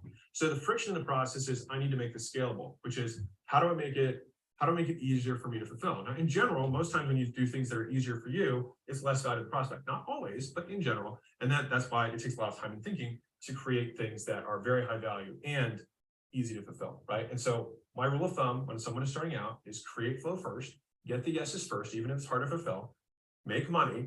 And then when you look at all the things you did, I'll bet you there are some things in that process that you said you were going to fulfill on that the person didn't actually get a lot of value from. And they may have been really hard for you to fulfill. So you can start cutting those pieces out, adding things that you didn't have. And then you're basically iterating on your offer until you finally have the stack of things that are very valuable that you can provide to them. Okay. And so we always start here and then move that way. Okay. That's kind of my thought process, especially if you're starting out. So one of the other things I like about this is that because when you have harder to fulfill things, they tend to be more expensive. And so you don't need to sell as many of them. So it makes it easier for you to get started without needing to, to accommodate scale, which is a whole problem in and of itself. All right. So get some money, then use the money to build your business. Don't solve for problems that don't exist yet, which is I need to be scalable. It's like you don't need to be scalable because you don't even have clients yet. All right. So number one, sales and fulfillment continuum, understanding that is one of the first things in terms of where we're going to start on this pyramid, because when we're about to get into the house, that is the context under which we're going to be thinking through that. Okay. So there's two pieces to the delivery. So let's take a problem and always look at a problem, right? Then we have use the cheat codes to make it easier to think through, which is basically the delivery cube. This is how I think through things. Okay. So I'm using the same example we had earlier. So we had buying healthy food is hard, confusing, expensive, time consuming, and I won't like it, right? So if I wanted to provide a one-on-one solution, what would I offer? I might offer, hey, I'm going to take you to the grocery store myself, and we're going to go shopping together this first time so that you understand where to look, how to do it, and how we can do it in a quick and convenient way. So that would be a really easy way for them to think, well, I mean, if I went with him, it wouldn't be confusing. It wouldn't be hard. He would show me how to do it for less. He would show me how to do it faster. And if I was with him and they liked me during the sales process, they probably would say I would kind of enjoy it. I'd like the company, right? So in one fell swoop, I solve all those problems one-on-one, right? Now, these are other ways I would maybe solve that same problem one-on-one. So I have in-person grocery shop where I teach them how to shop. Now I could do this one-to-many, but if I just wanted one-on-one, I could do that. I could do a personalized grocery list So I might teach them how to make the list. That'd be 101, a single consultation that I would show them how to make their specific list, right? I do a full service shopping where I buy their food for them. All right, this is a done for you solution. That's 101, right? I'm just going to buy their food for them and deliver to them. Another one would be in-person orientation. So this is now in person, but just not at the store where I see someone to get, right? I could have tech support while shopping. So I could say, hey, just shoot me a text when you're shopping. If you have anything, if you get stuck, let me know. Just shoot me a picture of the kind of suit that you're thinking about buying, and I'll make sure that it's according to your plan. It could be a phone call while grocery shopping, which is we'll plan it out, and I'll get on the phone with you for 30 minutes while you're shopping to make sure that you buy everything the right way. And it could be a FaceTime call, whatever, right? And this way I provide direction and support throughout that process, all right? Now, if I wanted to provide the same concept in small group, all right, remember, we're just solving, this is just examples of solving one problem, which is they don't like grocery shopping, they don't know how to do it, all right? So if I was doing a small group solution, I would I'd take a bunch of people shopping, right? I could do also a personalized grocery list for a group of people. So I could kind of walk them through a framework or a process of creating their own list. I could buy their food for them again, but I would do this for everyone in a group fashion, not just one-on-one. Or I could do a in-person orientation, not at the store, right? So that's how I might be doing for a small group, right? Now, if I wanted to provide a one-to-many solution, right? I might do a live grocery store tour that would be virtual, or I might live stream into a group for all my new customers and let them ask questions live. I would go grocery shopping, not them, right? I could do one of them and do a recorded grocery store tour where I might shop once, record it, and then give them that as a reference point going forward, right? I might create a do-it-yourself grocery calculator where I create a shareable tool that shows them how to just put in their meal plan, and then they get their groceries spit out based on their goal and their calorie intake. I could create predetermined lists where each customer, I might do this ahead of time, right? Where I have 30 different lists based on their body weight and goals. And I say, well, you're a 1B, here you go. And with you format, I could have solved this problem in a done for you format. Now you probably noticed that some of the solutions I had were do it yourself, done with you, and done for you at each of these varying levels. So this is a cube, right? All these components interact with each other, but I can't show a cube on the screen. So it's 6 boxes. All right. The next is the level of support. Do they have tech support? Do they have chat support? Do they have email support? Do they have a live phone call support? Do they have expert support? Do they have Zoom support? These are all different things that I could do at varying levels based on the convenience for me and the customer and the values they provide. The next is what level of consumption am I going to have? Am I going to have them consume this information via video? Is it going to be audio so they can just listen to it in the car? Is it going to be a written format? Or is it going to be live? Or is it going to be recorded, right? These are all dynamics of how I'm going to have them consume. So if you're thinking through that, you're like, what could I do? What could I do live? What could I do recorded? What could I do via video? What could I do via PDF, right? Those are all different ways of consuming the information. The next is speed and convenience, right? Am I going to provide this level of service at all hours, 7 days a week? Am I going to do this, 9 to 5, Monday through Friday? That's the when. And then there's the speed component, which is how quickly am I going to get back to somebody? Am I going to get back to them in 5 minutes? Am I going to get back to them in an hour? I'll tell you, at one point for Gym Launch, we had a 3-minute promise, which was if someone had a question, our chat team was available, I think it was 12 hours a day. I think it was 9 to 9, that they would respond within 3 minutes or less. Now, what we found out was that after doing this, research, right, it was more valuable for our clients to have an expert that was less available than, ideally, if an expert would be available 12 hours a day, and maybe I should solve for that. That's, food for thought for me. We actually ended up transitioning resources and things that you would only have to build one time exclusively that are far more valuable than what you're currently doing. So think about, like, if I had to provide more value than I currently am, and I had to charge 1/10 the price, how would I structure that delivery? And so if you go through the 10x to 1/10 test, 10x will stretch you up ways, and then the 1/10 test will stretch you from an efficiency standpoint. So you get both aspects of your mind stretched. All right. And so this is the delivery cube. This is what I like to value in low cost. I'm going to keep both of them for now.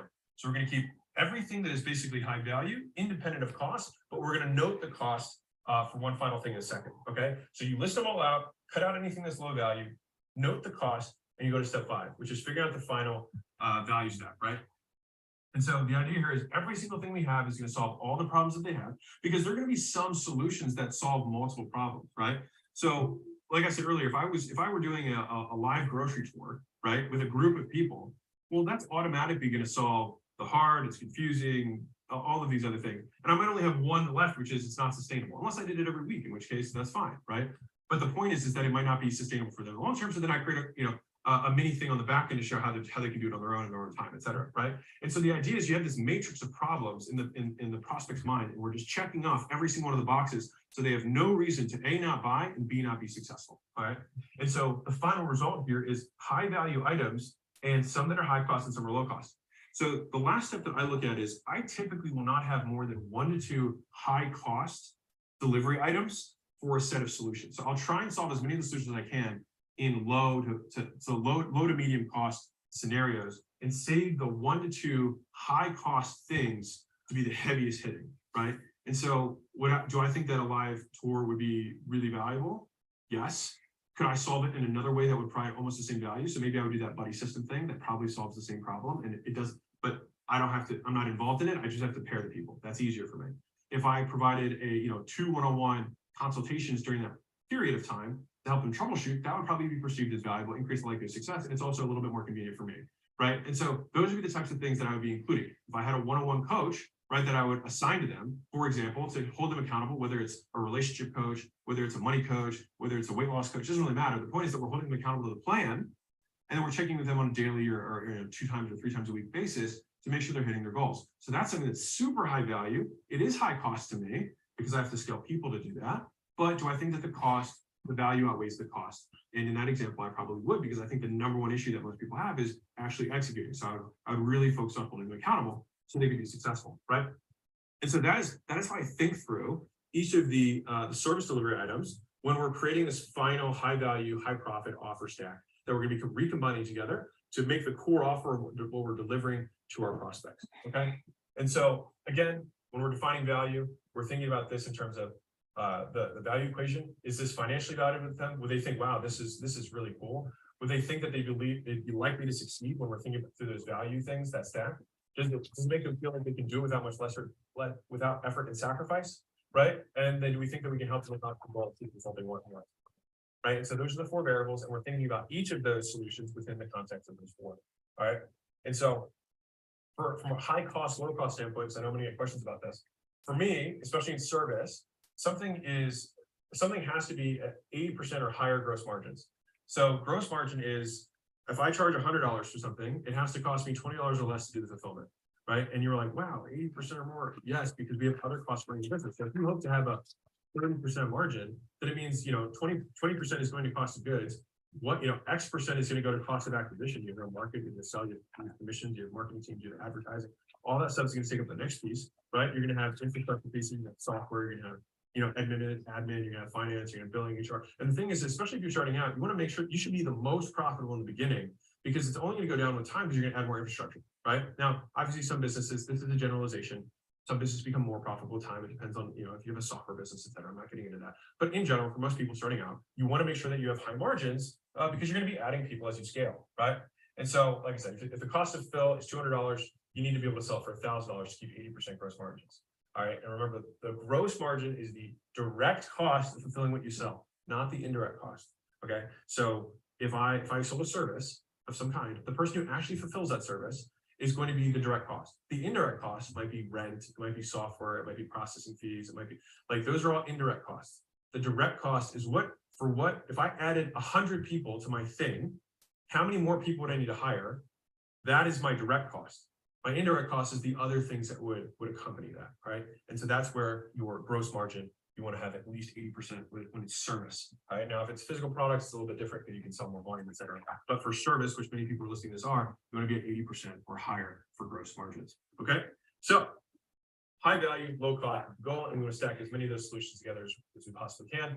This is what it might look like, right? We have, item 1, 2, and this one might be high value, high cost. The other ones are high value, low cost. Problem 2 might be, we have 1 high value, high cost, and the rest are high value, low cost, et cetera, right? And so the examples on this low cost might be recordings, tools, swipe file, PDF, videos, group sessions.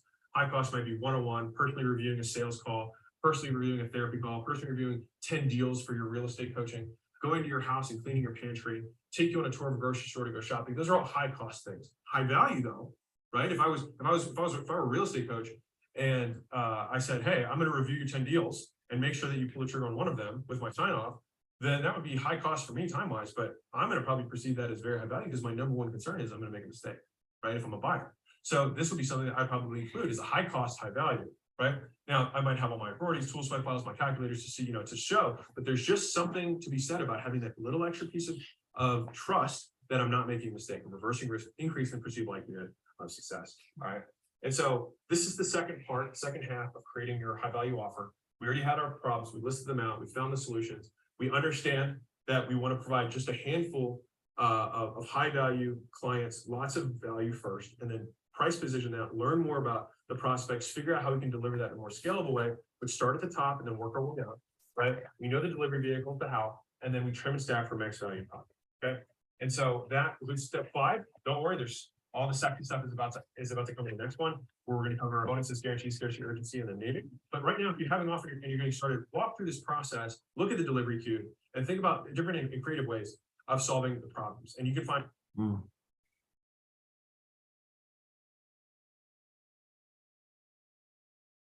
I think this I have to work on, which is the guide or the how, expensive, priority.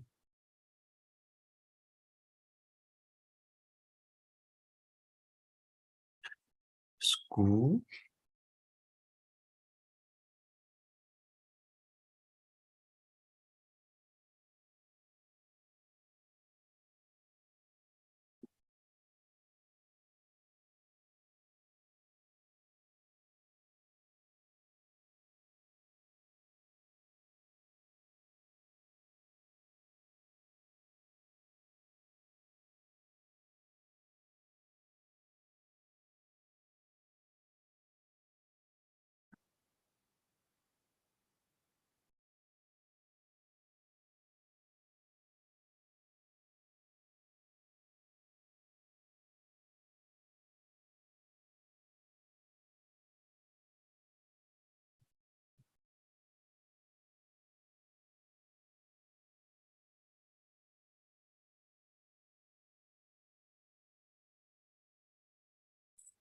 Okay, so we have 4 more.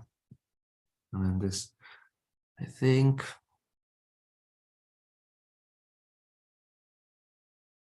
I should listen to this and learn it. what's going on, everyone? Alex Hormozi, CEO of acquisition.com. We have a portfolio of companies we help. But here's the beauty of it, is that by presenting this first, they're already kind of thinking about it. They're on the edge, right? And the person who best taught me this was Jason Flatley in one of his webinar trainings. The idea is that we want to stretch the prospect's mind from this anchor that they had on the value, because they're kind of thinking about it here. But now we're just going to stack and stack and stack and stack and stack, because in their mind, they were justifying the price of what we originally presented to them at the first offer, right? And so the beauty of this is that if you're ever selling, right, what you can do rather than offering discounts to get people to act today is you can give one-time bonuses. So this way you don't have to discount your price, but you can still get people to act with urgency, which I'll show you urgency stuff in a second. But from a bonuses standpoint, you can say, hey, if you act today, I'll give you this. Fair enough. Hey, I'll give you this and this. Fair enough. And you can keep acting the scale and continue to make concessions of giving them more and more things based on the problems that they might present with. And so you don't need to give them all of the bonuses. You just need to give them bonuses that your sales team is authorized to give, etc., to close more deals. All right. So let's dive into the bonuses section. So this will automatically make whatever you are presenting more valuable. So we're going to reorganize the pieces that we just went over. So we had that big list of solutions. We don't need to necessarily present all of those together at once. We may present pieces of it and then have the other pieces be bonuses that we'll deliver later as the need arises. So these things are coming with the purchase, but we're going to split them out to anchor value in a superior way to make it more compelling. All right. So here we go. So this is how you kind of think of it. So this is what you're currently offering in your mind, right? You probably have a current service that does all of this stuff, right? So instead, it's better to say this is the core thing, and then these are the additional things. So it looks the same, right? But it actually is perceived entirely differently. It feels like they're getting 5 things here rather than getting 1 thing here. And human minds are not very good at understanding the intangible, right? And so they can count numbers pretty easily, and so this shows more value. There are a lot of bullets here that I'm going to cover. Don't worry, you don't have to read them all. I'll just go one by one and we'll break through it. So the value of the bonuses should always eclipse the value of the core offer. All right. So psychologically, as you continue to add offers, it continues to expand the price value discrepancy. Remember that price value discrepancy. It also subconsciously communicates the core offer must be valuable, because if there are bonuses, then the main thing has to be more valuable than the bonuses, right? No, but you can use the psychological bias to make the offer seem wildly compelling. So if, for example, my bonuses obviously far exceed the value of the core thing, it will enhance the value of the core thing, because bonuses are supposed to be less valuable than the main thing. And so by them being more valuable, obviously the person thinks, well, I guess I must have misunderstood the first thing because this must be more valuable than these other things because this was the core offer. And that's where you can use the psychological bias to increase the likelihood someone buys, right? And so you can further enhance the value of your bonuses by adding scarcity and urgency to the bonus themselves, all right, which takes that technique and puts it on steroids. All right, so you can do bonuses with scarcity. So like version 1 would be only people who buy up for, who sign up for XYZ program will have access to my bonus 1, 2, and 3 that are never for sale or available anywhere else except through this program, right? Another version of that would be like, I have 3 tickets left for my $5,000 virtual event. If you buy this program, you can get one of the last 3 tickets as a bonus. I've got this $5,000 ticket. It's anchored against a $1,000 product. Holy cow, this is a steal. I'm going to do it, right? And then that's a bonus with scarcity. Scarcity is a limited number of units. Urgency is a limited number of time. It's different. That's what people mess up. And I'll get to more of that in one of the next videos. But bonuses with urgency, you say, hey, if you buy today, I'll add the bonus in that normally costs $1,000 for free. And I'll do that because I want to reward action takers, right? You could also say, hey, with hope, you can see the subtle differences. I'm sorry, this is me saying, you can see the subtle differences between the first 2 examples, all right? The first 2 were not constrained by time. The last one is constrained by time, all right? They state that if you buy the program, you're going to get these things that you wouldn't normally be able to, okay? Unfortunately, I can't do each of these one at a time, but I will break these down independently for you. So bonuses, you always want to offer them. You can use bulleted bundle that we came up with at the end of section 3, what we just talked about. You want to give them a special name that has a benefit in the title. So when I said, how to grocery shop quickly so you spend less than you currently are. So you want to have the benefit of what this thing is solving in the title. You need to tell what it is, but you need to tell the problem it solves. All right. So you want to tell them how it relates to their issue, what it is, what it's going to do for them, and how specifically improve their lives and their experience. Is it going to make it faster? Is it going to make their lives easier? Is there going to be less effort and sacrifice? Remember, this is talking about in terms of the value equation. All right. Providing some proof. So this can be a stat, it can be a past client or a personal experience to prove that this thing is valuable. All right. So this is this is a little bit more in a pitching concept, but you can also say this anecdotally as you're talking, right? So if you're selling something, you say, hey, people use this end up getting, an extra YZ on their conversions if I were selling a B2B product. And so these are some of the stats that like my sales team would have to know when they're presenting, an extra bonus and they're trying to, sell something, right? In one of our companies. The next is you want to paint a vivid image of what it's like, assuming that they've already made the decision and have already experienced the results. All right. So you're telling them what it's going to be like when you're communicating bonuses once they're using the bonus, right? They're already have used it and they're already experiencing the result. All right. And you always want to make sure you ascribe a price tag to it and justify that price. Right. So you really want to sell the bonuses that come along with it. Otherwise, they're not valuable. This is one of the big mistakes I see a lot of people make. They don't talk about what their life is going to be like. They don't talk about this in terms of the value equation. They don't sell the person on why they're giving away this free thing. They're just like, oh yeah, here's this other thing that I'll give you for free too. But we want to really tell them why it's valuable, right? The next is tools and checklists tend to be better than additional time and effort, right? And so shortcuts, in my opinion, things that have more sizzle tend to be better. They're easy to understand and they don't sound like work, right? If I said, hey, I'm going to give you a bonus 100 hours of recordings, that sounds like a lot of work. But if I say, hey, I spent $50,000 on contract templates that you don't have to spend, then they're like, holy cow, I just immediately get these things, right? So that's a lot of sizzle, but doesn't take a lot of time. Those are the right types of things that you would want to stacking bonuses when I'm providing something as a solution, all right? Now, each of the bonuses that you make, you shouldn't be making these willy-nilly. They should be addressing a specific concern or obstacle, which we already covered, but you're making sure that you're hitting every obstacle and the bonuses that align with those, right? In the prospect's mind about why they won't be successful, right? So the bonus should prove their belief is incorrect, all right? And that's where the stat, the personal story, et cetera, and stacking add value. And then this can also be what they would logically realize that they would need next, all right? So if we're thinking about the bonus, right? Some bonuses are going to solve their existing problem. Some bonuses are going to solve problems that they're going to encounter once they are successful.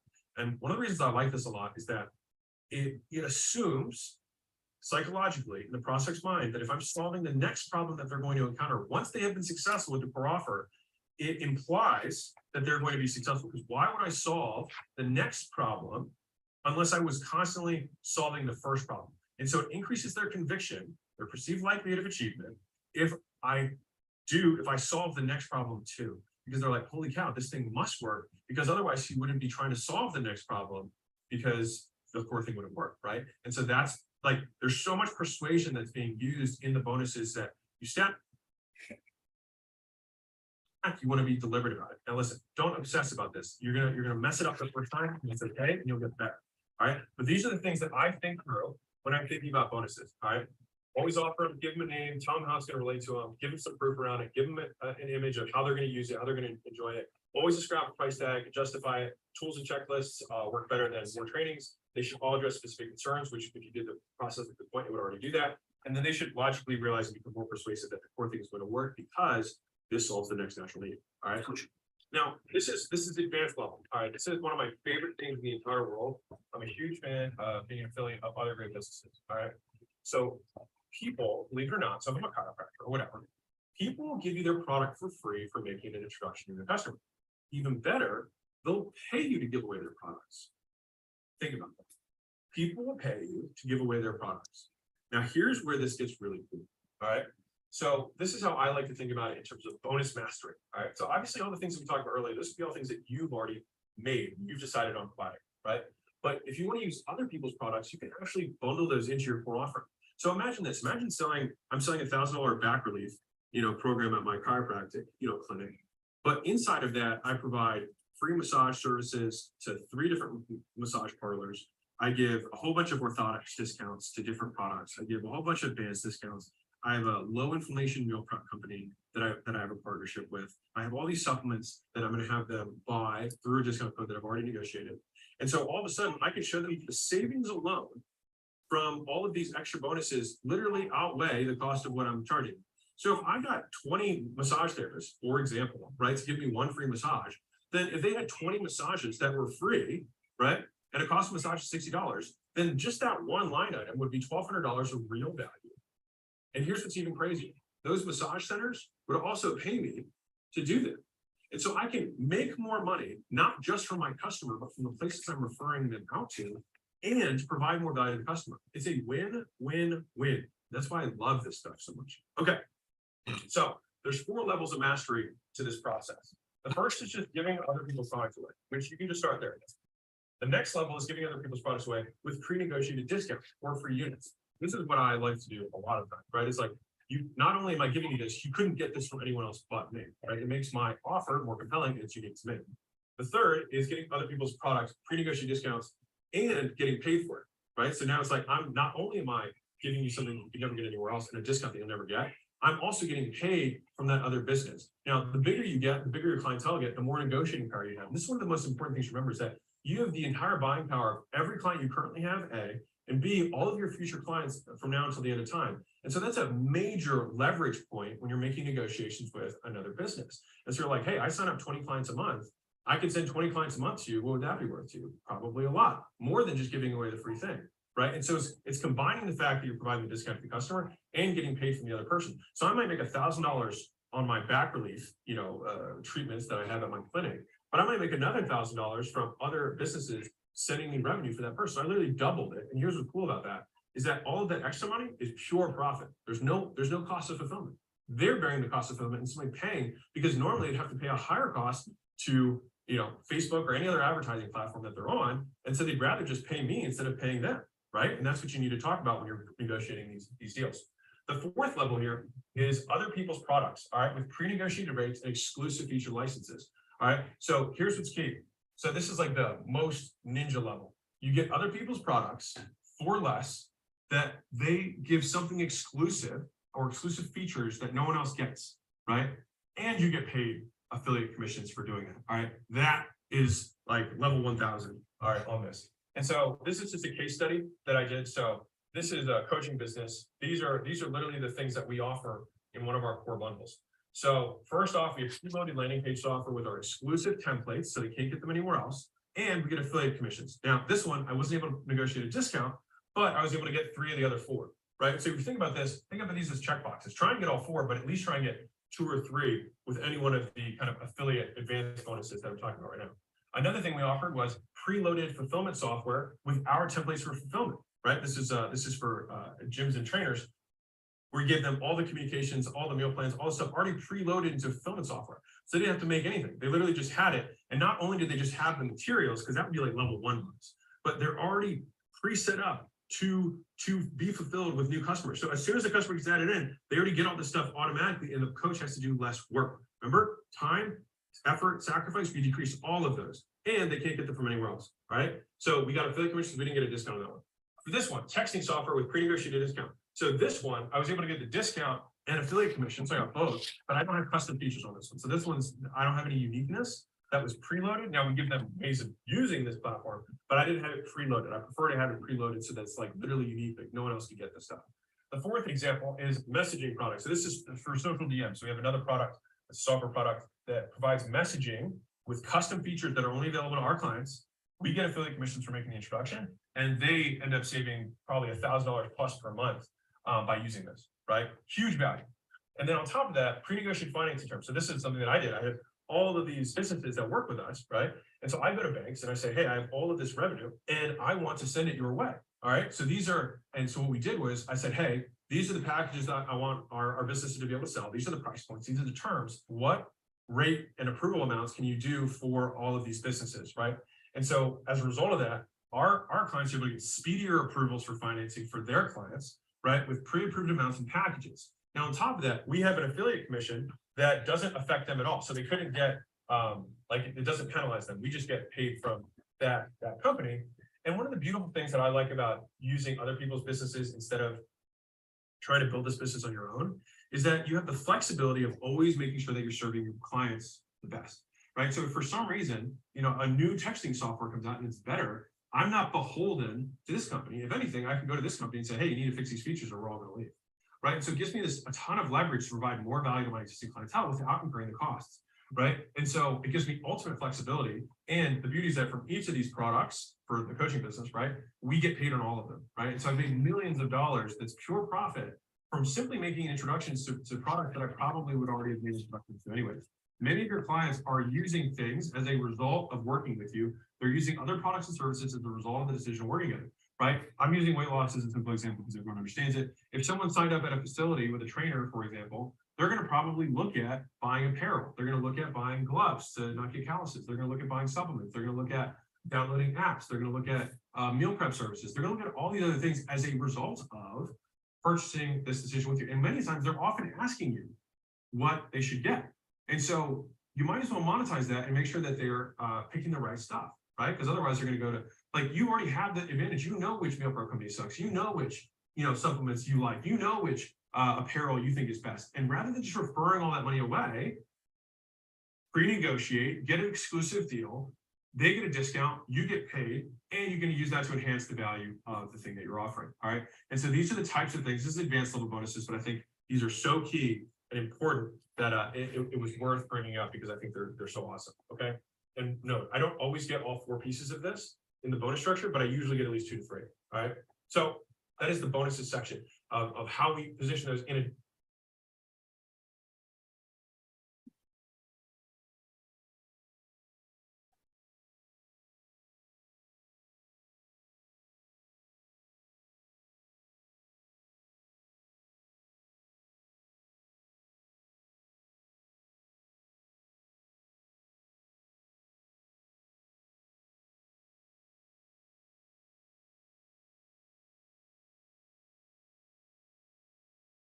Wow.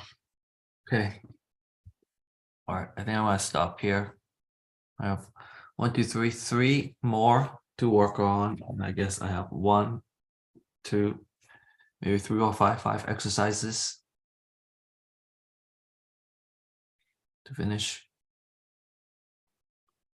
I think that's wonderful. Yay, fantastic.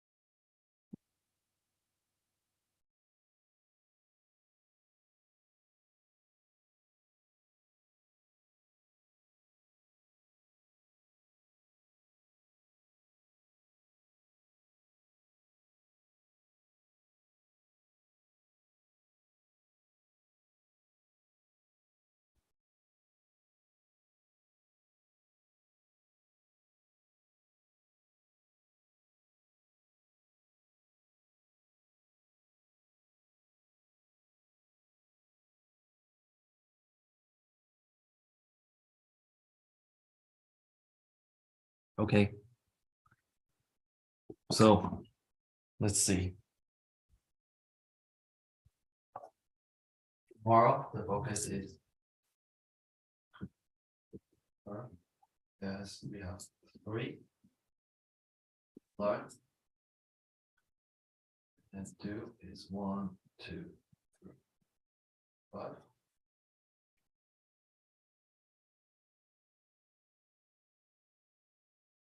And then I should have a MVP.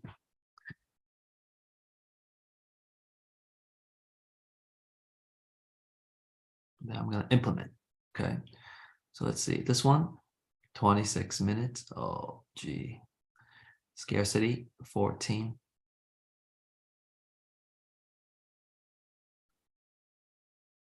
Okay, so about 1 hour.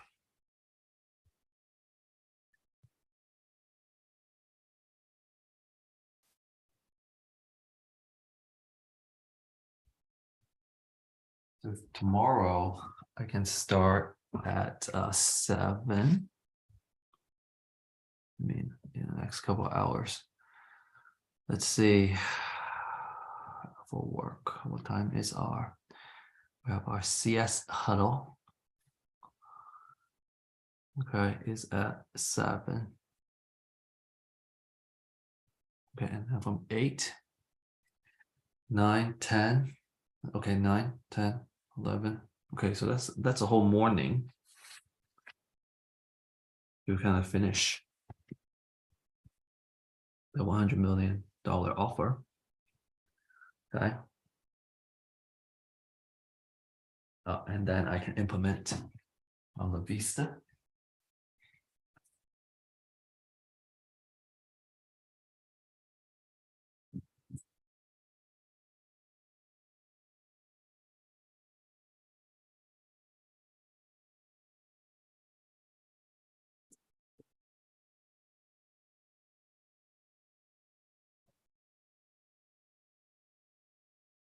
Now action.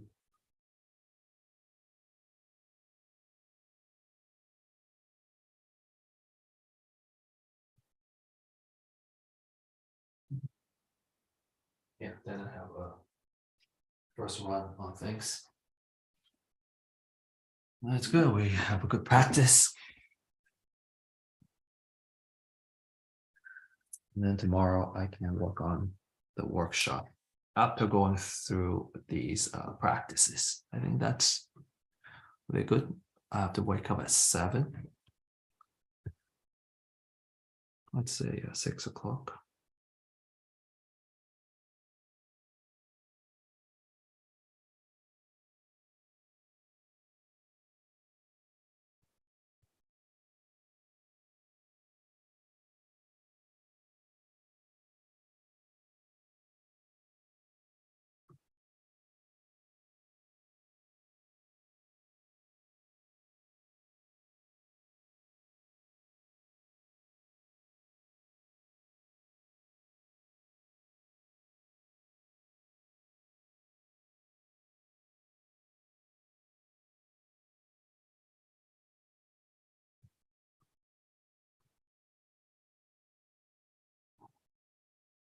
Yeah, I don't need to drive.